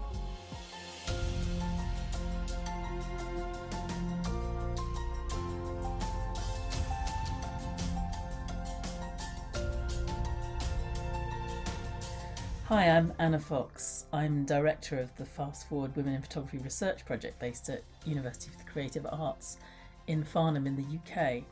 And I work together with my colleague Maria Kabayeva, project manager, and Elizabeth Ransom, project researcher.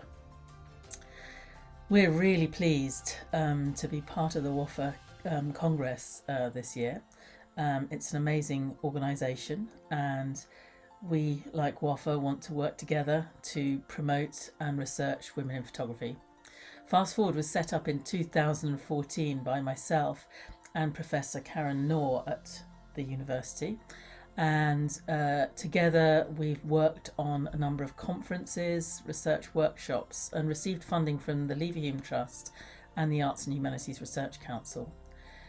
We continue to try and investigate the hidden stories of women in photography and to keep repeating our names and creating new knowledge about women in photography across the globe. We think it's really important to network, make connections internationally. Histories of photography are notoriously narrow in terms of the fact that they lack internationalism and they lack women. So we want to contribute to any organisation and event that tries to counteract that.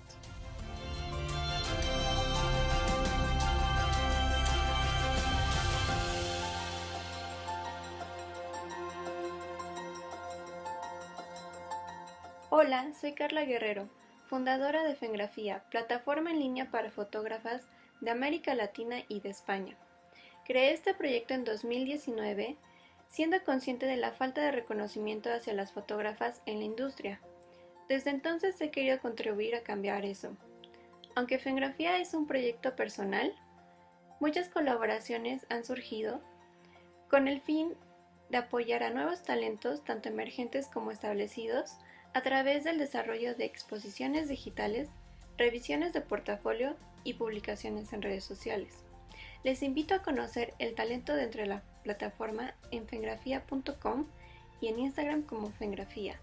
Me siento honrada de poder participar en esta primera edición y muy feliz de poder conocer a nuevos espacios que también apoyan a mujeres y que buscan un cambio. Muchas gracias.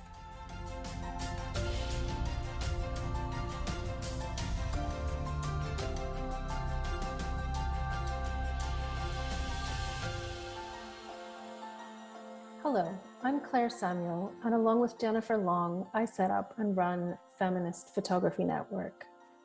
We formed in November 2015 after attending the Fast Forward Women in Photography Conference at the Tate Modern in London. We are a shifting collective based in Toronto, Canada, but with international members, especially in the UK. We use grassroots strategies to expand resources and representation for primarily women-identified lens-based artists, and to showcase work that interrogates the relationship between gender and photography. We do this through creating professional development, networking, and exhibition opportunities. We are attending the WOPHA Congress to connect with like-minded sibling organizations so we can support and learn from each other.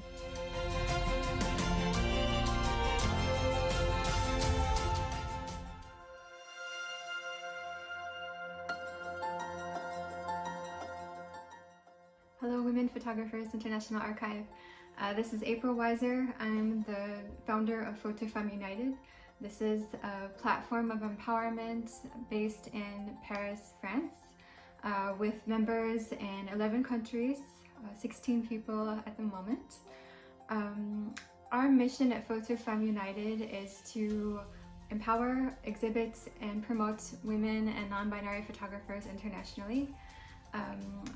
Like I said, we're a company and we got our start quite small, just on Instagram when we started. And just speaking to all of these different photographers on a regular basis, I learned that some of my suspicions about what was happening in France turned out to really be a very international experience for a lot of women photographers, in that being that we are not often paid the same wages for the same work, despite the fact that most of us have a higher education.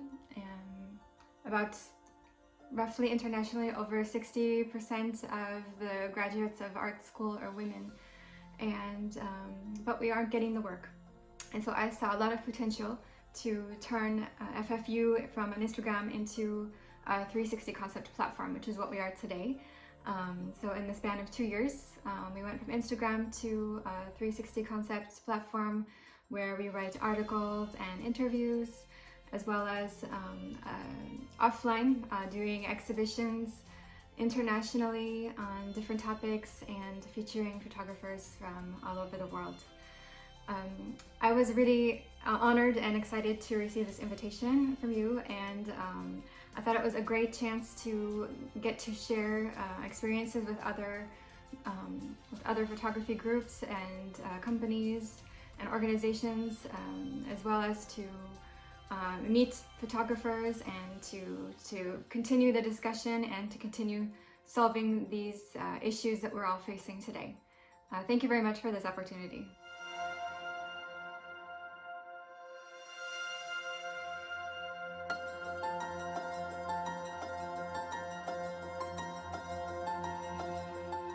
Hola, mi nombre es Verónica Sanchís, soy la fundadora y curadora de Fotoféminas. Es una plataforma que desde enero del 2015 busca promover y celebrar el trabajo de fotógrafas latinoamericanas y del Caribe. La plataforma empezó como un espacio completamente digital, promoviendo un proyecto de cada fotógrafa. Progresivamente la plataforma se ha también exhibido en diferentes espacios culturales, festivales de fotografía en Asia, Sudamérica, Europa y Norteamérica. También organizamos charlas, tenemos una pequeña biblioteca que busca albergar los libros de fotógrafas de nuestra región. Muchísimas gracias.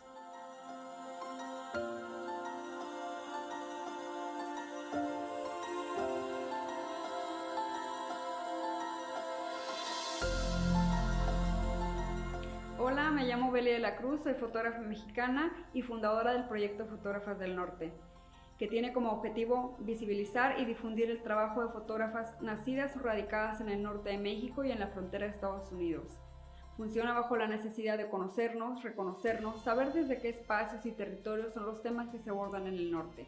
A partir de ahí se promueve el trabajo de fotógrafas emergentes y con trayectoria que abordan diversos temas con diferentes estilos y técnicas. Fotógrafas del Norte nace a través de Instagram principalmente, pero tiene como objetivo ocupar espacios físicos, impresos o virtuales que contribuyan a la inspiración, a la visibilidad y a la profesionalización. Formar parte de este congreso es una oportunidad valiosa e interesante para dialogar, para intercambiar experiencias, para apoyar y conocer el panorama de las mujeres en el circuito de la fotografía.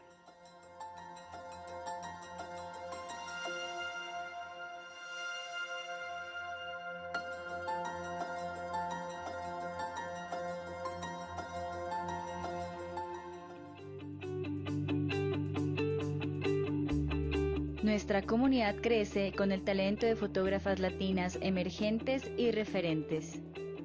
Nuestra galería Fotógrafas Latam es un visionario de nuevos talentos. Tú también puedes participar de esta comunidad usando el hashtag FotógrafasLatam y formar parte de las publicaciones diarias de nuestras redes. Nuestras circulaciones semanales cuentan con secciones importantes para inspirarte. Martes de referente. Jueves de embajadora. Viernes de GIF. Fotógrafa destacada. Yo soy fotógrafa LATAM. Soy fotógrafa LATAM. Yo soy fotógrafa LATAM. Yo soy fotógrafa LATAM. Yo soy fotógrafa LATAM.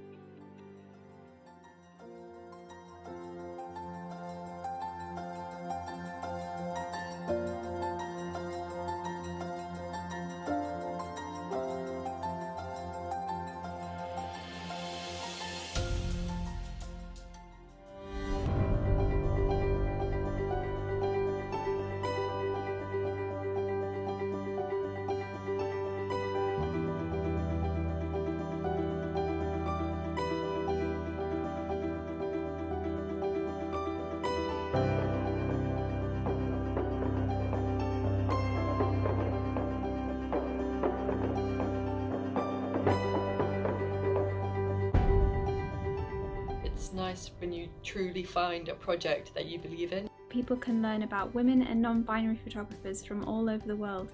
It's important that educational resources like these are not only used for a month. We can help open up possibilities for the future. And keep pushing that boundary and amplifying those women's voices. Women have been working in photography since the 1800s, and I think more people should know.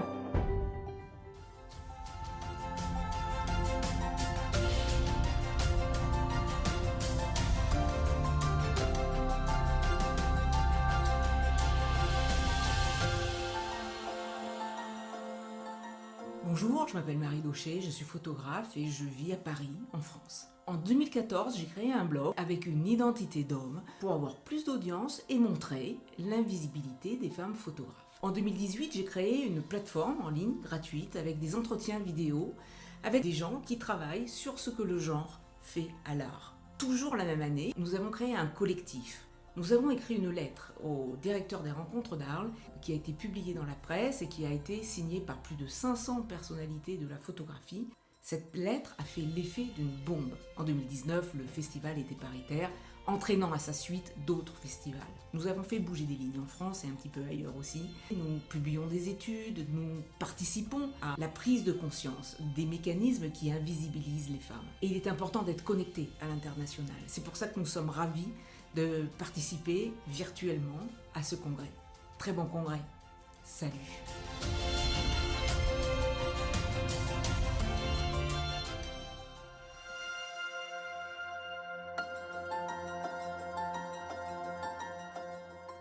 Hello, my name is Layla Amatullah Bahrain.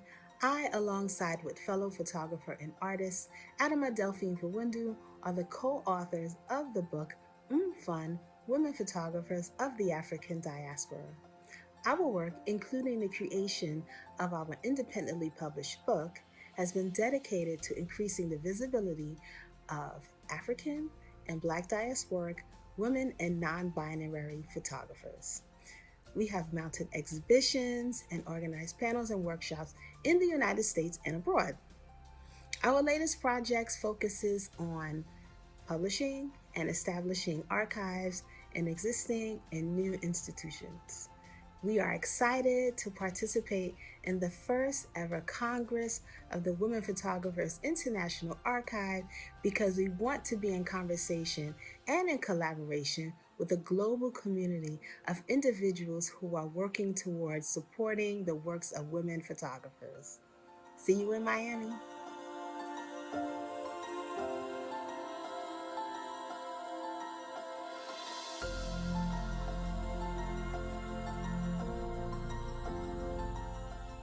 Olá a todas e todos, meu nome é Mônica Maia, brasileira, atuo na fotografia desde 1985 e hoje estou aqui como fundadora do projeto Mulheres Luz. Agradeço o convite e parabenizo a realização do Congresso WOPHA. O projeto surgiu diante da dificuldade de localizar publicações e referências das produções feitas por fotógrafas brasileiras e de suas ausências em lugares de encontros. Mulheres Luz nasceu no dia 8 de março de 2021 com o objetivo de visibilizar e difundir os conteúdos produzidos por fotógrafas e mulheres da imagem, reunindo ensaios e portfólios voltados a diversos temas, tempos e territórios. A proposta da plataforma é atuar como uma rede, dispondo de uma ferramenta que permite ao mercado localizar mulheres que fazem parte da ampla cadeia produtiva do fazer e pensar fotografia. Gostaria de destacar a importância do Congresso WOPHA por reunir iniciativas de várias organizações e proporcionar reflexões e trocas tão importantes. Será inspirador para seguirmos juntas e fortes. Sucesso e muito obrigada!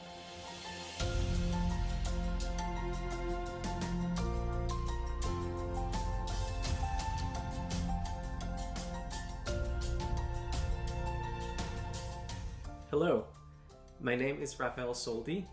I am a member of the Strange Fire Collective. I am originally from Peru, but I am based now in Seattle, which is the ancestral land of the...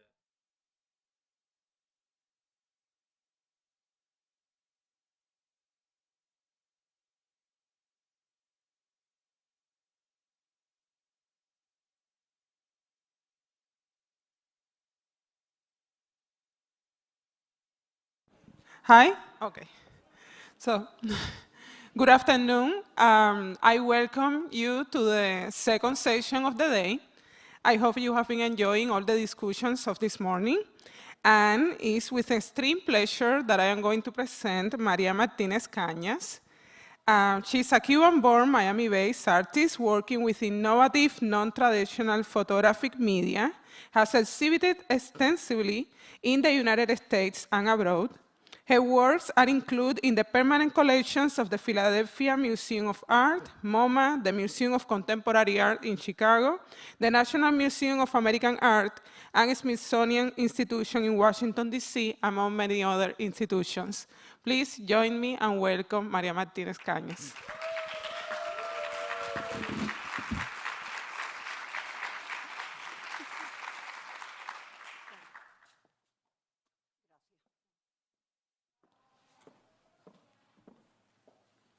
Thank you.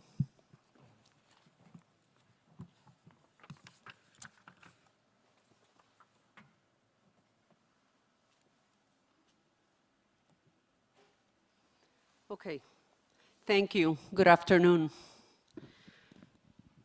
First of all, thank you, Aldeide. For somebody that lives here as an artist and a photo-based artist, it is extraordinary what you, and I'm going to include here Francisco, have done together. Also, the Women Photographic International Archives and PAMM also for having us here. It's amazing, okay? And I have some of my students here also in the audience, and I am very happy that you guys have had the opportunity to see this in Miami, because the caliber of people that is here is extraordinary. I've been here for almost 35 years, September 1st. And you know, this is a moment that makes me extremely happy to be able to live and to see Miami and the photographic community be able to experience this is wonderful. Thank you for being here today. What I'm going to show you today is a little bit of a different talk that I have ever done before, but it's, I am an artist. I have worked with, and for those of you that do not know who I am or my work, you're going to see a little bit of some samples of the things that I do. Now, I have been very interested in archives my entire life, and maybe it is coming from my background of wanting to understand where I come from and what makes me who I am. Because the panel and the talks today had to deal with archives, I decided that maybe for the first time I should make a presentation regarding that. I also want to, before I start, to all of the other speakers today, I cannot tell you how honored I am to have been asked to be part of this in here, because some of you I only knew by name, and I'm not a groupie, but I think I am a groupie, because I'm not a stalker, but I must say that I look up to some of you, and I have known your work, and have followed your work, but never had an opportunity to meet you guys in person. So it is an honor to be here, okay? Now, I belong to a generation of artists who have experienced the consequences of upheaval and displacement in their lives. In many ways, the small selection of works you will see this afternoon belongs to a fragmentary journey, one given to me by my parents. I have tried with my work to chart my origins, to trace my identity, and to position myself in a way that makes sense to me. Many times I have described myself as a Cuban-born, Puerto Rican-grown American citizen. These three aspects of my identity have significantly defined the way that I feel, the way that I think, and the way that I approach my perception of the world in which I live. Edward Said, the Palestinian writer, Edward Said, from his 1984 book, Reflections on Exile, said the following: "Exile is strangely compelling to think about, but terrible to experience. It is the unhealable rift forced between a human being and a native place, between the self and its true home.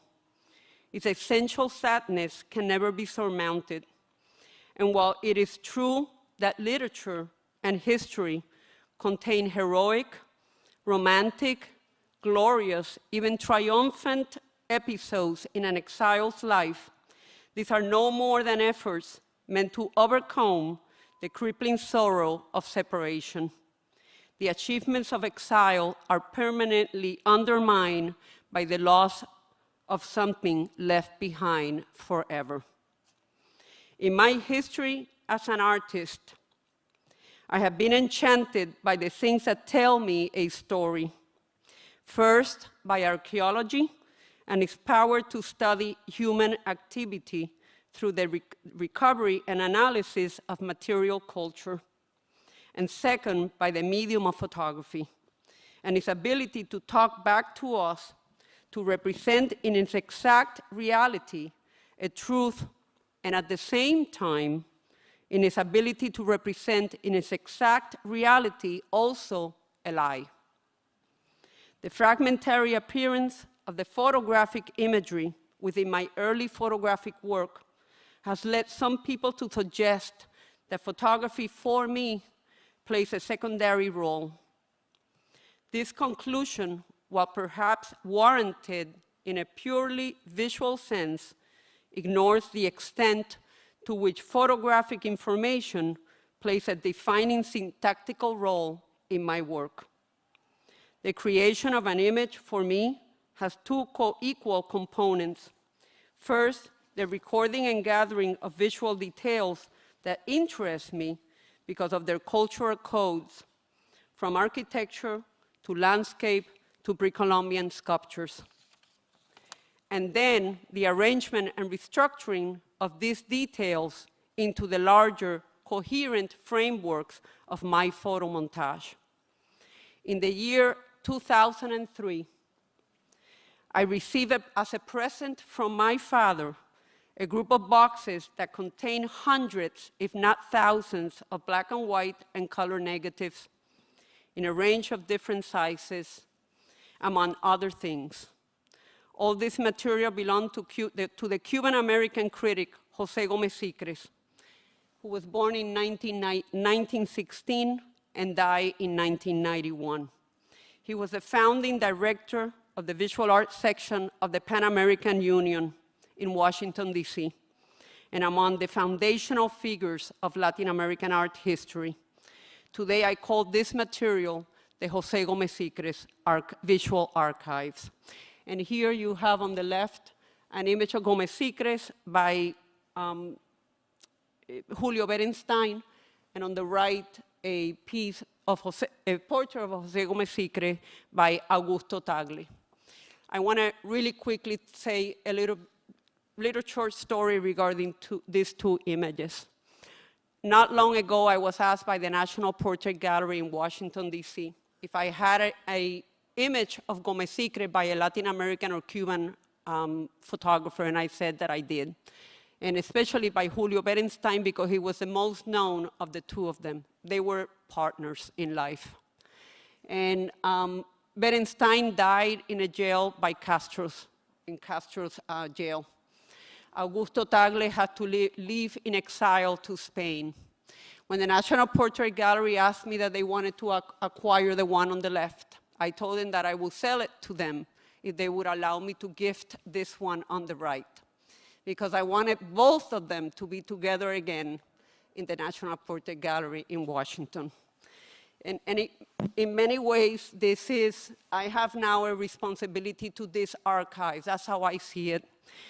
And this is where my personal history comes in. Because I knew Pepe, and that's what we used to call him, personally. And it was very important to me that this material came to me. And I will be forever grateful to my dad for doing that and give me this extraordinary gift that I now have. Some images relate to his visits, Gómez Sicres' visits to the artist studios, documentation of artworks that were used during his lectures, and his personal images. It also contains vintage photographs of Julio Berenstein's work. Brochure of a one person, and this didn't change. Let me see if I can. Oh.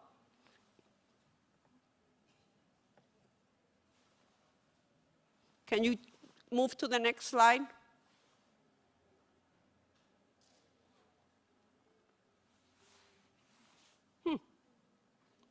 Let me wait, because I see something different on the screen, and it's, oh, there it is. Okay, sorry.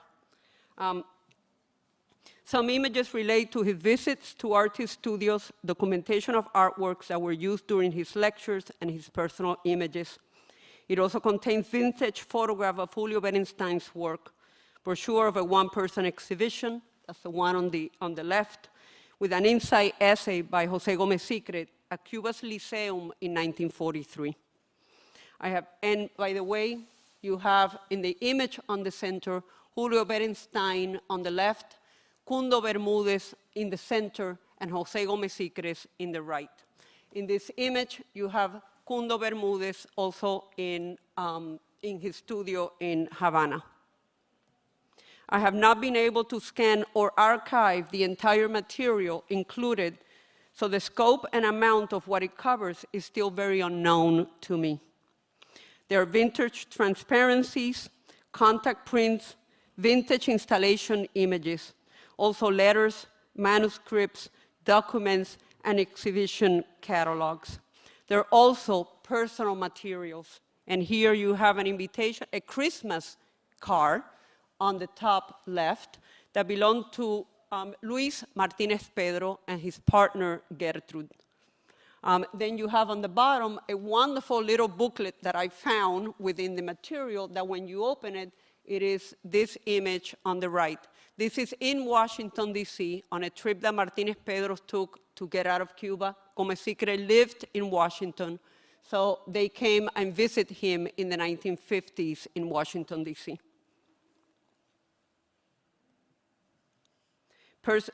Christmas card was on fiber-based photographic paper, and the small photographic booklet was made in Washington, D.C. from a visit of Martinez Pedro's. And these are images of Luis Martinez Pedro's in the studio painting. I personally met Jose Gomez-Sicre in 1968. I was 8 years old, when my parents flew from Puerto Rico, where we were living at the time, to go to Washington, D.C., to have Cuban modernist painter Cundo Bermudez create a painting of my mother, my 2 sisters, and myself. And this is that painting. My mom is the one on the left, followed by me, followed by Rosario, and followed by Eleni. The piece is called Elena y sus niñas merendando, and it still hangs at my mother's apartment today.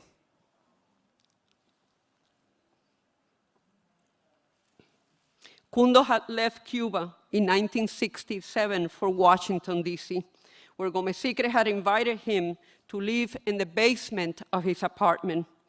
Invited by my parents after this trip, he moved to Puerto Rico to live with us. It is here with Cundo that I will start my journey as an artist, watching him paint, listening to conversations, photographing him and his works, and playing what we call art games, which were to project his paintings from a slide projector onto the faces of my sisters and I to see who could maintain our eyes open the longest without blinking. I loved every single second of it.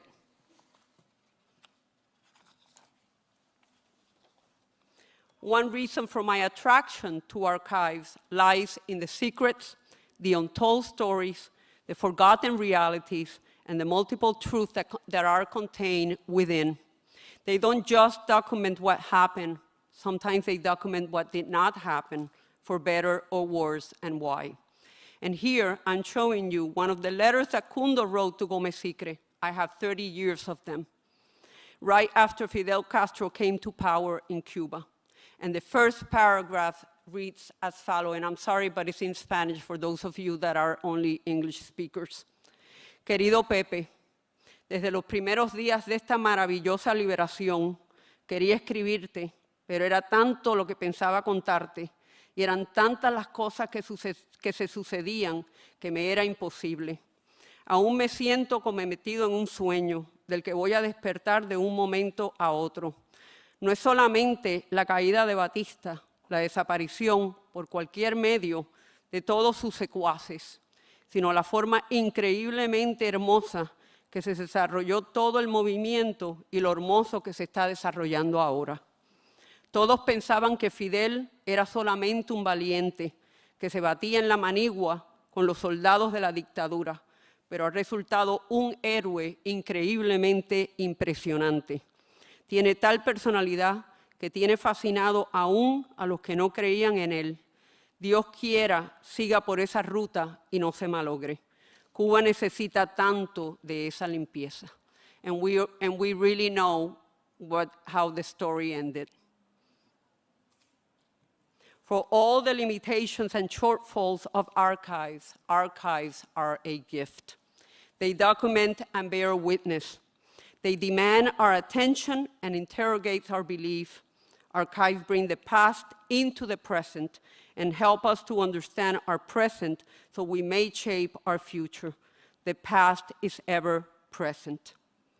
The visit of Alfred Barr to Cuba in 1942, at the time he was the first director of the Museum of Modern Art in New York.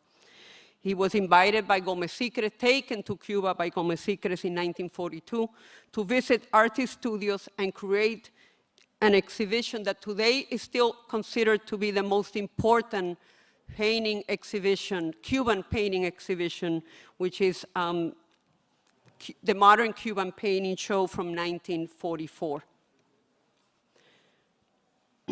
On the back, and you're going to see that on the back of the image, Gómez Sicres wrote exact information. Sometimes he will even cross it out and put the right year.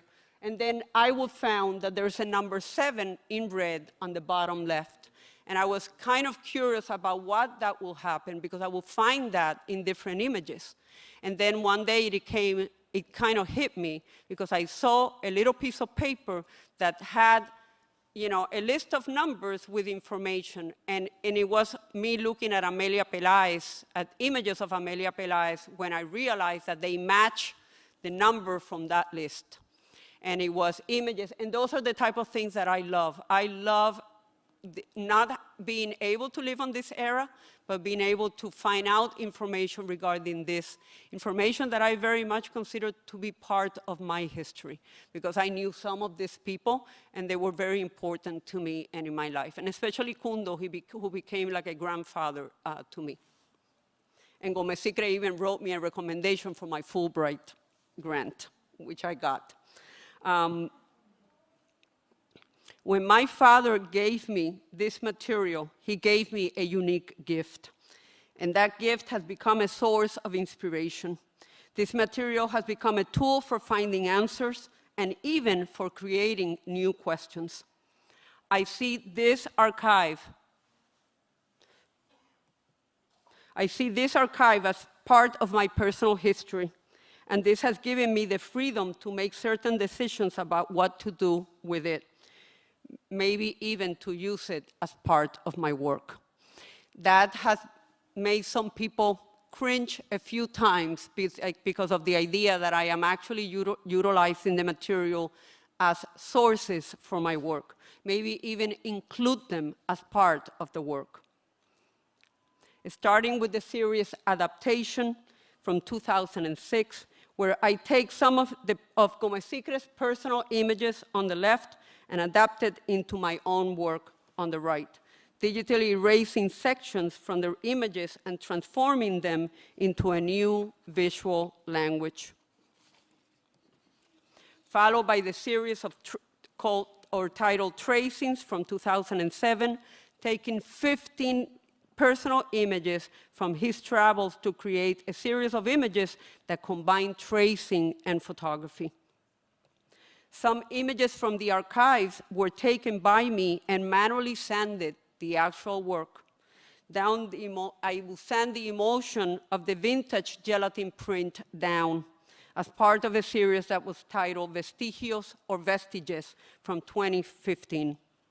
Culminating with the series Rivas and Diversions, this series which was possible with the 2016 Photography Fellowship from the Paulo Krasner Foundation. It is finally coming full force in making me realize the power of the source material that I have.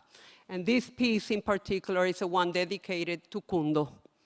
I not only, in that little portfolio, which is a 3-dimensional work, in that little portfolio which belonged to the Gómez Sicres material, I included and I put inside, not the original, because the original is framed in my home, but I scanned a wash that Kundo did for me when I was 10 years old.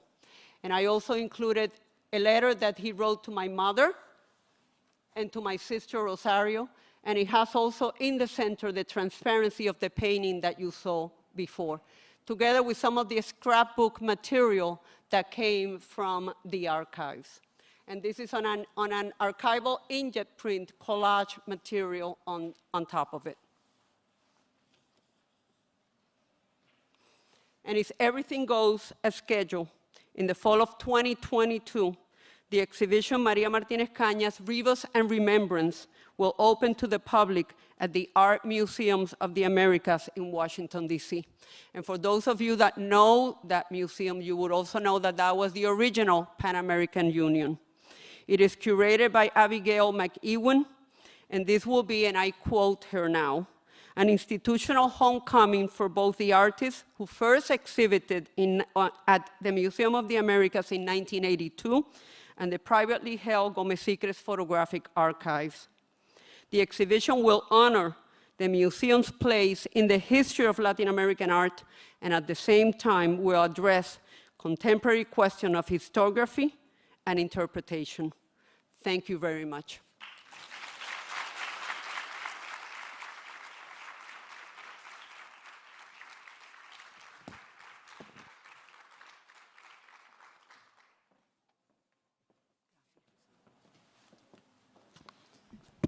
Thank you so much, Maria. I will introduce now Andrea Nelson, who is Associate Curator in the Department of Photography at the National Gallery of Art, Washington, D.C.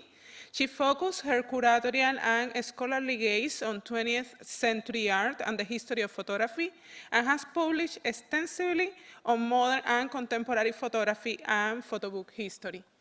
Welcome, Andrea.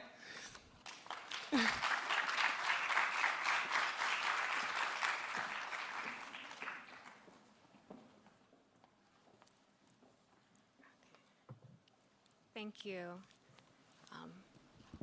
Can everyone hear me okay? Okay.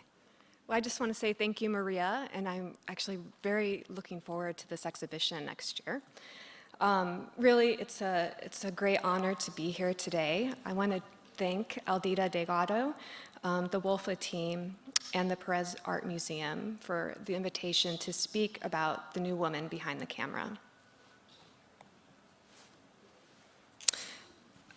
This project began many years ago with my interest in the National Gallery's collection of work by the German-born photographer Ilse Bing, which I presented on at the 2015 Fast Forward Women in Photography Conference at the Tate Modern. And due to COVID-related rescheduling, the exhibition opened first at the Metropolitan Museum of Art this past summer. But it is now on view at the National Gallery in Washington, D.C., and it will be there until January 30th, 2022. Featuring more than 120 international photographers, the new woman behind the camera highlights the work of a diverse group of women who made significant advances in modern photography from the 1920s to the 1950s. The photographs on view reflect not only their personal experiences, but also the extraordinary social and political transformations of the first half of the 20th century. This includes 2 world wars, a global economic depression, struggles for decolonization, and the rise of fascism and communism. The pioneering efforts of these photographers to gain creative agency and self-representation were part of the broader ongoing struggle to achieve gender equity. Often overlooked, their contributions are crucial to a more inclusive history of photography. During the first half of the 20th century, improved rotogravure technologies and the transmission of pictures by wire spurred the reproduction of all kinds of photographic images in widely circulating newspapers and magazines. So much so that by 1939, historian and photographer Lucia Moholy noted in her History of the Medium's First 100 Years that life without photographs is no longer imaginable. They are in our lives as our lives are in them. Photography, with its mass appeal, both visualized and popularized key aspects of modernity, including the iconic figure of the new woman. Independent and confident, the new woman was easy to recognize but hard to define. Coined in 1894 in Great Britain, the new woman expressed the demands and desires of mostly white middle-class women looking to expand their freedoms, including the right to vote and making their own life choices. With a short haircut and fashionable clothes, the new woman became a marker of modernity and was soon adopted and transformed by women globally as they transgressed boundaries and sought to expand their rights. Within very different social, political, and cultural circumstances, growing numbers of women around the world were disrupting the norm of paternal authority on multiple fronts, and a variety of iterations of the new woman developed. And here we see a photograph by Lebanese photographer Maria El-Khazan, who made over 200 negatives recording her daily life. Lebanon during the 1920s was under French mandate. There was a rising women's movement fighting for equality. And this double portrait of El-Khazan with her sister shows them appropriating masculine symbols, Western-style suits and Middle Eastern-style hats. My research into the global presence of women photographers was inspired by such images, as well as the publications, The New Woman International and The Modern Girl Around the World. The New Woman was, however, more than a marketable image seen splashed across the pages of magazines and projected on the silver screen. She was a controversial symbol and an inspirational model that evolved alongside different developments in photography. So a widely circulated image that intertwined gender and photography, The New Woman was, to me, a compelling lens through which to view the work of women photographers as they began to enter the field in greater numbers after the seismic disruptions of World War I. So to think about women's contributions to modern photography is to rethink the canonical understanding of modern photography. I wanted to shift the Euro-American dominant narrative and embrace voices long silenced in the traditional canon. The exhibition maps the parallel and intersecting narratives of modern photography as they were developing around the world, starting with a compelling group of self-portraits and portraits of photographers at work that really sought to establish women as artists and professionals. Posing with their camera, women asserted their skill and place within the rapidly expanding field.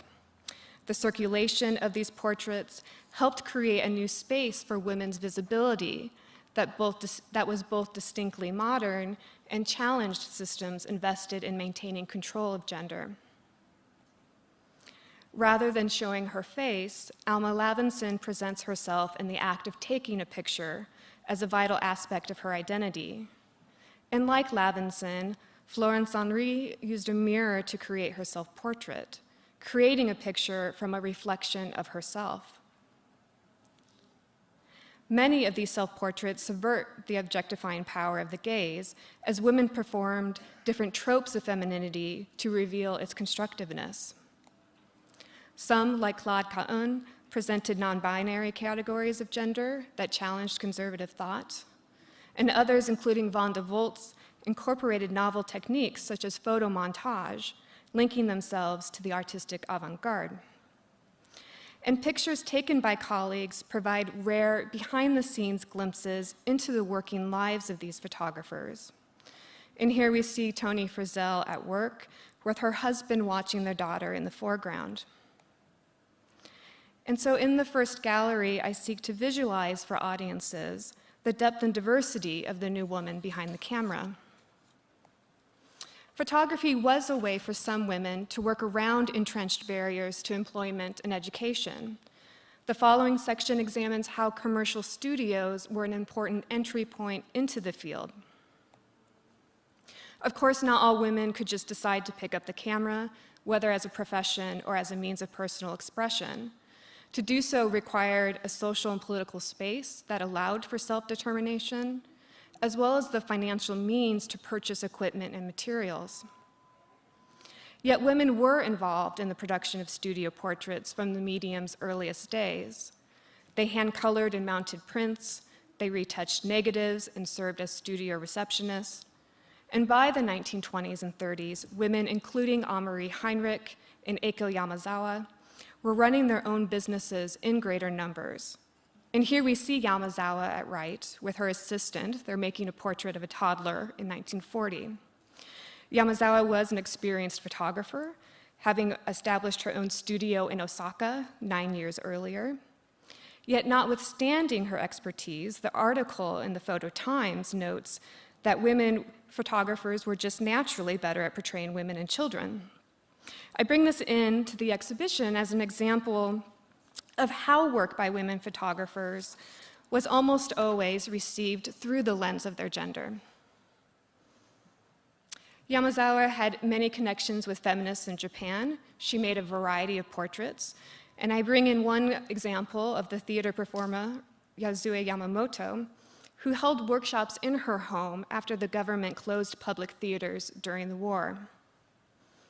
There's a rich history of female-led studios during this period, not only in cities such as Berlin, London, and Vienna, but also in New Orleans, where Florestine Perot Collins owned her own studio from 1920 to 1949. According to the 1920 census data, Collins was one of only about 100 African-American women to self-identify as a photographer in the United States.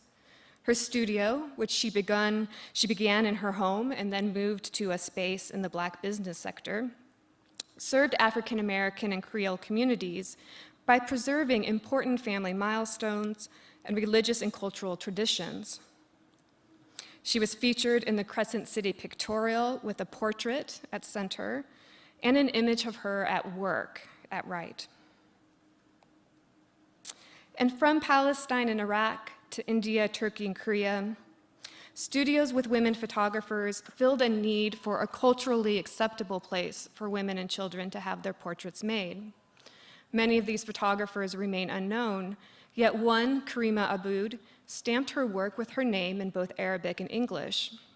Aboud often traveled to clients' homes, bringing her own backdrop, which allowed sitters, such as these three women, to pose more privately and comfortably. The next section looks at how growing employment opportunities, coupled with the increasing freedom to move about cities on their own, encouraged more women to explore beyond the studio walls. Women living and working in places such as New York and Paris, but also in Mexico City, as we see with this striking work in her own prison by Lola Alvarez Bravo.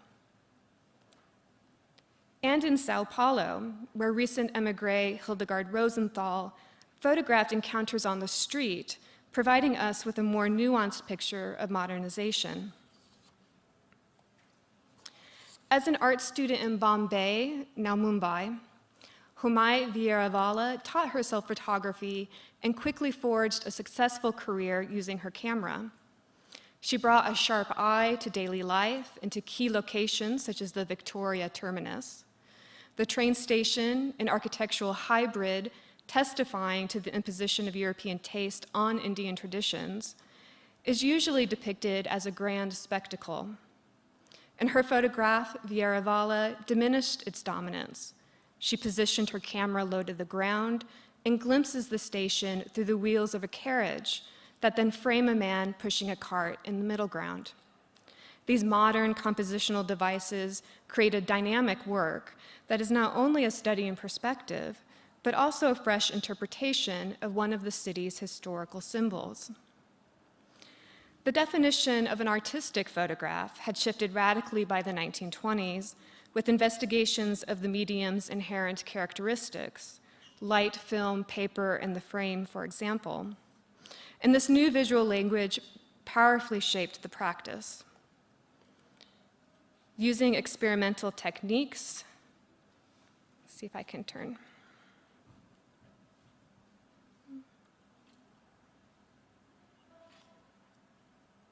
Can we go to the next slide?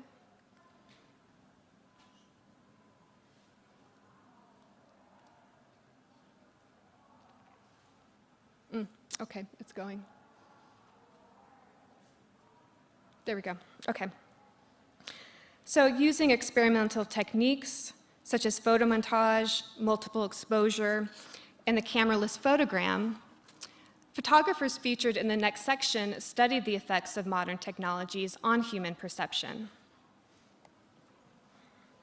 Extreme close-ups, long exposure times that capture movement, unconventional cropping, dizzying camera angles, all made the familiar strange and questioned traditional viewing habits.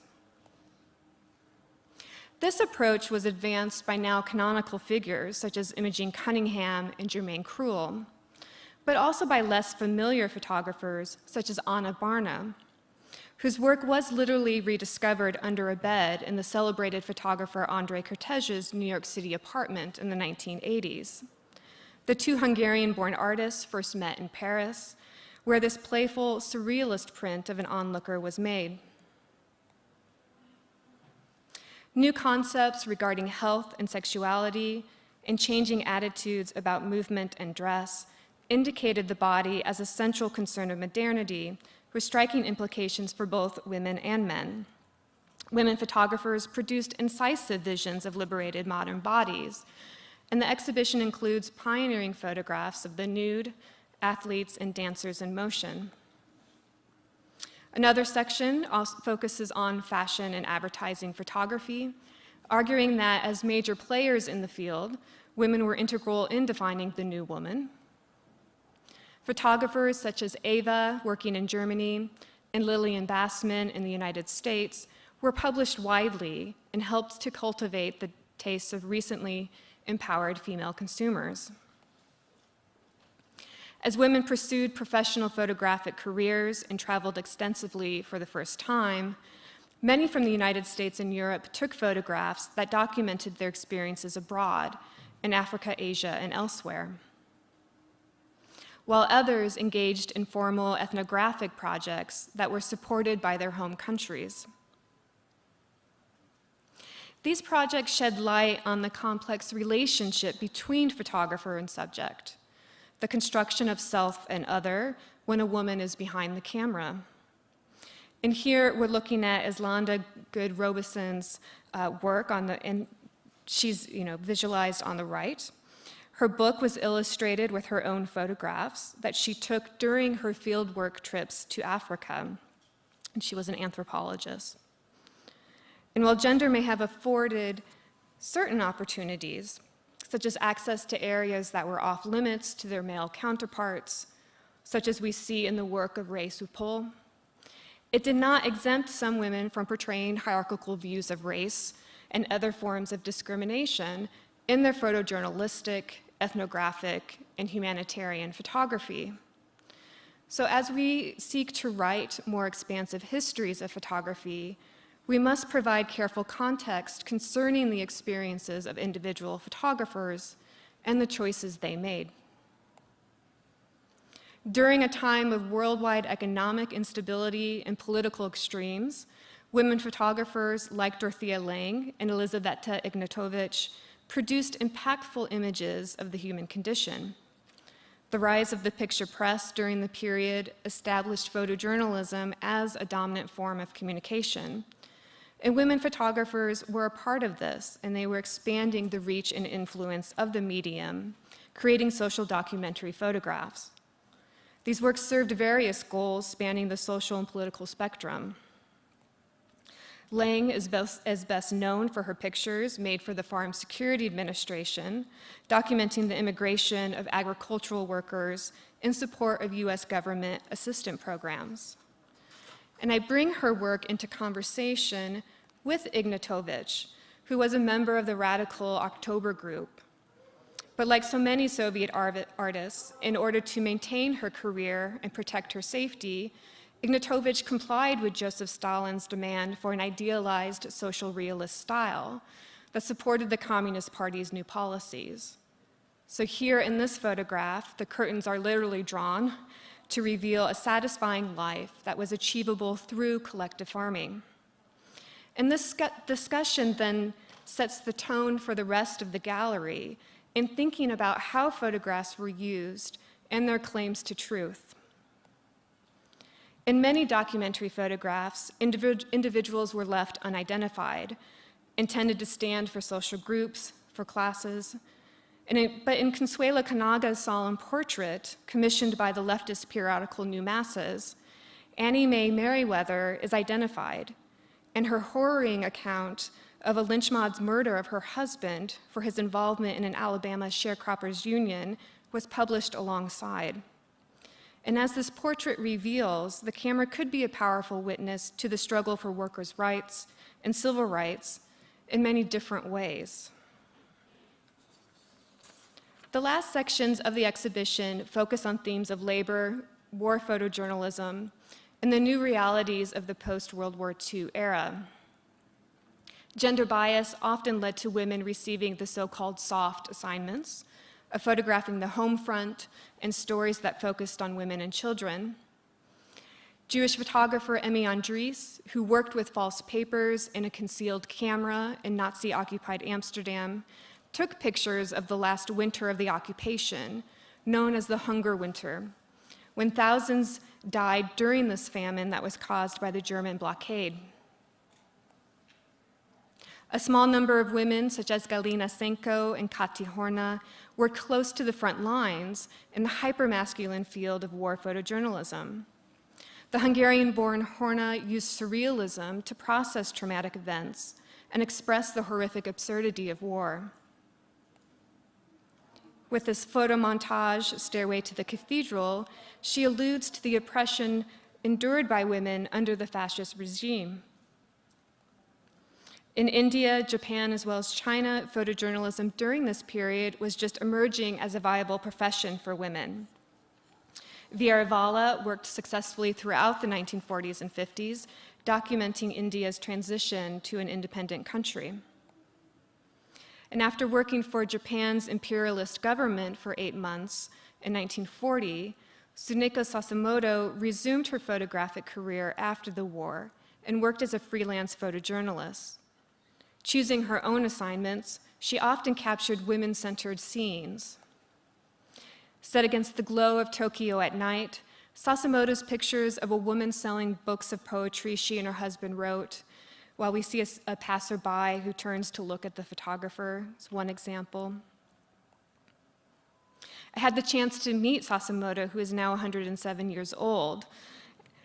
And when I was meeting with her, sitting in her room, I came across this portrait of the Japan Professional Photographer Society, with Sasimoto the only woman, and she's placed directly in the center. She became a charter member of this group in 1950. And so I asked her, well, what was it like to be a woman working in the field during this period? The photograph, of course, makes it look like it was a lot of fun. But she said, well, no, that was not the case, that she often felt isolated, that her work was not taken seriously. But then she followed this with the fact that there was always a solidarity between photographers, and that her male colleagues would help her out, giving her a spare flashbulb or film if she needed it. Working for the newly formed People's Republic of China, Nu Weiyu maintained a career that lasted more than 30 years. She was often assigned to cover stories related to women's issues. Of course, gender disparities persisted in the Communist Party, even as the government projected the ideal of equality, as we see in the celebration of women's labor. Or the focus on the first units of female aviators at their graduation ceremony. And here, this work, which was part of an assignment on a women's handicraft group, that was not published. And I think it's quite striking as it emphasizes the quiet concentration of the three women, each alone in her own work and in her own thoughts. So what I hope to show with this project is that women were a driving force in modern photography. Yet the challenges they faced on their path to becoming photographers compound the problems that historians face with evaluating work that has disappeared from the record. The careers of some were cut short by the expectation that they assume all child-rearing and domestic responsibilities after marriage. And still others have been disregarded because of the kind of photography they practiced. This includes commercial and studio portraiture, fashion work, and advertising. So the ultimate aim of this exhibition and the accompanying catalog is not merely to insert new or forgotten figures into the canon, as problematic as that is, or to blindly uphold women photographers as heroines, but I think more importantly to expand and reevaluate our understanding of photography's history, its complex relationship with the social and political dimensions of gender, and to engage in these conversations with broader audiences. The project explores the relationships, collaborations, and collective undertakings of women photographers around the globe, the ways in which they had access to the medium and how they articulated its qualities generate new perspectives on the field that not only decenter past narratives and question the criteria upon which the canon has been made, but also to structure a fascinating history long overlooked. Thank you.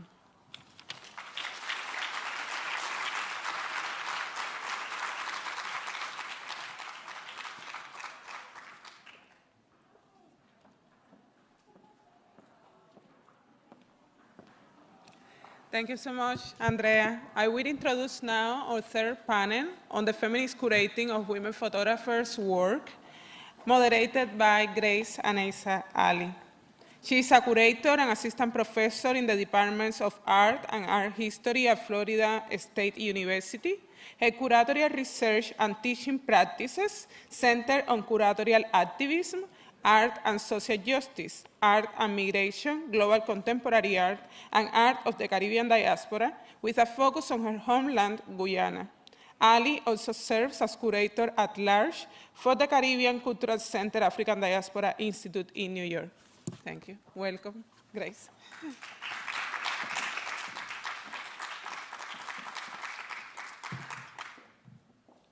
Good afternoon, everyone, and thank you so much for joining us for this panel, Feminist Curating of Women Photographers' Work. Karen, do you want to come join us? So I am really happy to be part of this conversation, and I'll be joined by two fellow curators who are doing incredible work and working in two critical spaces of Mexico and Shanghai. So we will be hearing from Karen Cordero Riman, who will be talking about activating archives, feminist curatorial strategies. And joining us on Zoom will be Abby Chen, and her talk is entitled From Ling and Comma to Ling and Elaine, the Performing of Image and Process. And I'll introduce them more in depth shortly. But I wanted to share with you all some of the questions framing this conversation, and I think also some of the questions on our minds as contemporary curators steeped in this thing we called women's work. And so first, what are the contemporary challenges and triumphs? And I want to emphasize triumphs because I think it's equally important that we lift up the joys of this work as we talk about what we need to dismantle and we talk about the challenges that we face, that we equally talk about the triumphs. And so what are the contemporary challenges and triumphs in curating women's photographers' work? Secondly, how do we continue to expand past this conversation of representation? And so for the last 2 days, and I think we also know this all too well, we've been hearing a lot about the data and the statistics of the lack of equity, the lack of parity, the lack of representation, for example, the lack of women in collections, the lack of women that receive solo exhibitions versus men that receive solo exhibitions across our global institutions. But how do we expand this conversation past the numbers, past representation, and examine the impact these women have on the culture, how they are actually shifting the culture and shaping our multiple art histories? And thirdly, what are the 21st century issues around gender rights, around social justice, around racial justice, that women photographers are uniquely positioned to engage? And how do we, as global curators, elevate and support that work? How do we as curators stand in solidarity with these women, with these artists, with these photographers in this work? And so thanks to Aldere, we are so lucky that she's gathered so many artists as well as so many curators in our time together for these 2 days. And so we welcome you all into this conversation and to help us figure out some of those questions after we hear from Karen and Abby. And so I just briefly want to share a little bit about our curators speaking with us today. Joining us first is Karen Cordero Reman, and she's an independent curator and art historian and writer based in Mexico City. And Karen is the author of numerous publications in her areas of specialization, and some of those include 20th century and 21st century Mexican art, the relationship between the so-called fine and popular arts, the historiography of Mexican art, body, gender, and sexual identity, and curatorial discourses in Mexico. And following Karen, we will hear from Abby Chen, who is zooming in, I believe, from Seoul. And I don't even want to know what time in the morning that is right now, only to say, Abby, thank you so much for being here with us, and we really appreciate your time. And Abby Chen is Senior Associate Curator and Head of Contemporary Art at the Asian Art Museum of San Francisco, and previously she served for over a decade as the curator and artistic director at the Chinese Culture Center of San Francisco. And under her wonderful leadership, the organization has transformed into an open and process-driven platform for contemporary art. Amen. And so first we'll hear from Karen and then Abby. Welcome, Karen.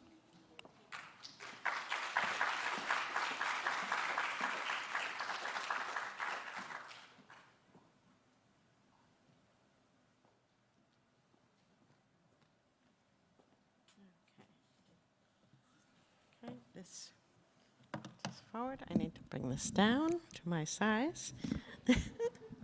Let's see here. Oops, it's falling over.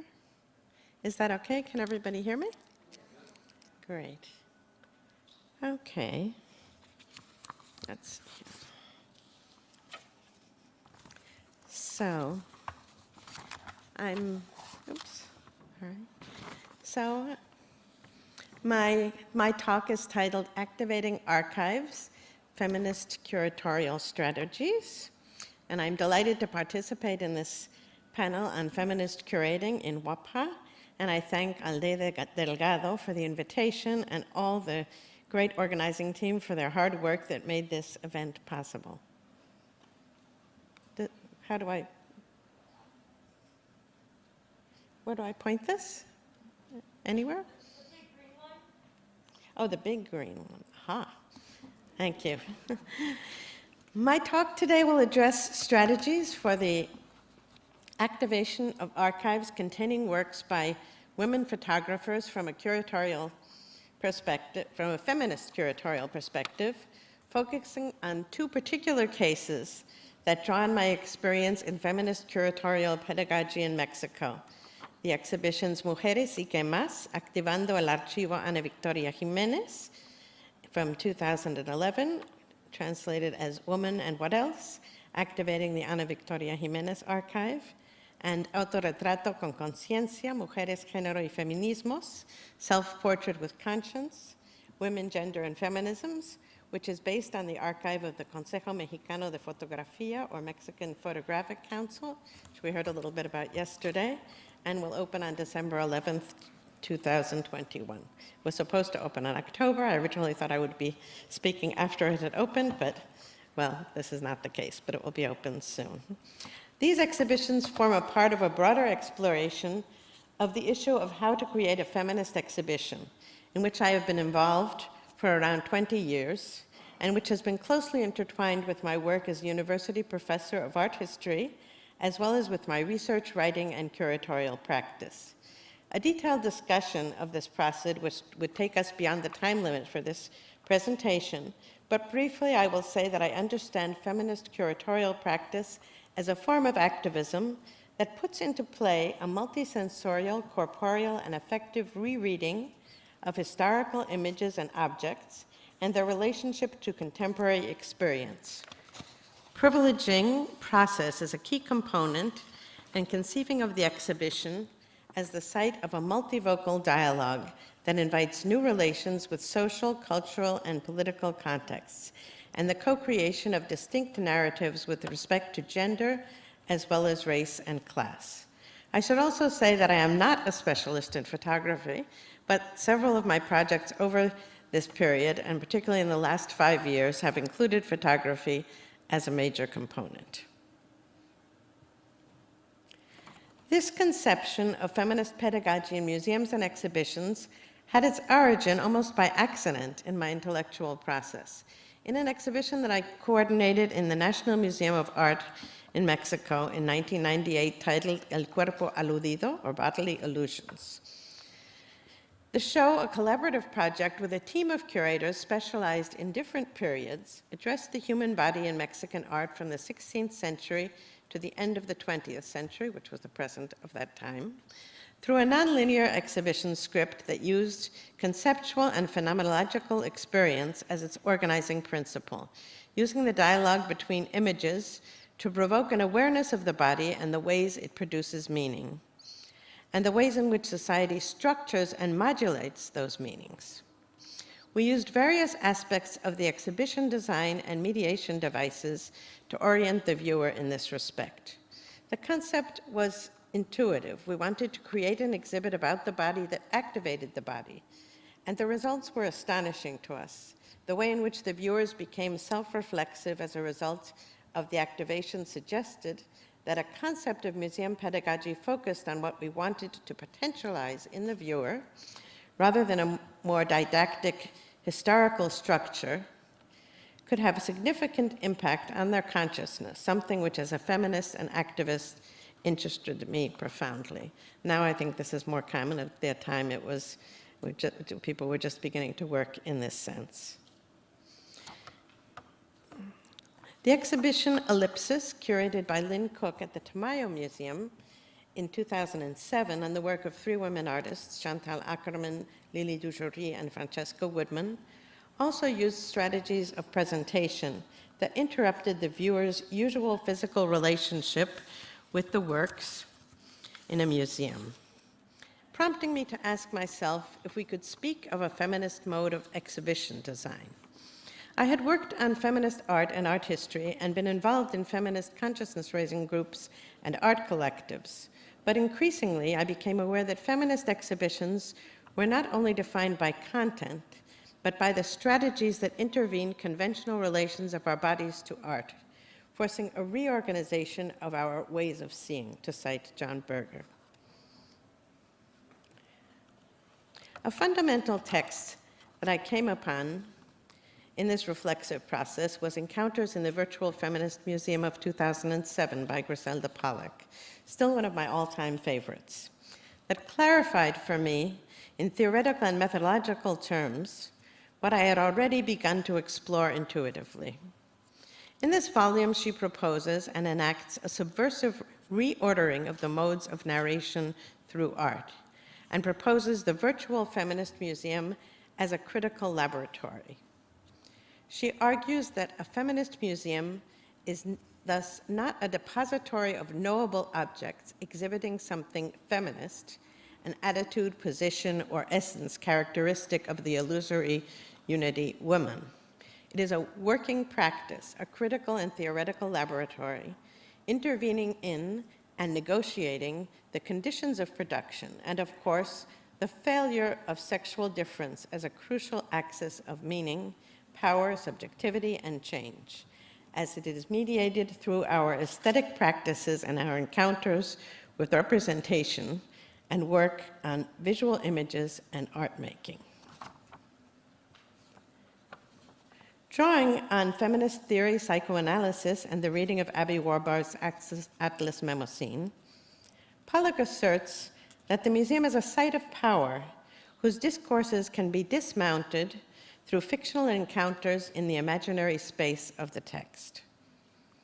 And I quote again, "If we approach artworks as propositions, as sites for the production of meanings and affects, they cease to be mere objects to be classified by aesthetic evaluation of idealized authorship. Artworks ask to be read as cultural practices negotiating meaning shaped by both history and the unconscious. They ask to be allowed to change the culture into which they intervene by being considered as creative, poetic, poetic and transformative. In the following years, I took up the challenge posed by Pollack's book in my graduate seminars on curatorship, focusing them on issues of gender and using the university gallery as a laboratory. The dismounting of chronology and art historical convention as a basis for organization of exhibitions, and the exploration of affect and the conscious reading of the past in relation to the present permitted the creation of constellations of works that posed questions rather than answers, unsettling the gaze and breaking through the ways in which exhibitions tend to construct or ignore their viewers' diverse bodies and experiences of gender and their intersections with race, class, and other issues. An initial venture, consciously inspired by Pollack's book, was Sin Centenario ni Bicentenario, Revoluciones Alternas, not really translatable, but something like with neither fame nor glory, alternative revolutions.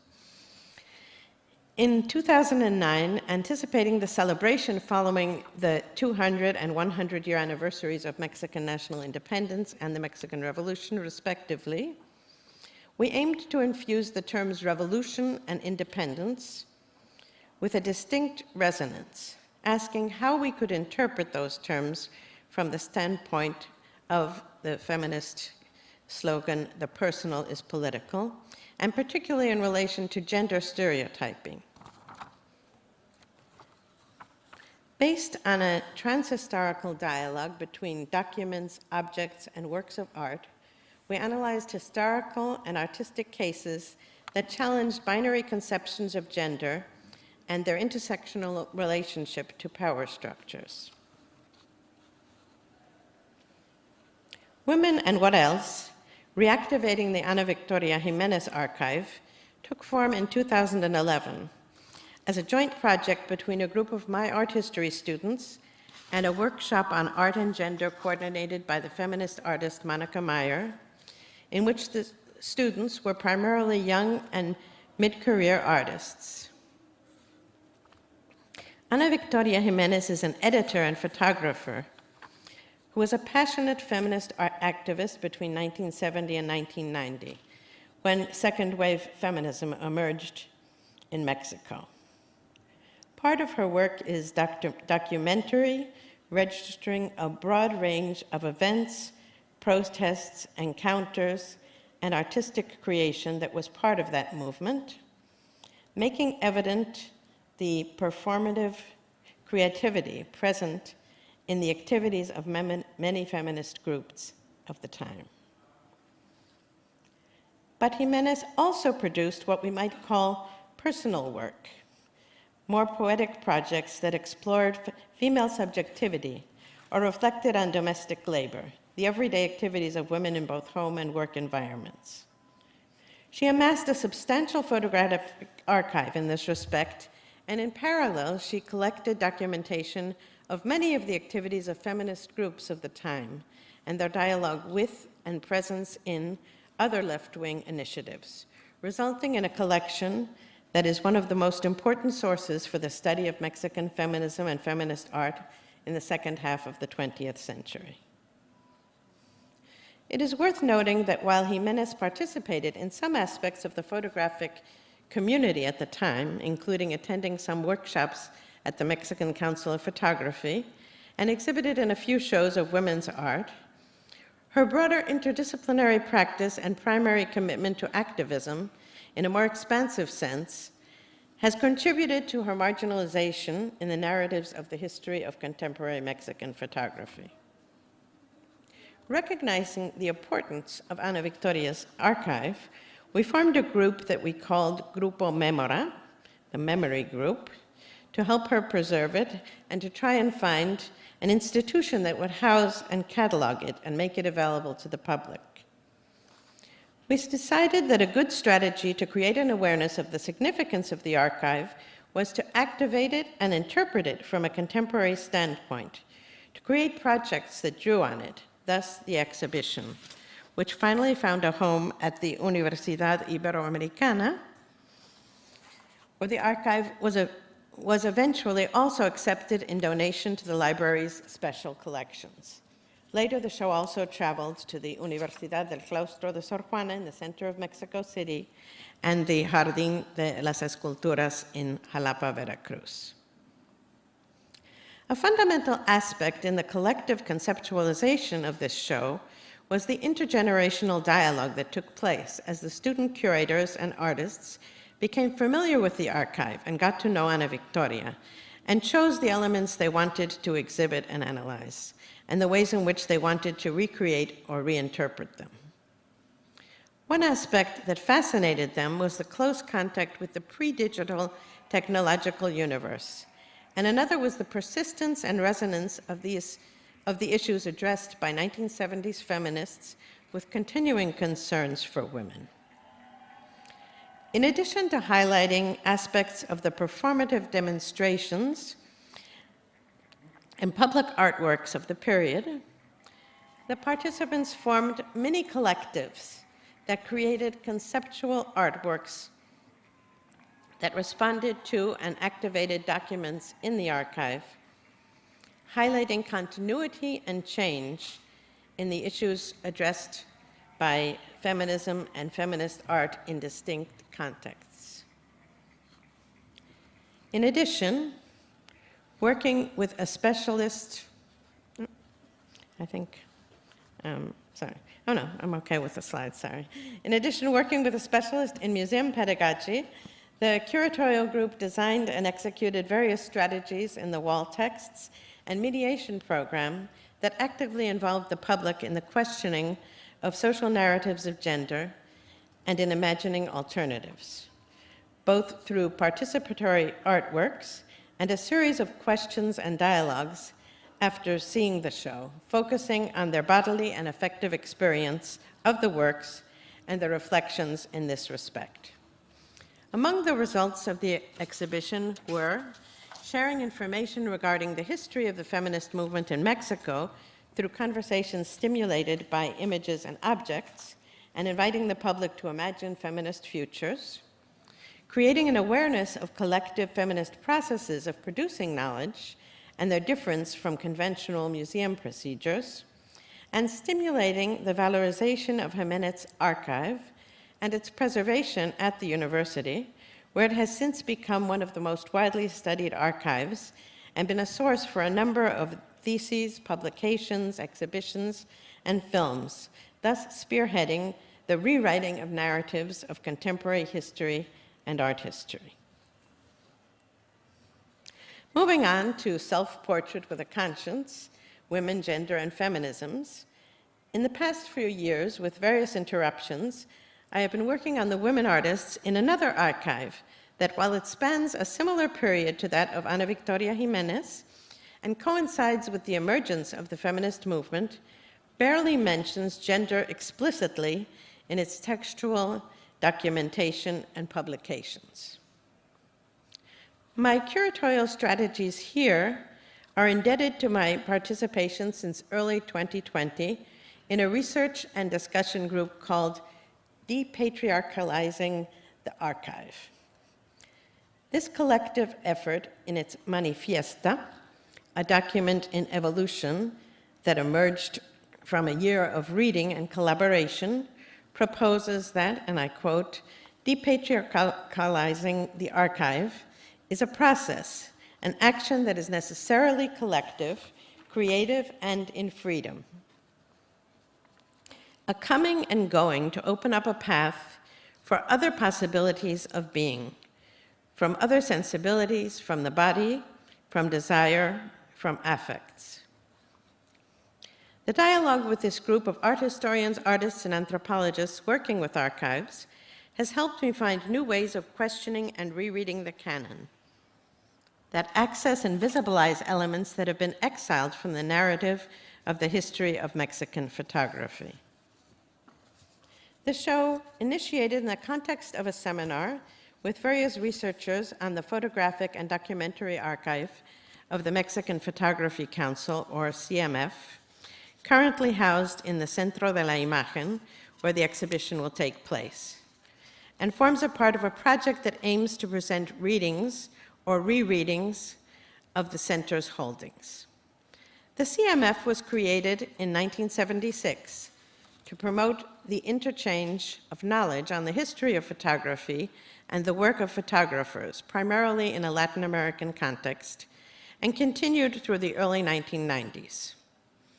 While I was assigned in this group the subject of gender in the initial seminar, I not only noted the disproportionate representation of women in the archive, around 20%, but also the silence regarding women's struggle for self-reflection and self-representation in this period, in spite of the fact that the CMF declared a primary interest in photography as a vehicle of social and political documentation. In this context, I chose to place in dialogue in the exhibition the work of a selection of women whose works appears in the CMF archive that, from my perspective, constitute eloquent gestures, principally through representation of or from the body, of a gendered consciousness that I think we can understand through a feminist lens and relate to the processes and consequences of feminism in the second half of the 20th century in Mexico and Latin America. Through 8 sections, the exhibition articulates a poetic counter-narrative reading of the CMF holdings, a critical intervention in its apparent identity that activates its silence on the subject and visibilizes feminist content in the work of women in the archive in ways that were never explicitly articulated in the context of the Council, where the political issues were working class struggles, anti-imperialism, anti-capitalism, and the defense of marginalized ethnic groups. And here I'm going to go very quickly through some of the works in the exhibition.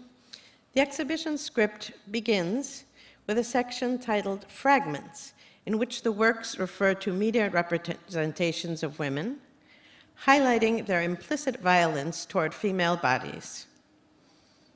Putting forth the body, performance, alludes to visual strategies of resistance to this objectification through works that can be related to the importance of performance in the feminist movement as a vehicle of empowerment and self-representation.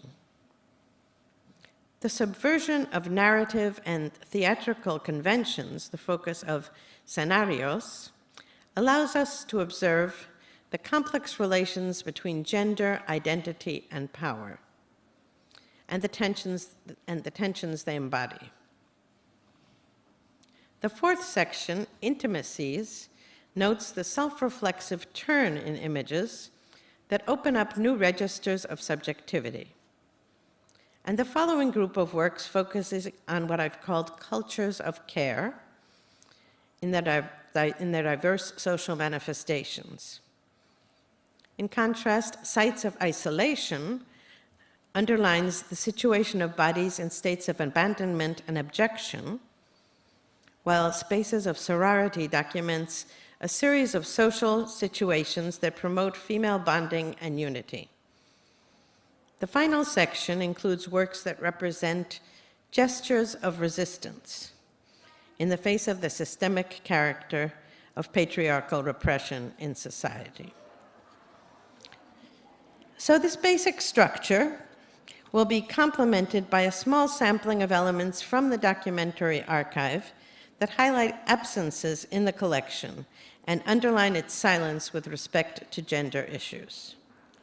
We will also present excerpts from the interviews I've conducted with some of the women who participated in the CMF that give voice to their experiences and creative processes during the 1970s and 80s, suggesting lines for further research and the importance of pursuing an oral history project in order to understand the distinct perceptions, experiences, and dynamics regarding gender in this context, and to develop a more nuanced story of the interactions of photography with other artistic media and social and political processes in this key period of Mexican contemporary art. The 2 exhibitions I have discussed seem to represent, then, what we might call 2 sides of the same coin, with respect to strategies of feminist curating of the work of women photographers and archives that include their work. They are part of a constant process of exploration and learning in this respect, and suggest to me the need to continue experimenting, asking questions, and pushing against the limits that constrain our possibilities for imagining feminist futures in the field of art history and beyond. So I would like to end with this citation from Griselda Pollock, which has much to do with the focus both of these exhibitions and this event in general. Archives matter. What is included shapes forever what we think we were, and hence what we might become. The absence of women's histories in world archives has defined a vision of the human on the pattern of a privileged masculinity. Humanity's self-definition requires a challenge to that vision. The museum as concept is an archive concept that participates actively in presenting these distorted mirrors for our identification. Not only have we had to struggle and still struggle on to ensure equity in the representation of all women as well as all men in our cultural archives, but now our very struggle is being written out of history, brushed off as a passing irritant.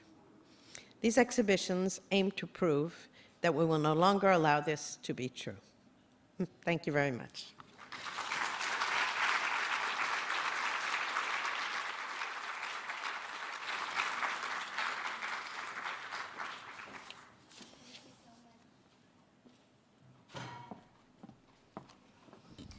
Thank you so much, Karen. And everyone, please welcome Abby Chen joining us via Zoom.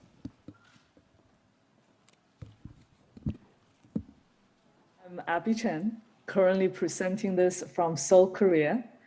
It's such an honor to be here. I'm so grateful to be included. And I want to give a special shout out to my friends El Paso in the audience, and I really wish I'm in Miami with you. So today, I want to share the amazing work of collective Ling and Kama by following their creative journey through humor, playfulness, and courage. Ling and Kama started in 2007 in China by two women artists, Gao Ling, who was born in China, and Yiling Ho, who was born in America. Together, the collective produced work that intertwines design, fine art, photography, performances all together. Their icon is a shape of two bubblegum sticking together. One of their most notable works that encompasses all these is Nu Quan. Nu stands for woman, Quan stands for fountain. So Nu Quan is also known as Woman Fountain.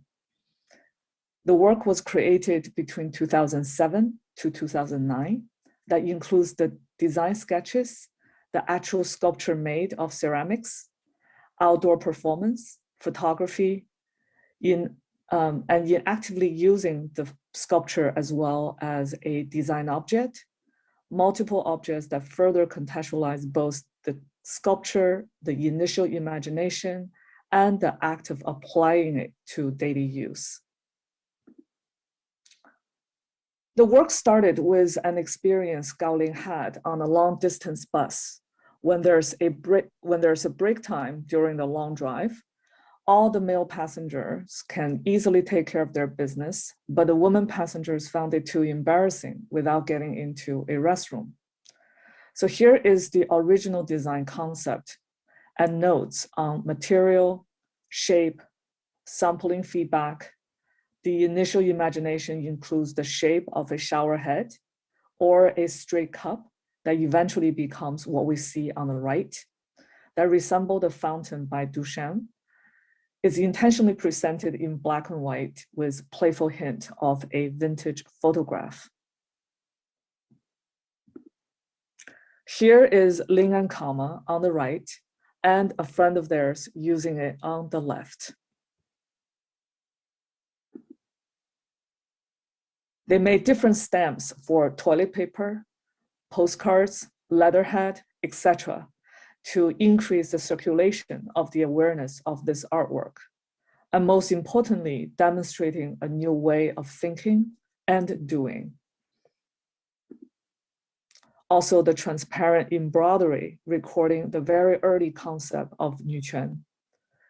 And Nuquan was one of the most notable works by Ling and Kama. When the work was first shown during the Shanghai Expo in 2010, Ling was briefly detained by the local police on obscenity, but no charge was pressed. And I want to quote the artist about their statement on Nuquan, that our project Nuquan is not about convenience. Everything has been done before us, everything as measure of progress. Like, yeah, it's taken a long time to come to now. Nuquan is no Duchampian overturn, no Lady Gaga feeding frenzy, nor even a real free true lady artist as worthy of the great Baroness Elsa van Freytag-Lorenhoven. Nuquan is just a delicate, handheld little thing. We're lovely in tiles, we're lovely in the great outdoor, we're taking a piss. The duo later worked together on different projects, and I will talk about their own independent works in the next slide. But first, this is Gao Ling of Ling and Kama. She's active in Shanghai, currently continue working on art and design from photograph, and she continued to use analog camera with film. Following Ling and Kama in 2010, Gao Ling made Hey Touch Me, a humorous response to harassment of women in subway, made of metalwares she found in the kitchen, and to use them with chains resembles the metal bra that women will wear, like almost like an armor going into the subway. And here is Gao Ling's friends wearing the metal bra, taking subway at late night and have fun with it. And then things started to change.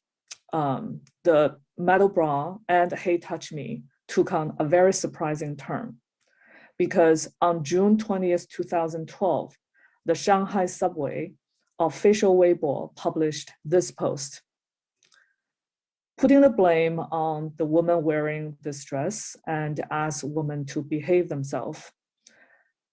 And then the lesbian NGO in Shanghai, New Eye, Girls Love, worked with Gao Ling to stage a performance, Occupy Shanghai Subway. In China, any form of protest is considered social disturbance and will be arrested and imprisoned.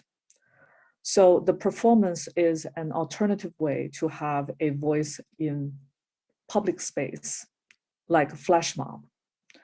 The members of Nuquan wearing the metal bra, holding the iPie sign, saying it's a dress, not a yes.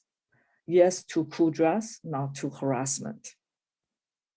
I wish I can expand longer to talk about all the stories behind this piece, but given the restraint of time, I will only show this image and we can talk about that in a later time. This is Yiling Ho of Ling and Kama. She's currently active in South China, Pearl River Delta, and in the air. Yiling dedicated a lot of her time and energy to issues of labor, consumption, and most importantly, archive of artists of her generation. Window Radio Chain and Unintelligent Work are two examples of many projects that she was working on.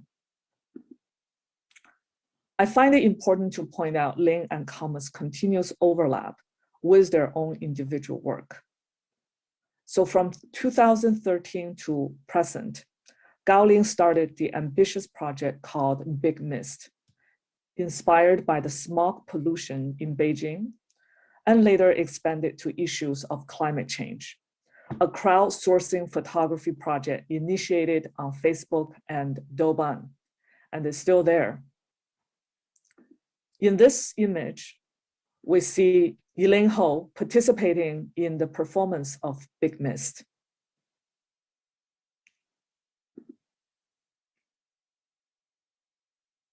And for Yiling, she also has her own podcast. In Chinese, it's called Mom in the Air. In the podcast, she holds conversation with single moms whose work also intersects with art.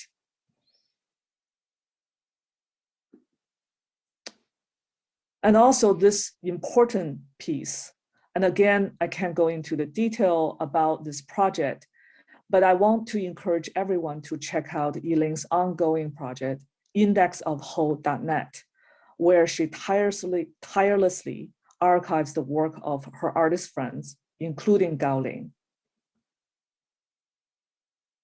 And over the years, as you can see, it has been accumulated for a lot of artists. And I took a screenshot of November 13th. And if you go there today, you will see all the archives there.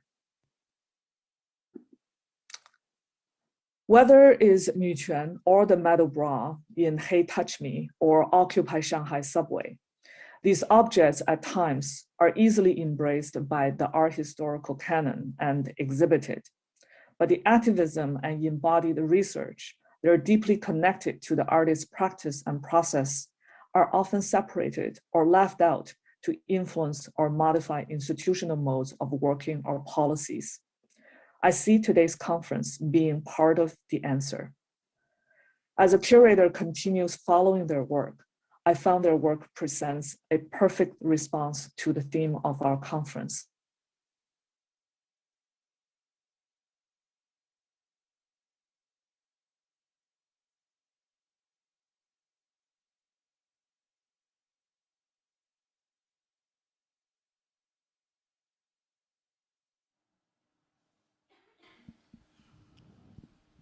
Can we get Abby back, Maria? Yeah.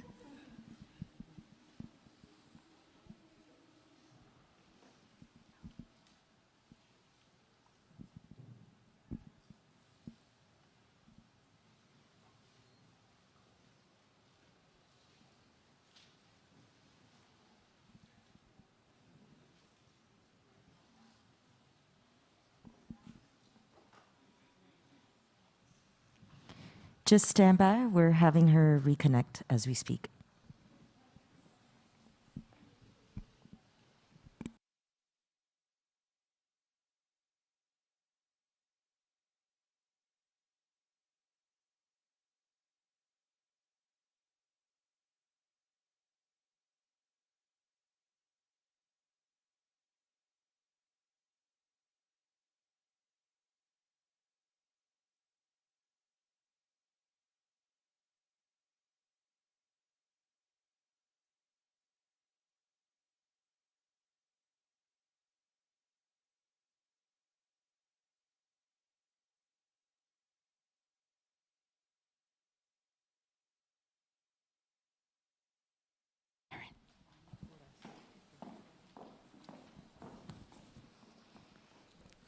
Hi, everyone. So we're going to try to get Abby back as best as we can. And in the meantime, we have limited time for questions, but we will try to get some in. And before I ask mine, I just wanted to see if anyone has questions for Karen and her wonderful talk.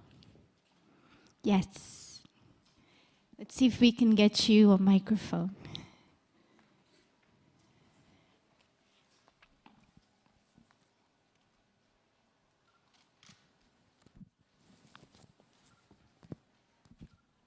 Hi, Karen. Thank you so much for that wonderful talk. I was wondering, what was your take on, I was reading a few weeks ago, Andrea Juntas, Feminist Art, one of her days, I think it's her last book.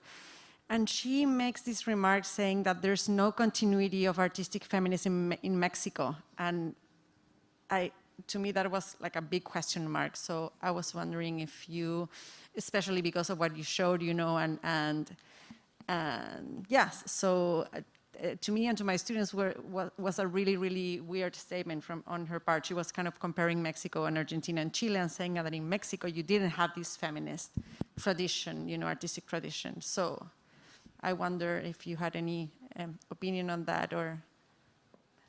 You're saying that she said there wasn't an artistic tradition in Mexico? Is that not on? Oh. Thank you. You're saying she said there wasn't an artistic tradition feminist artistic tradition in Mexico? It seems strange because she normally argues that Mexico is one of the countries in Latin America that has the strongest feminist artistic tradition. Yes, I mean, well, it doesn't have to be a dialogue, but it was in the context of because she said because of the political context in Argentina and Chile was different. I don't agree with that take, just to be clear. And I think that she missed this whole, the documentation of a collective feminist doing work, in the streets and what you show. So I don't know, I really didn't understand that kind of argument because to me it was really surprising also because of her previous work. So, yes. Okay, so I don't know, I'm understanding that you said there isn't continuity in feminist art in Mexico. Is that what she said? That's what she said, okay. Not me. Well, yeah, okay. Well, it seems strange to me that Andrea would have said that, but I certainly don't agree. I think not only in Mexico, but in a number of countries in Latin America now, there's just a huge surge, both in the feminist movement. I mean, it's evident in things like the performance of las tesis, or, well, so many things that are going on now in quite a number of countries in Latin America, and particularly to address Mexico, which is of course the case I know best, there's just an extraordinary surge, the presence and even presence both in art spaces, in independent courses and independent projects that have surged in recent years, and even particularly during the pandemic, publications, in all sorts of ways. There's, I think, feminist art and also the history of feminist art in Mexico has achieved kind of an interest and a presence, I would say, in the last 5 years, maybe, that it didn't have before. Of course, there's still, as people have talked about in this conference in relation to other spaces in other countries, there's still an enormous inequality in terms of the presence in collections, in terms of the number of museum exhibitions, but I think feminist art is very much present in terms of even the interests of students and scholars, both in Mexico and in other countries. So I would certainly wouldn't agree at all with that diagnosis. Abby, can you hear us? Wonderful. Thank you so much. I don't know if you could hear the room, but they were very enthralled by your presentation, and I'm so sorry we got cut off. But I wanted to ask both of you, and Abby, I'll start with you. I was thinking about the conversations yesterday, particularly, this lovely gathering of the women of El Picnic. Thank you so much, Aldaid, for bringing those 3 wonderful women together. And also Deb Willis's conversation yesterday, and there seems to be this through line of speaking about invisibility and anonymity and being sidelined. And so I wanted to ask both of you, when you take on these projects, what are some of the grounding questions and values that you are thinking through curatorially as you approach these projects with these women, as you're thinking about how they've been sidelined, how they've been anonymous, how they've been marginalized? Abby? I think about that question a lot. And very often when we talk about women artists, and I always say that is not because they're women artists that we're showing them, it's because they're good. And they're good, but they're not seen. And that's why, as curators, as cultural workers, that we need to show them, because I personally would like to see these work being shown. And when I saw them, I got excited, and I always wonder why their work are not being shown. So it's always the work comes first, and very surprisingly, all the time, these are women artists.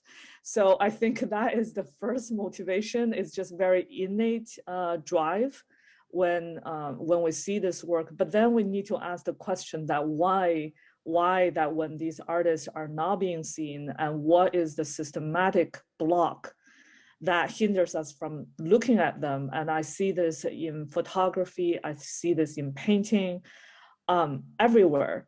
And I think the question is that we just need to have more women leaders in curating and in institutional practice, that when we could make these things happen, then we push them forward. And even to this day, I feel Ling and Kama, their work is largely unseen. And I wish there's more being done for them. And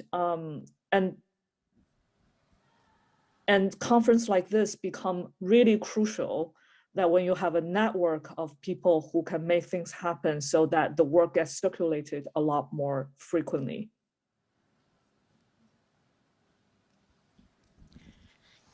Well, I would say that for me, feminist curating is not only about showing the work of women artists. I think it is really important to show them in a way that embodies or it shows another way of reading and narrating art history. It's not just about, and of the course, it includes inclusion, to be reiterative. I think, of course, it's important that there more women artists be studied, be shown, and be included. But it's not just a matter of showing more women artists, but of questioning the underlying patriarchal structures of art history, of the ways of understanding issues, of authorship, both in art and in art history, in curatorial work and writing, and analyzing the power structures that have made women's art be marginalized, even in terms of the artistic hierarchies. I mean, a number of the artists here have shown in their work that they have these cross-disciplinary work which breaks down the boundaries between textiles and music and embroidery and photography and other artistic disciplines. And I think this is, for example, one of the important things about a feminist perspective in art criticism and in art history, questioning really how the ways we think about art, the ways we present it, and the ways in which we conceive exhibitions as this sort of showcase rather than a vehicle for transforming people. And I think that's something that I think about a lot when I'm choosing a topic for an exhibition and developing it, not just sort of putting up the works and seeing what happens, but also thinking about how they're going to be shown and how they're going to intervene in the world and in people's consciousness. Karen, you know, I really appreciate you talking about your work with your students in your talk, and that's something we have in common. So many of us as curators, we're not only curating, but we're teaching curatorial practice to our students. And Abby, you may not be in the classroom, but I know you're mentoring and you're advising and you're shepherding and you're speaking to the next generation of curators all the time. And it's challenging work. It's very challenging work to think about how we are shaping the next generation of curators. And so as the last question, if both of you could talk about, whether it's in the classroom or Abby from a mentorship perspective, what are we saying to the next generation of curators thinking critically about women's work and women's photography? Should I start? Okay. Yes, go ahead.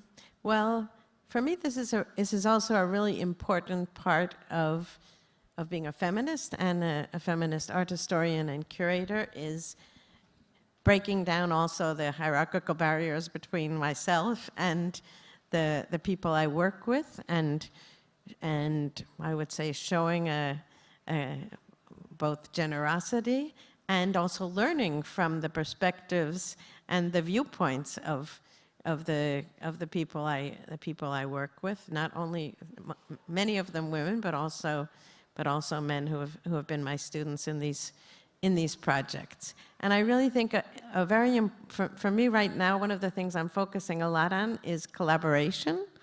The importance of collaboration, which I think also has been a key aspect of feminism in creating new models and creating new models and ways of working together in both within the same generation, but also in a transgenerational sense. And I think that's really one of the key ways in which we can look towards transforming our disciplines, our museums, our spaces, sharing and ideas and creating a kind of dialogue in which all of us learn about how other people are thinking, and also creating a consciousness of these issues, because a lot of things it's kind of putting on, I had a teacher who talked about putting on your certain type of ideological eyeglasses. In this case, I think once you put on your feminist eyeglasses, you see things in a different way, you notice things that you didn't notice before. So I think that's a really key aspect of the work, at least that I do as a curator, teacher, mentor. Abby? For me, I think is the act of doing, the act of care. And I can't emphasize that enough. To do, to be creative, and not to be afraid what you introduce is not popular, is not well known. Because I think a lot of times you start with this idea or introducing these artists that are totally unknown to the world. And of course, it's very difficult to circulate them and to make it popular, but do not let that hinder you. Try to have that voice, try to have that very independent voice, even at the emerging stage of your career. Karen and Abby, thank you all so much. Abby, I hope you can get some rest. I think it's quite early there in Seoul. And thank you all so much for sticking with us for our panel. Thank you. Thank you very much. Thank you.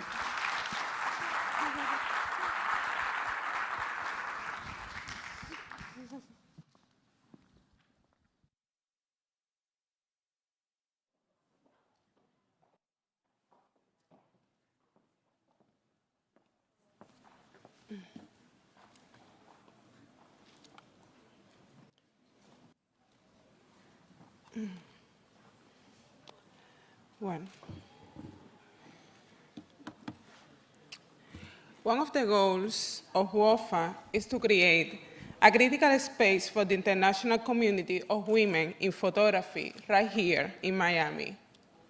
As part of this mission, we developed, in partnership with prominent cultural institutions and artists in residence program, to create connective experiences and highlight the diverse artistic production of the Caribbean, Latin American, and Latinx communities. Our first edition was in partnership with Fine Arts last year. In the midst of the pandemic, we provide artist Amanda Bradley a 3-month studio space to freely create. Amanda Bradley is a Belizean American artist based in Miami, Florida. She's also part of our team at WOPHA. She received a Bachelor in Fine Arts in Photography from New World School of the Arts, and her work explores place and landscape as means to connect and understand identity, belonging, histories, and relationships. Here are some images of the experience of Amanda in the studio. Our second artist in residence is Adama Delfín Fabundu, from whom all of you have heard this morning about her work. Adama is staying at El Espacio 23, Espacio 23, a beautiful space of contemporary art that we will have the opportunity to visit tomorrow as part of the collateral program of the Congress, and see the current exhibition Witness Afro Perspective from the Jorge Pérez collection, curated by curator Tanzani Dalakama, assistant curator Seis Moca, in collaboration with Pérez collection curators Patricia Hanna and Anelis Alvarez.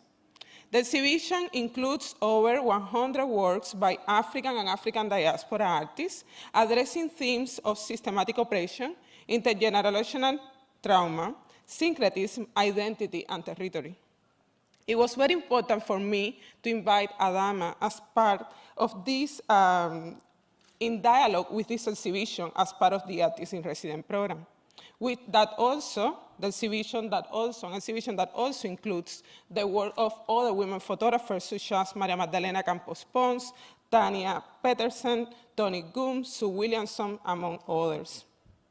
Now, I am very excited to announce our third artist in residence, Nadia Huggins, as part of a new partnership with the Betsy to continue expanding this program. The goal is to provide the artists their own room to create. The program is flexible. We grant a one-week residency in Miami. Nadia will come back in February. And we will connect her with the South Florida academic and creative community and offer opportunities for studio visits, artist presentations, classroom conversations, and we will open an exhibition of her work later in September in 2022. So I want to thank Leslie Goweiser for believing in the mission of WOPHA and joining us in this multi-year program for WOPHA Artists in Residence. So please welcome Leslie.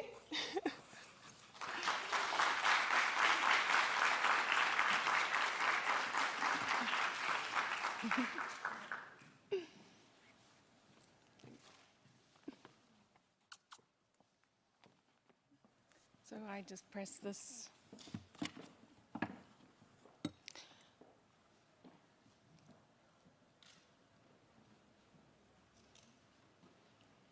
Do I have my presentation or no? Anyhow, how do I get the next slide? The green button, which I'm pressing.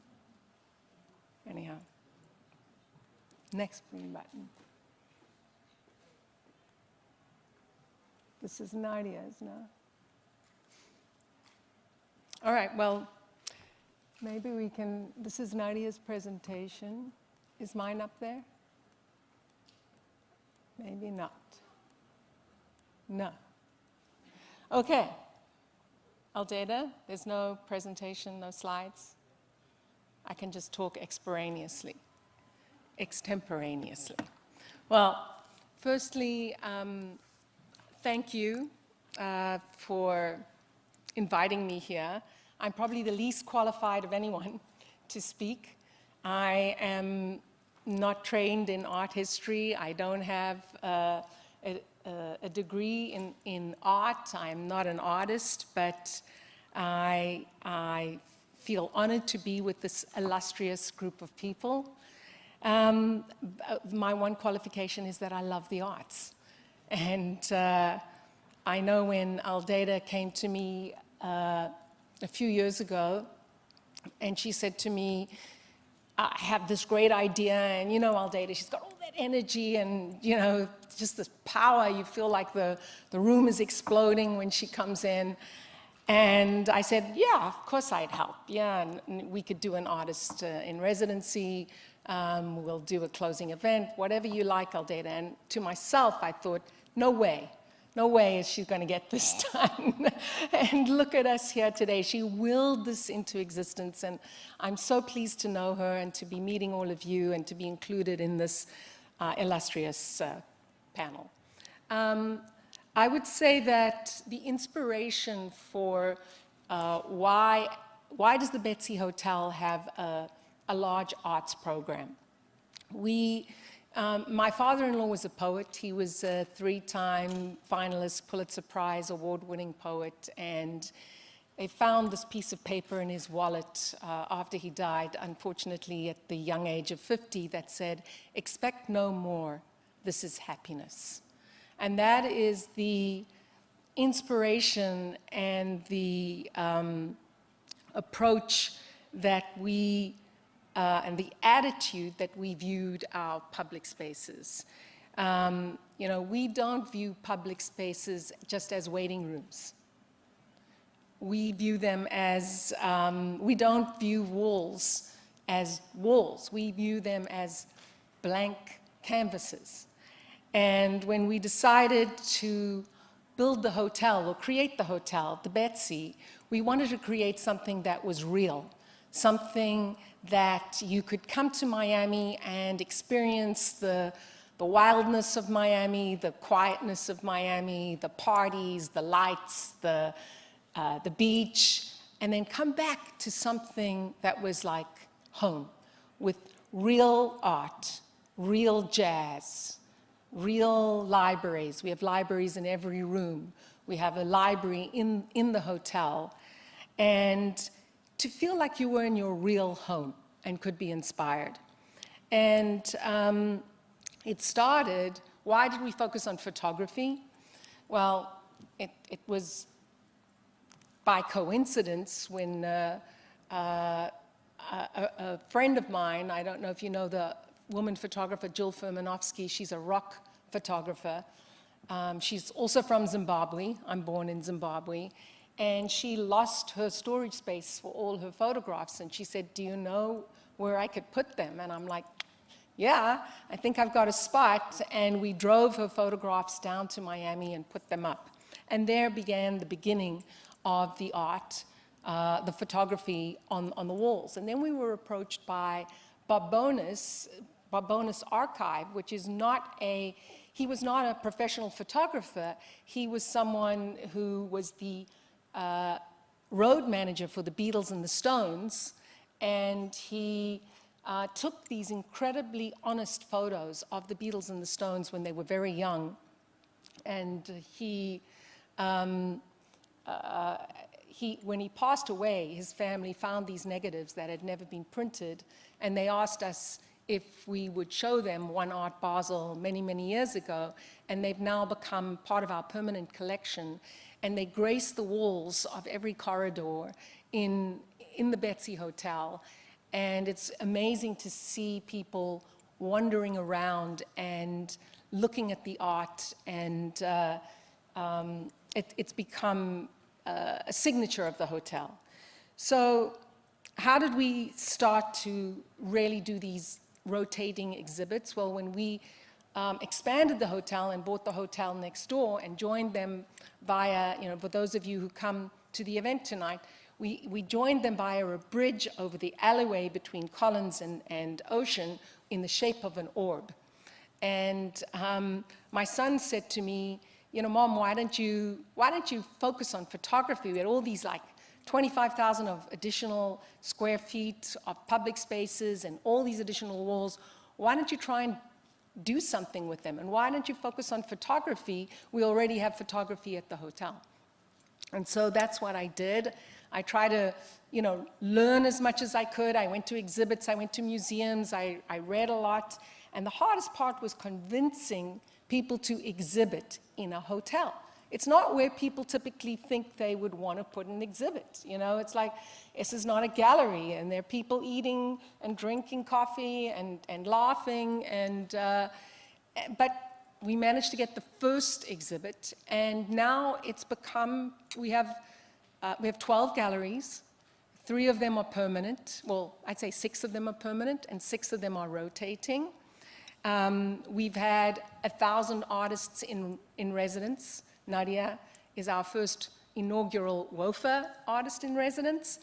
And when it comes to what photography are we most interested in, we're interested in all photography, but when it's Miami and the Miami diaspora, that's when our antenna go up. That's when we really get excited. So we've done, and what's the Miami diaspora? It's the Bahamas, it's the Caribbean, it's Cuba. So we've had a lot of artists from those parts of the world. And then we are also coming from Africa. We've done a lot of artists that have come or are from Africa. We're very excited during Art Basel. We are going to be doing an exhibit of Seydou Keita. I don't know if you know who he is, but he's considered to be one of the most important African photographers of the 20th century. We also have Tamari Kudita, who is part of the conference here. She's from Zimbabwe. If you come to the closing event this evening, we've got 18 of her large photos in the gallery. It's called African Victorian. And, I can't even remember all the artists that we have spent time on. Ida Mulliner, originally from Ethiopia. She does these incredible wide screens. I have some beautiful pictures of her work, but unfortunately, I'm sure some of you know it.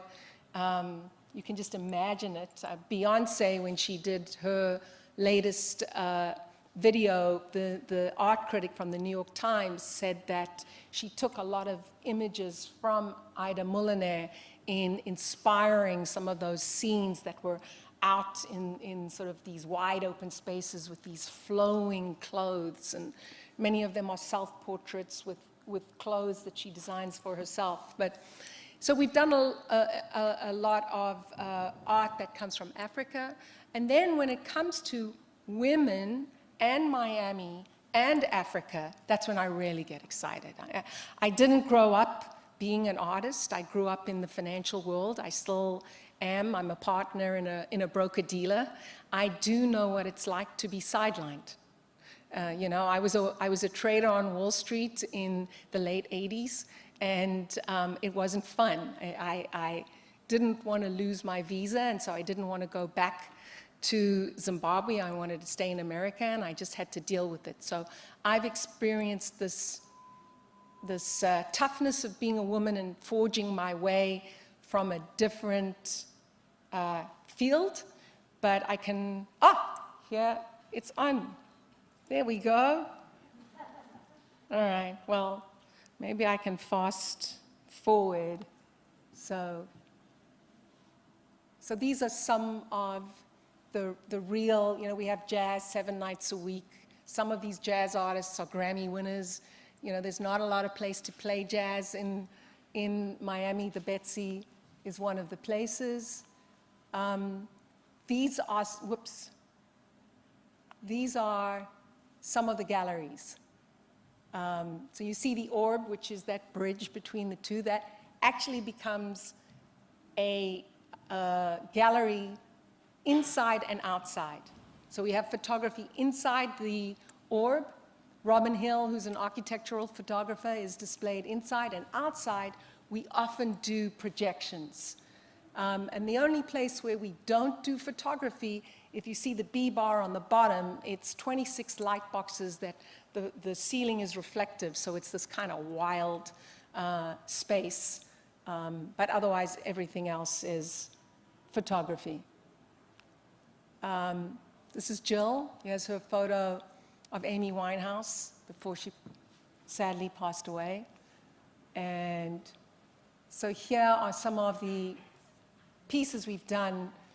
Mario Algaze, he's a Cuban artist who took photographs of jazz artists, and he did a lot of other stuff, but I was particularly drawn to the jazz artists that he did in Miami. So there's a beautiful photo of Nina Simone playing somewhere in Miami.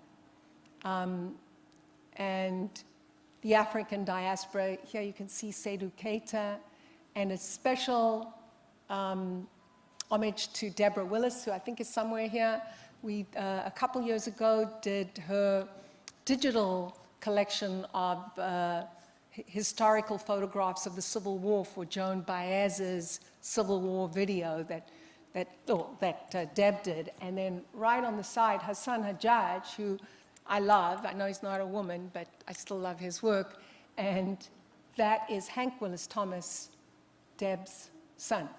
So it gives me a double whammy of being excited.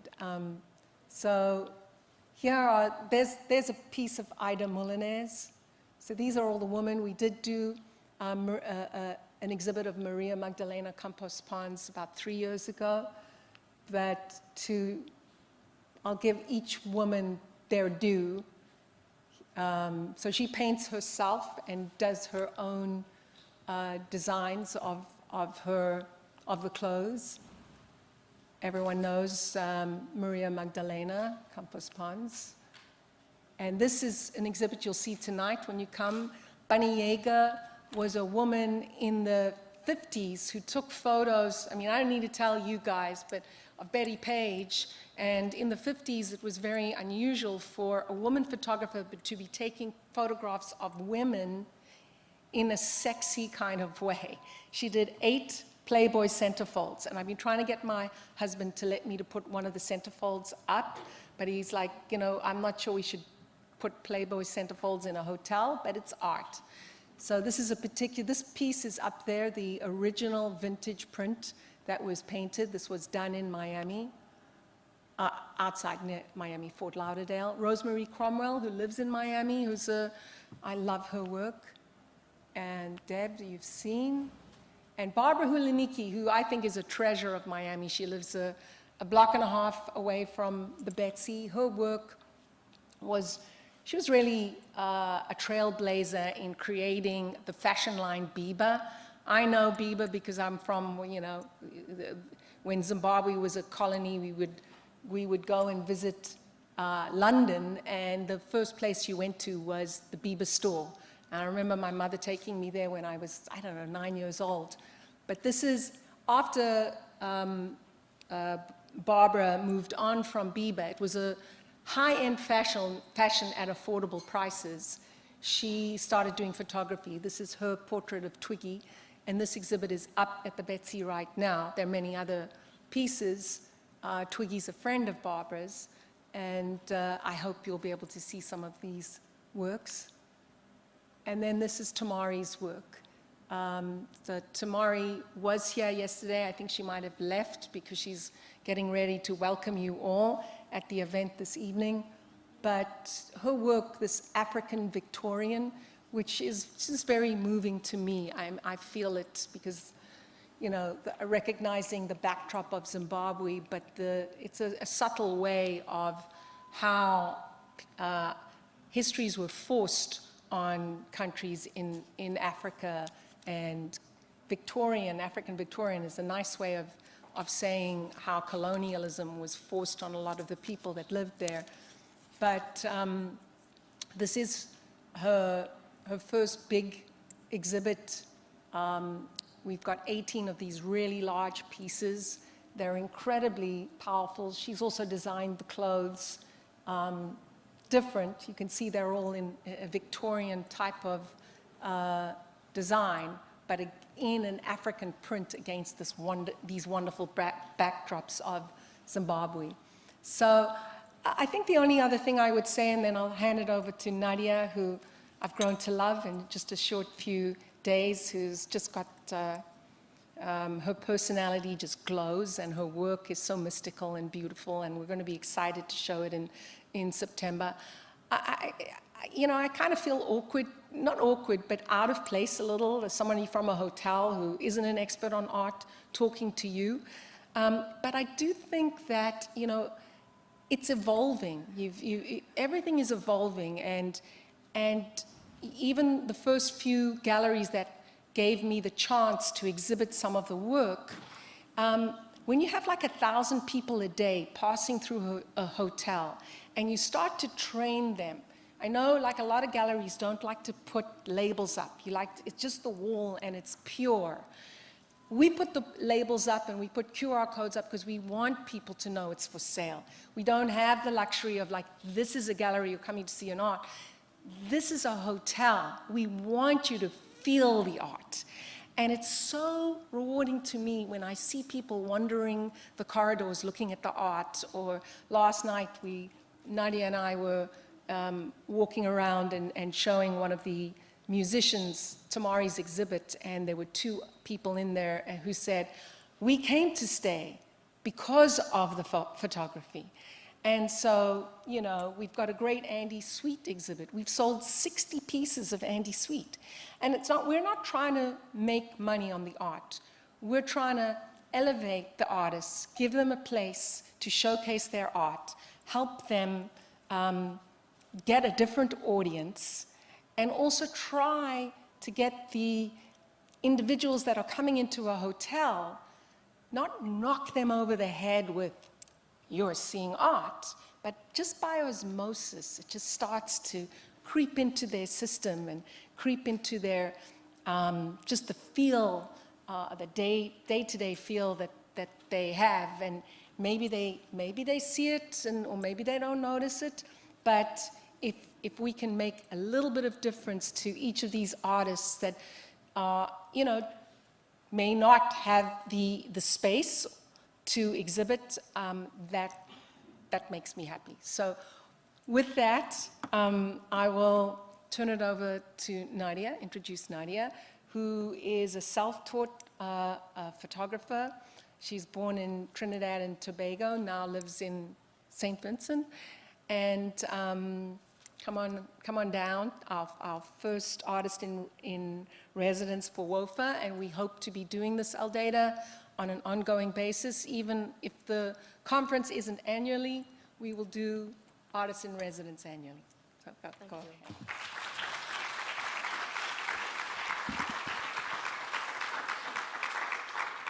Thank you so much. Thank you, Leslie. It's an incredible honor to be here. I can't even begin to, I think everybody's come here and said that, but it really is incredible to be a part of a community like this, especially after working tirelessly in this field for the last 17 years, in what feels like a kind of a very isolated way. I live on a very small island that's about 150 square feet big. So, to have my work recognized in this way feels really tremendous. And to be recognized by women, it's an incredible honor. And thank you, Aldeida, for making this happen, and the whole WOPHA team. It's been wonderful getting to know everybody here, and I hope I get to meet more of you at the end of the evening. So I will begin. Big green button, right? Okay. So as Leslie just mentioned, I was born in Trinidad and Tobago, and I grew up in St. Vincent and the Grenadines. And I always like to preface it with that because I feel as though I am very much an island girl. I was born on an island. I've learned photography on an island. I'm completely self-taught. I've never had the opportunity to really get a formal education in photography. I've really kind of figured my way through this field in the best way possible. And I was really kind of on a quest to understand this space that I live in, but also to reject a lot of the ideas that have been imposed on me growing up. The Caribbean is a very kind of tourist-centric place. A lot of the imagery that we are constantly confronted with is meant mostly for tourism consumption. Very much, most of the time, removing the people that live in these spaces from the images, or, kind of framing us in this way where we are, just a tropical island that's there for the means of escapism from more developed places. And a lot of the imagery that I do tries to reject this in some way, and I do play a lot with color and distorting images. And my work primarily, it's documentary based, but I do sort of implement some sort of conceptual practice into it. I try to deal with themes around belonging, identity, sense of place, and what I do is somewhat amphibious in nature now. I move between the land and the sea, which, as you'll understand as we go on, it's kind of difficult not to find yourself shifting between these two spaces. So this project I started in 2011, and it's really been a kind of an introduction into a lot of the underwater imagery that I've been creating in more recent years. These images really sort of began, again, thinking of that space of being in such a tiny place like St. Vincent. You're always very aware of the ocean. Obviously, an island is surrounded by the sea, and, we understand that in terms of, position. And I start to realize it doesn't matter where on an island you stand, you're always very aware of that horizon and that sea being present. And I'm very interested in sort of looking at the ways that people interact in this sort of natural environment and how it affects our self-expression and body language. And these images, they primarily focus on a group of young boys playing football, a very familiar kind of scene that you'll see going to any island. but I was really kind of particularly interested in looking at, body language and that way that these figures express themselves along the shores of the space. And, the idea of like this black and blue referencing the bodies, black and blue thinking about bruising, that kind of aggression of, playing a sport like football, but also, thinking about the sea and the types of bodies that inhabit these spaces. So this series has really been a kind of a foundational look into the way that I like to approach a lot of my imagery now. They're very simple. I've been trying to focus on the essence of that human figure and, like I said, that kind of way that the body expresses itself in this space. So I had a bit of a break in between then and tried to kind of formulate new ideas about how I wanted to approach, projects moving forward. And in 2014, I began swimming again. I felt that there was a long period of time where I actually didn't swim, which I know might seem strange when you're living in a place like the Caribbean. But just from just going on my daily swims, I realized that there was a lot of things happening in the ocean that had not been documented before. And I really wanted to be able to point a lens at that. And thankfully, to the wonders of photography and technological advancements, you can get an underwater camera for a relatively affordable price. So, I got one and I started to really, I treated going into the ocean kind of like how a street photographer would, just taking a walk down the street, you're just exploring. And of course, being very drawn to things that were very familiar to me at that time. This beach is a beach that I grew up on, and it sort of had this like incredible geological structure. That it's like these kind of like chain of sort of basalt formations because it's a volcanic island. It's actually one of the points that sort of like the first set of volcanic eruptions would have happened that have would have created this island.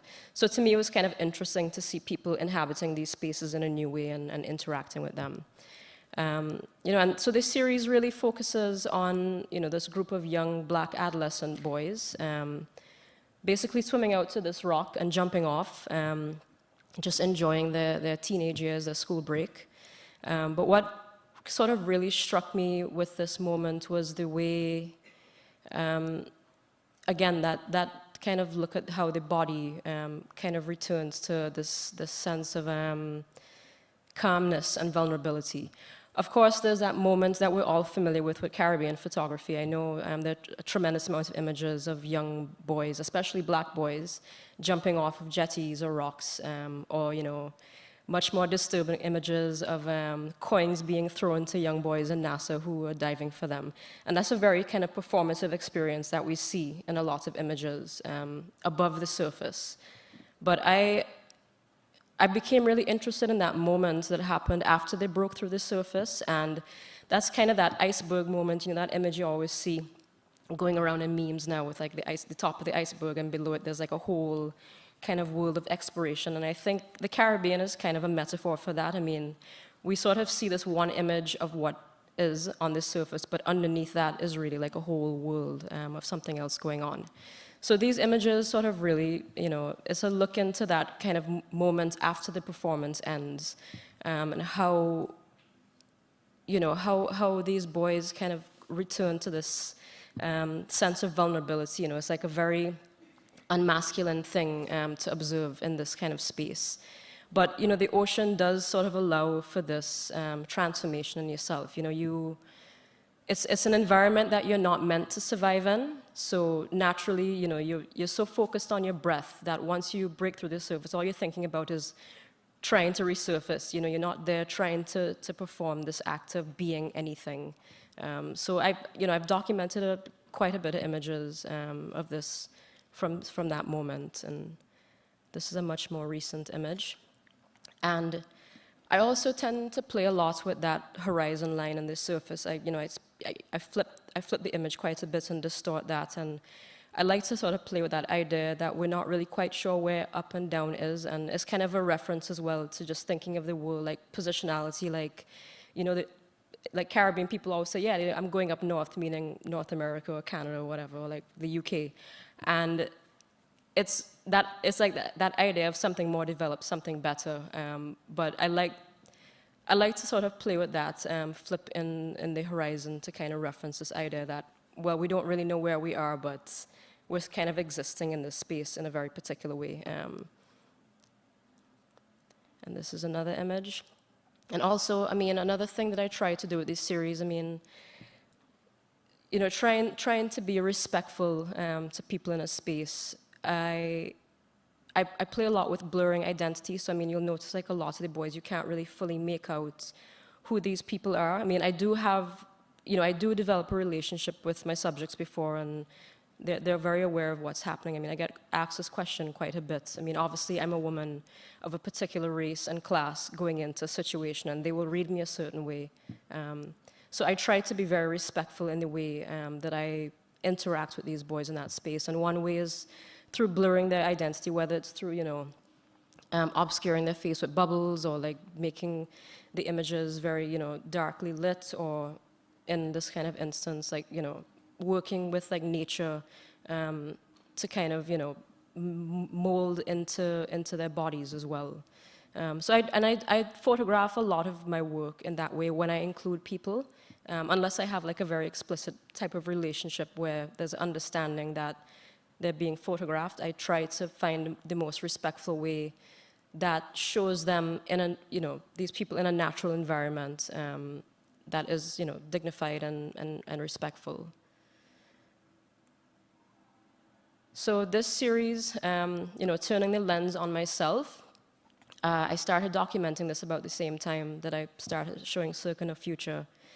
And it really, you know, it kind of began as a narrative. Like I said, I work a lot with metaphors, and I was thinking of this idea of like fighting a current. You know, Caribbean parents have this thing whenever you go to the beach, it's like, don't fight a current, just go with the flow. And I found something very poetic about that as a kind of a jumping point to develop an entire narrative into thinking about these bodies of works that I've been creating over time. And the idea behind this really began with me thinking of like entering this, you know, bay and getting sucked out by a current, and then suddenly not knowing where I was, and then, you know, starting to sink under the surface and kind of trying to find a way to reckon with this environment. So, you know, it's a series of 11 diptychs, and it's a combination of my body. Mostly there's about 8 heads and 4 random parts of my body, but it's myself trying to kind of merge with this marine environment. And this really began like at that kind of critical point where, you know, these climate change issues started to really make its way into the media, although it's been something that's been in discussion for a long time. I sort of wanted to look at this environment that I had grown up in, you know, all of these reefs that are around me, all this coral. This is stuff that I would have seen growing up my entire life, and looking at, you know, looking for subtle changes that might have been happening in the environment over time. So, you know, I started documenting. I have thousands of images of just marine organisms in my body, and, you know, just trying to find ways to piece these together and tell that story of how the environment is changing, but also it's a sort of masking of myself. You know, we have a kind of a culture of carnival in the Caribbean, and, you know, it's very much about like becoming somebody else for a couple of days. You know, we wear a lot of masks, or we get paint up, and you know, we blur our identities in different ways so we can enact something else. And these images sort of reference that culture of carnival and masking and becoming something else. And, you know, I mean, there's also, if you notice, the space in between the images kind of plays with this idea of like, again, these two worlds not really being able to become one. You know, obviously, again, human beings are not meant to live underwater. But there's a kind of a tension that exists between these two worlds trying to meet. And I also play with that idea of like buoyancy. You know, obviously it's salt water, so you float in a very particular way in the sea. So thinking about these two worlds kind of slipping past each other, trying to become something that is not meant to be. And you know, it was kind of uncanny this year. Besides the pandemic, a tremendous amount of things that seem to have happened in St. Vincent.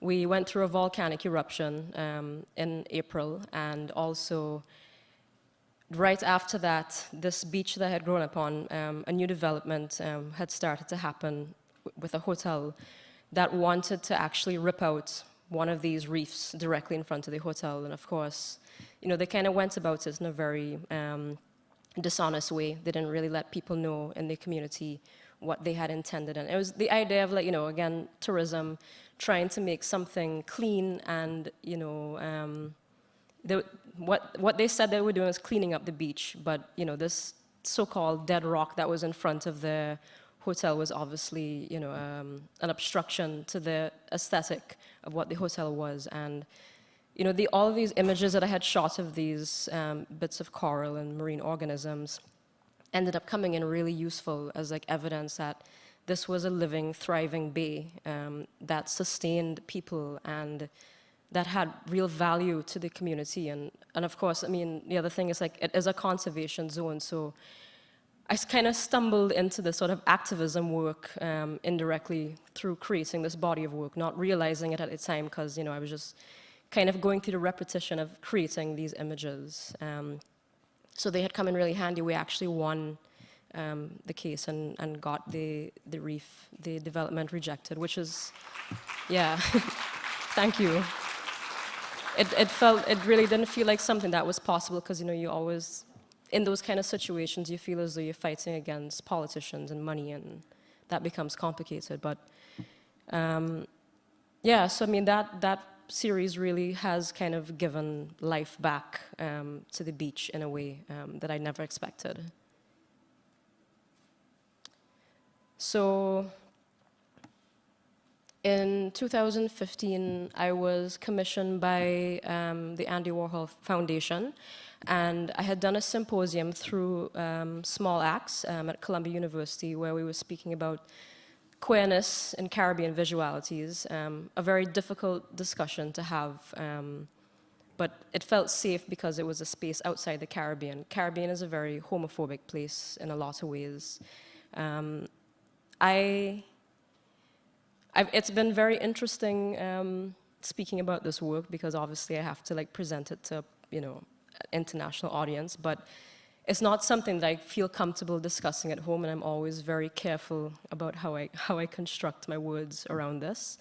So I actually have no hair because I have alopecia, which is always really interesting because people automatically make assumptions about my gender and sexuality based on this. And, you know, like, hair is like a massive signifier of femininity, and especially in a conservative culture, like a small Caribbean island like St. Vincent.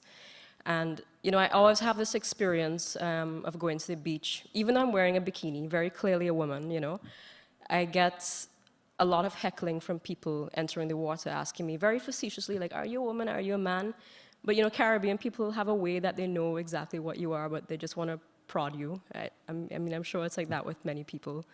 But I made this image thinking about that, like this idea of, like, gender and this way that we objectify people. You know, on one side it's just the top of my head, and on the other side it's a boy or a boy. So the title is that a boy, like a boy? And it's kind of like a pun on, like, how, you know, people, you know, make fun of me in that way. Because, you know, sometimes you stand at a distance at the shore and you're looking out and you're kind of seeing something that you're squinting a little bit, but you're not quite sure what it is. So it's kind of referencing that idea of, like, not really looking and understanding what you're looking at.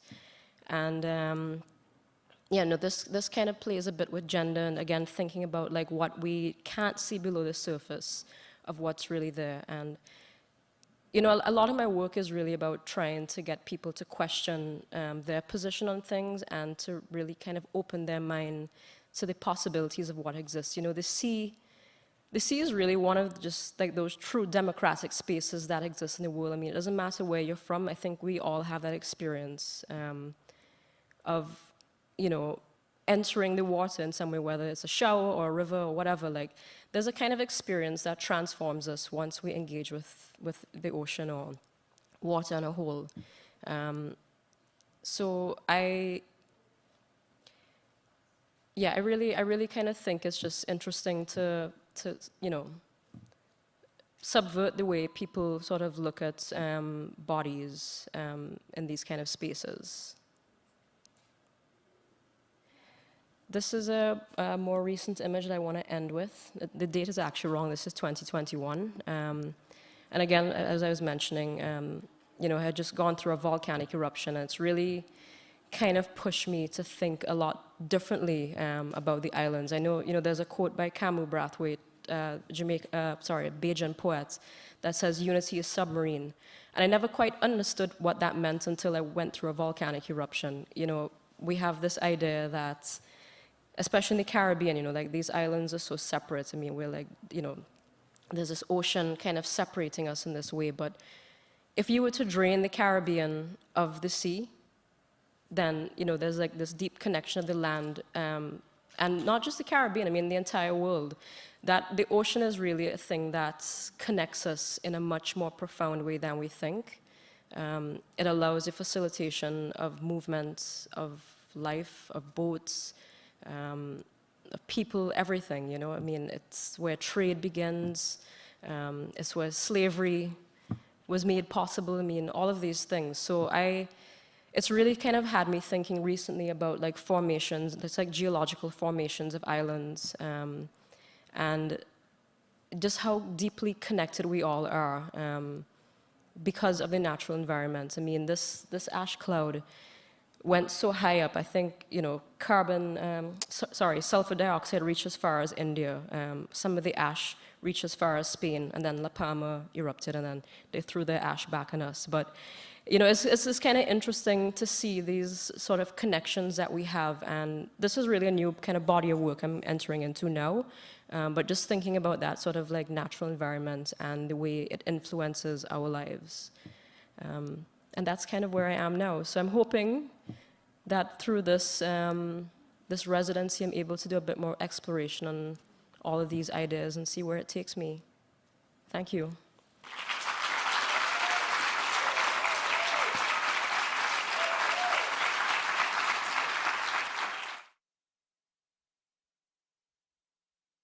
Hi, how are you? Thank you so much for being here today and taking the time to discuss about your work in photography in the context of the inaugural WOPHA Congress.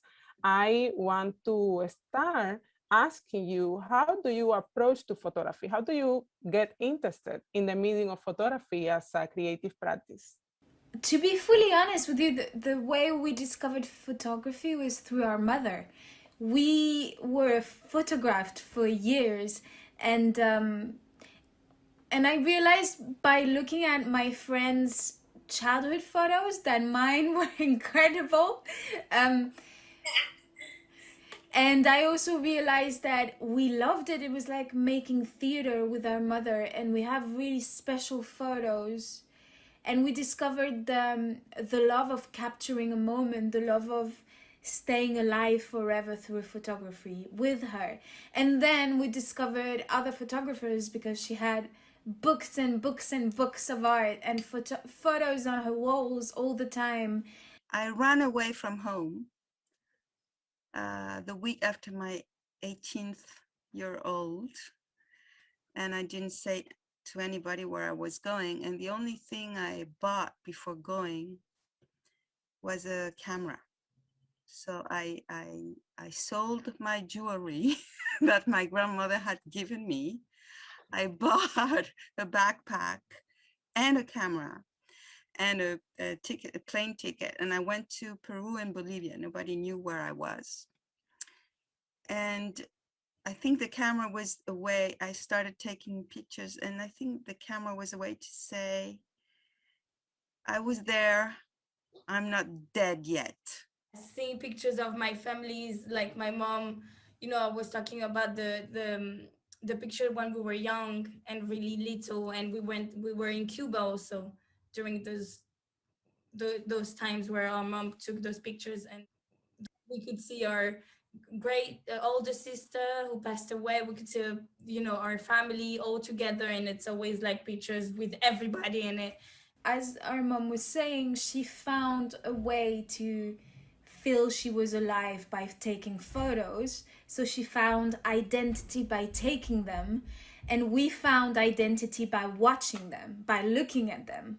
So it's interesting that a photographer can find their self by photographing you, but our first link to photography was finding self by being photographed.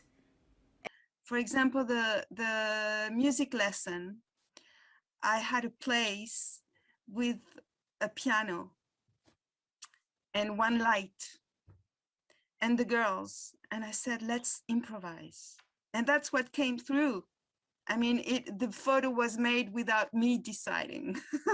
I just, the series just arrived, was materialized without me deciding. That's a total improvisation. So it's very difficult for me to say, well, that's what I was looking for, no, just came. I think when I look at this last picture of the music lesson, I see Bacon, Francis Bacon.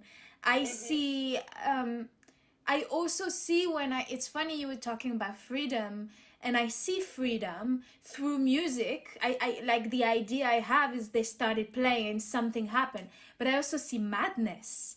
I also see being lost, being like, the idea of almost like losing it. And because in the start she's so rigorous, you see like she's trying to hold everything so together. Then I see like unleashing. It's just so beautiful. It's one of my favorite series that my mother has made. I asked her as my Christmas and birthday present for her to give me a print, and I have it at my house, and I just adore it. It's so weird because I'm in it, but I can see how we were all characters, and I remember doing it, and I remember thinking like, this is a bit wild. What the hell? But we were like, we trust you. We didn't really say much. We were just doing it, It's a passion. Photography has been a passion forever. So all my money when I grew up was to buy photography books. And I think all the photography that I saw somehow goes through me, without me knowing. That's something my mother gave me in my musical practice, but also in when I take a picture, is the obsession of what is intimate. The obsession of capturing a moment no one else could have captured. I think that's the most beautiful thing about photography, is that intimacy. We started we did a little tour when we were around 16, 17, and then we got signed at 18. And back then, no one could take my picture except my mother, really. In this essay that I have, as I mentioned, I have taken as reference for guiding our conversation. In the first part of the essay, there is a lot of discussion about the power of representation, and you have been speaking about that. And in the second part, also is this idea of connecting with our ancestors, connecting with, that is super powerful, connecting with all those people that are part of our family, and they are no longer with us. And that's a strong component in your music, especially you were speaking about this, where even the Oya song, and this other video, Deathless, in which that, the discussion about the death is always there. In a certain way, there is pain, there are fear, there is action in some point, there is symbolism in your videos, in your creative work. But again, in your photography practice, I see more that connection, that family intimacy that you were referring. So my main question here, and is how do you feel that this idea of temporality and memory is expressed in your photograph? When you see the album photos that I did with Lisa and Naomi when they were children, almost all the photos are with their father. Somehow I knew in my unconscious that he was going to die. So I wanted to have as many pictures of them with their father as I could. It was an obsession. So it's really linked to death, really. And it's amazing because they always go back to those pictures. Our family is inside those pictures. That element that you mentioned reminds me of the topic that we are, or the title of this panel, that is the notion of In All Glory, a text, an essay of a namesake essay by Bell Hooks, in which she speaks about the importance of representation. And one of the main ideas around the Congress, that is the notion of sisterhood, the notion of collectivity, the notion of collaboration. So can you speak a little bit more about that relationship between you and how that relationship is built through photography? How have been your experience of growing up with your mother taking pictures of you? We knew, even though we were playing, that we were making something beautiful. And it's so weird because we were children, but we knew. And that's why we wanted to be a part of it. And as Naomi say, have the LED lit the one side and then the other LED lit in the other side. I think what is actually the most interesting is, you know, we always were linked to our mother. We are their daughters, and we have a really strong connection, and making art was probably also part of our strong connection. But what I would love to ask my mother is, how was it, when did she realize that, you know, photographing us was a part of her creation and her path? Because that's also, a lot of photographers never photograph their kids. It's never a part of what they want to do. So yeah, I'm actually, Mom, when did you realize that that was part of your expression? I never realized. And this thing, I'm the one, you know, photographed. And so Lisa and my, my mom and my sister always take pictures of me. My sister more now, it changed a little bit. But I remember this time when my mom wanted to take a picture of me, and we were at, you know, our old house, our family house. And it was in the night, and we had little LED lights, and we were doing everything ourselves. And she was like, put a little bit of makeup, and it was like, she put a little blue of here, like blue here, and Lisa was, you know, putting the lights like this, and I was like this. And it was funny because it's really homemade, and it was beautiful, and the picture is amazing. And so it was always like that. It's really spontaneous. Our whole artistic practice is based on death. I think not only Naomi started playing the day our dad died, but also I see music as prayer, but I also see music as portal. For me, it is always about documenting, always about saying we're alive, always about saying this happens. I take pictures exactly for the same reason. I want to document that we are alive. And I think that, yeah, those album photos are, when you say, they're like Horcrux. They contain his soul. The photos my mother took contain our souls. There's a photo of my mother that she took of me that and it's so weird because normally you don't like to have photos of you. I don't put photos of me anywhere, you know, but I have it in front of my piano because it's me at 14 and it's me. Because I took a picture of a little girl in the Taquile Island just when I ran away from home. And she's like this. She's covering her face because in Bolivia and Peru the Indians think that you take their souls away when you photograph them. So she was like this, and there was a man in, there's her and a man in the picture. He had a hat and he did like this. He also hid, you know, they both hid, and it's very strong. the job of an artist is to be a mirror. Only by accepting yourself you can like allow to be a mirror for someone to accept themselves. The journey of self-love is insanely complicated for anyone, and even more when you have no one in the media or in art like you. So suddenly with someone is like you, for sure it impacts you and it changes you.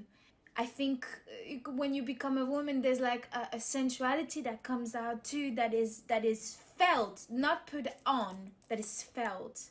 Do you have like any preference when you want to choose like a photographer to do the work with you, or how is that process of selection?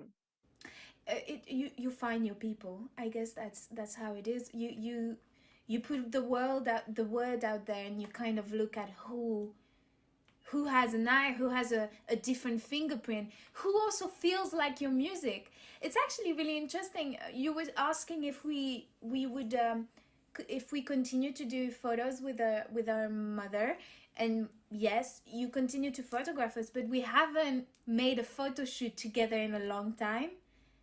And I think we should. I think we really should, and kind of do that idea in theater again.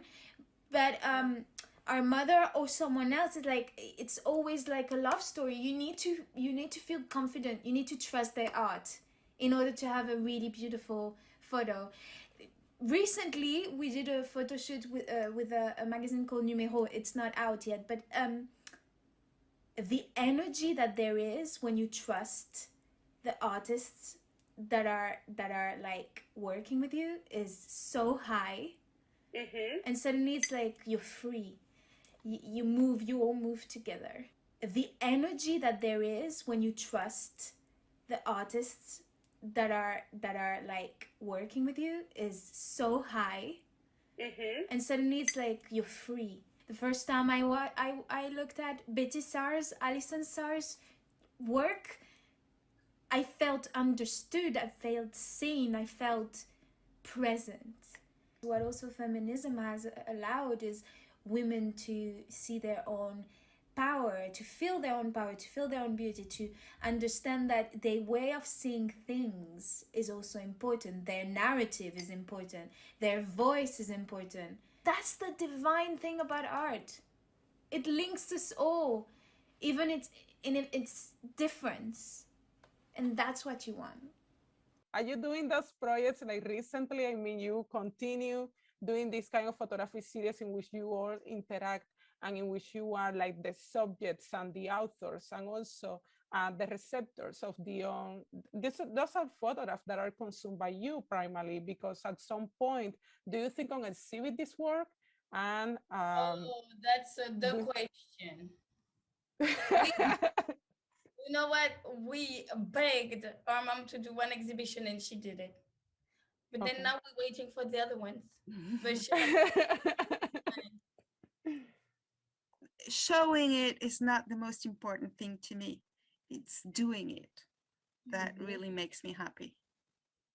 It's the moment. Doing it and then discovering it on my own and liking it when I do, which is rare, is what is more important to me than showing it. What photography gives you is power. Power over death even, you know. And I think everybody should do it. And everybody should do self-portrait. Everybody should photograph their loved ones. Photograph what is happening to you. Para su ayom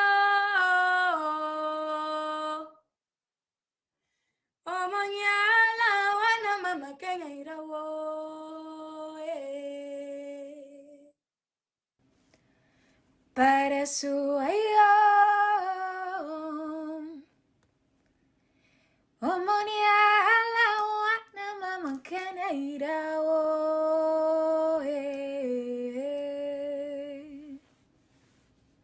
O para su ayo Eke Echodara O Omonyala wana mama Kenya irawo.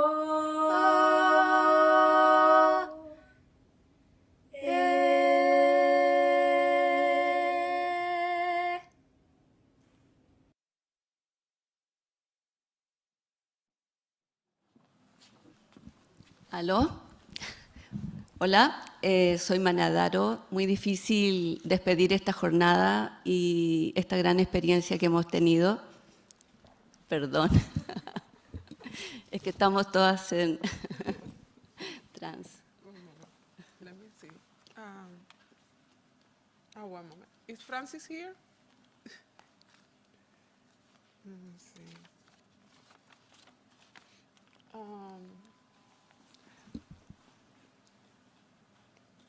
Bueno. Bueno, I will translate you. You? Oh, sí. You? Okay, okay. I don't know. Well, let me see one moment. Yeah. Okay.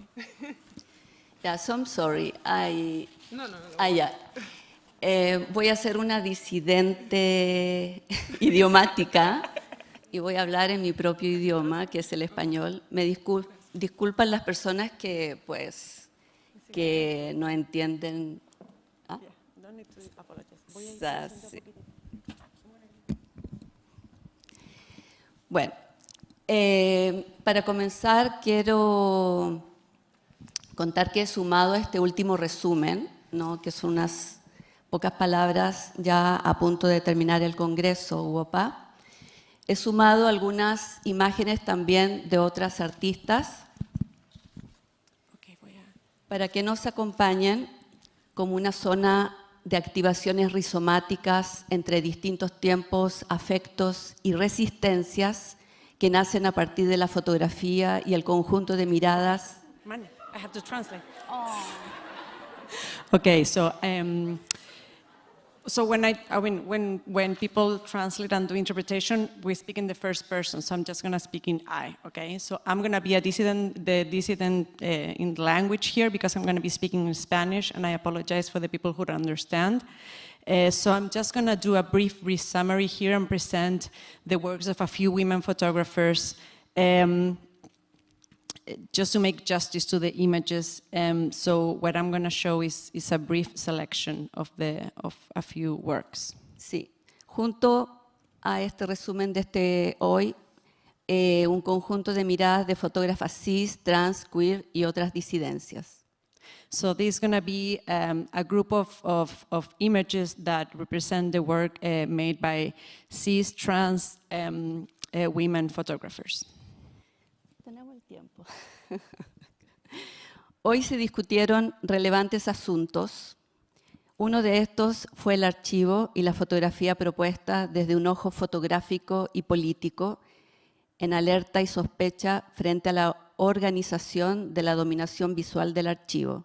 So today many important things were discussed. One of these was the archive and the place of photography. Muéstrame la frase, porque son muy complejas.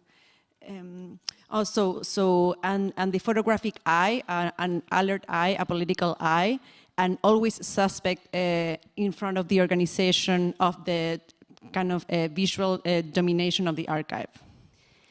El archivo, entonces, mostrado como una hegemonía colonial de clasificación y universalización de los cuerpos, basados en la blancura racial, lo heteronormado y la filiación burguesa, como signo del buen gusto y la buena moral.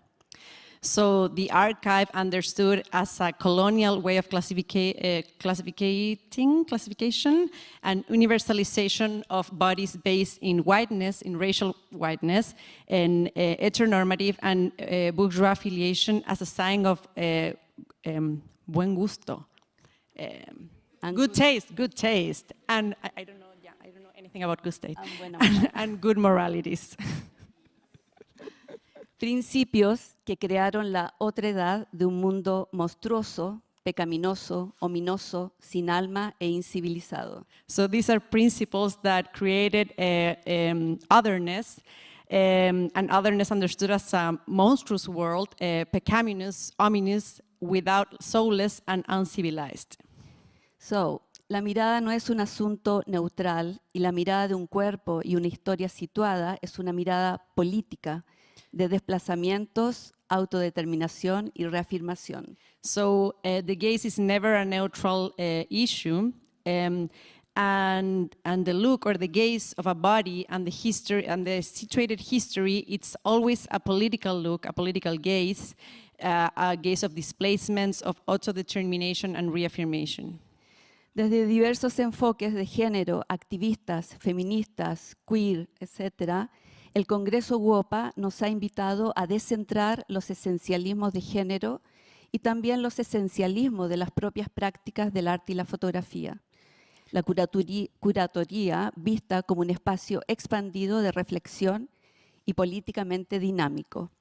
So offering and adopting different perspectives in terms of gender, activist, feminist, queer, and others, WOPHA Congress has invited us to decenter the essentialisms of gender, so gender essentialisms, and also the essentialisms that are characteristics of the artistic practices and photography, the curatorial practices, all understood as spaces, as expanded spaces of reflection and dynamic politically. Las miradas y los trabajos que se han visto hoy crean en esta despedida un imaginario de potencia performativa, de resistencia anti-hegemónica, de memorias y corporalidades situadas. So the looks and the works we have seen today, they create in this goodbye or ending remarks, an imaginary, a performative imaginary of resistance, anti-hegemonic, of memories and situated bodily practices. En este quehacer, que es también una postura de mundo, se construyen filiaciones, realidades, desbordes, barroquismos, nuevas subjetividades y sentidos para lo que hacemos, y también reflexiones para pensar las memorias, el presente y el futuro. This is so difficult. Okay, in this, ¿dónde estamos en este quehacer? No, en este quehacer. Okay, so in our doing, in our doing that it's also a political posture in the world, and a kind of standpoint, we construct filiations, realities, overflowings, baroquisms, new subjectivities and senses for what we do, and also reflections to think about the memories of the present and of the future. La fotografía no es solo el reflejo de una realidad que entendemos, ¿no? Sino una autonomía generando acciones y determinaciones para su propia construcción. So photography is not only a reflection of reality, but it's also an autonomous practice that about its own actions and determinations, and that kind of generates its own construction. En esta increíble jornada o increíbles jornadas, ¿no? La fotografía ha sido revisada como una herramienta y pulsión de desacomodo donde las autoras se retratan como sujetas de la historia, levantando y potenciando una visualidad de cuerpos insumisos, rebeldes y comunitarios, o deslizando experiencias inmersivas con cosmovisiones y resonancias singulares. Okay, no, aquí estamos. Sí, esa ya la leí. So photography has been reviewed as a tool and also as a kind of a pulse of displacement, or where authors, they portray themselves as subjects of history, raising and potentializing a visuality of bodies, of dissident bodies, rebel bodies, communal bodies, and also sliding the immersive experiences with singular cosmovisions and resonances. Ya llegamos. El poder visual de este encuentro WOPHA es la potencia de una construcción de tramas y experiencias diversas, las que pertenecen a distintos hemisferios y territorios, a distintas causas que se organizan, crean, resisten y se rebelan. So the visual power of this WOPHA Congress, WOPHA Encounter, is the potency or the potentiality, potencia en español. It doesn't really have a translation, this word. So, and actually, yeah, okay, no, I should be translating. the potencia of a constructions of networks and needing, you know, like I want to use the tramas, needing of diverse experiences which belong to different hemispheres and territories, to different causes that organize, create, resist, and rebel.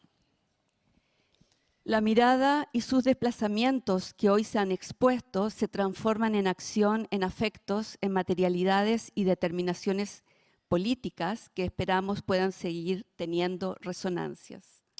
So the looks and the displacements that we have that have been exposed or shown today, they transform into action, into affects, into materialities, and also into political determinations that we hope they could continue having resonances. Las imágenes, obras, colectivos, historias y proyectos que han confluido hoy nos han llevado por un camino de matices, frecuencias y estéticas distintas que en distintos grados hacen visibles las zonas de exclusión, las desigualdades y las categorías jerárquicas que se les imponen a algunos cuerpos. Okay, the images, works, collectives, stories and projects that have gathered today here have taken us on a journey of nuances, frequencies, and aesthetics that are distinct and different. And also that in different levels, they made visible the zones of exclusion, the inequalities, and the hierarchical categories that are imposed on some bodies. La mirada fotográfica de las mujeres cis, trans, queer y otras disidencias que se han reunido en este congreso no es una mirada sumisa e ingenua, sino que una mirada que mira incisiva, plena de rebeldía y vitalidad. So the photographic look by cis, trans, and queer women and other sexual dissidences, it's not a look that it's naive or submissive, but on the contrary, it's a look that looks that it's incisive, that it's full of rebelty and and vitality. Va a entender. El Congreso WOPHA ha comenzado una acción y una actividad de vigencia y necesaria contribución y colaboración. Hoy WOPHA nos ha marcado con altura crítica y consistencia una actividad que esperamos que no se termine, que continúe, ¿no? Una actividad que esperamos expectantes, ¿no? Para ver lo que WOPHA nos reserva para el futuro próximo. Eso es muy lindo. Yeah, I know. She's improvising. Okay. So WOPHA Congress has begun an action, an activity that it's an urgent, that it's current, and it's also a very necessary contribution. So today it has marked all of us with a kind of like a critical standard that it's very, very high, and also a consistency, and these kind of activities, and for this and for many other reasons, we really hope that this initiative, that it's WOPHA, can continue growing and that also offers us more things in the future. And antes de terminar estas palabras o este momento acá con Ángeles, quisiera pedir realmente dar gracias al DEIDE por esta invitación, por también yo ser parte de toda esta historia, ¿no? Y acontecimientos que espero tenga mucha resonancia en el presente y también en el futuro. Y quiero pedir a todas, todos y todes un gran aplauso caluroso para Aldeide Delgado.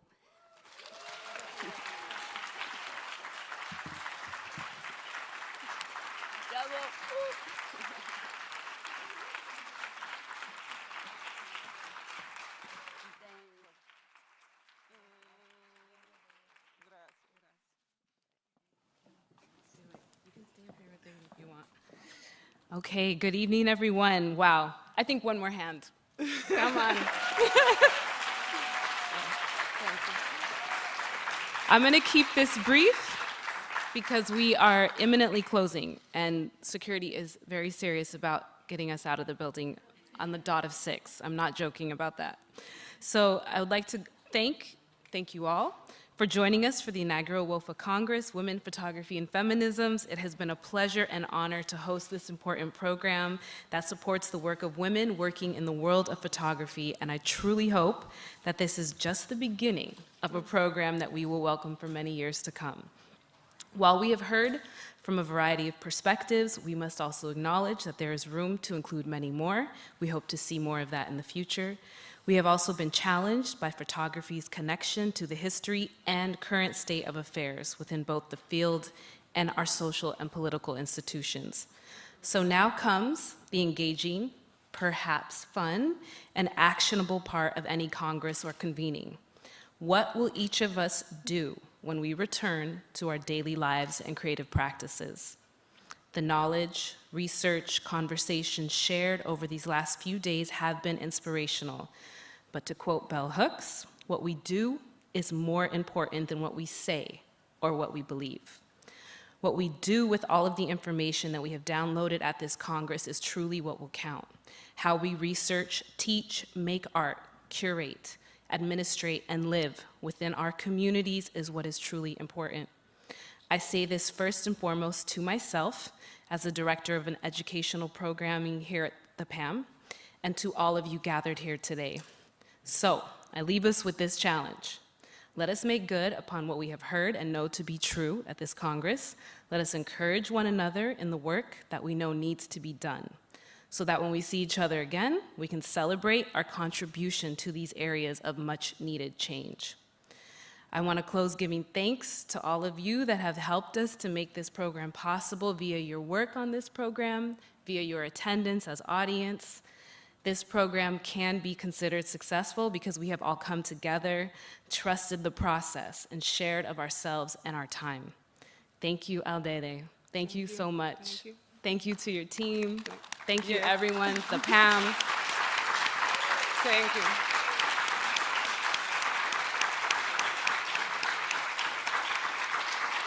We've got 3 minutes left. So I hope you will join us at the closing party tonight at the Betsy Hotel and tomorrow at History Miami Museum and El Espacio 23 for a special presentation by Adama Delphine Fawundu. Please note that the museum is closing. We must exit the building, but we can continue to talk and visit directly outside outside the front doors on the terrace, or better yet, at the Betsy Hotel tonight. Thank you. Thank you.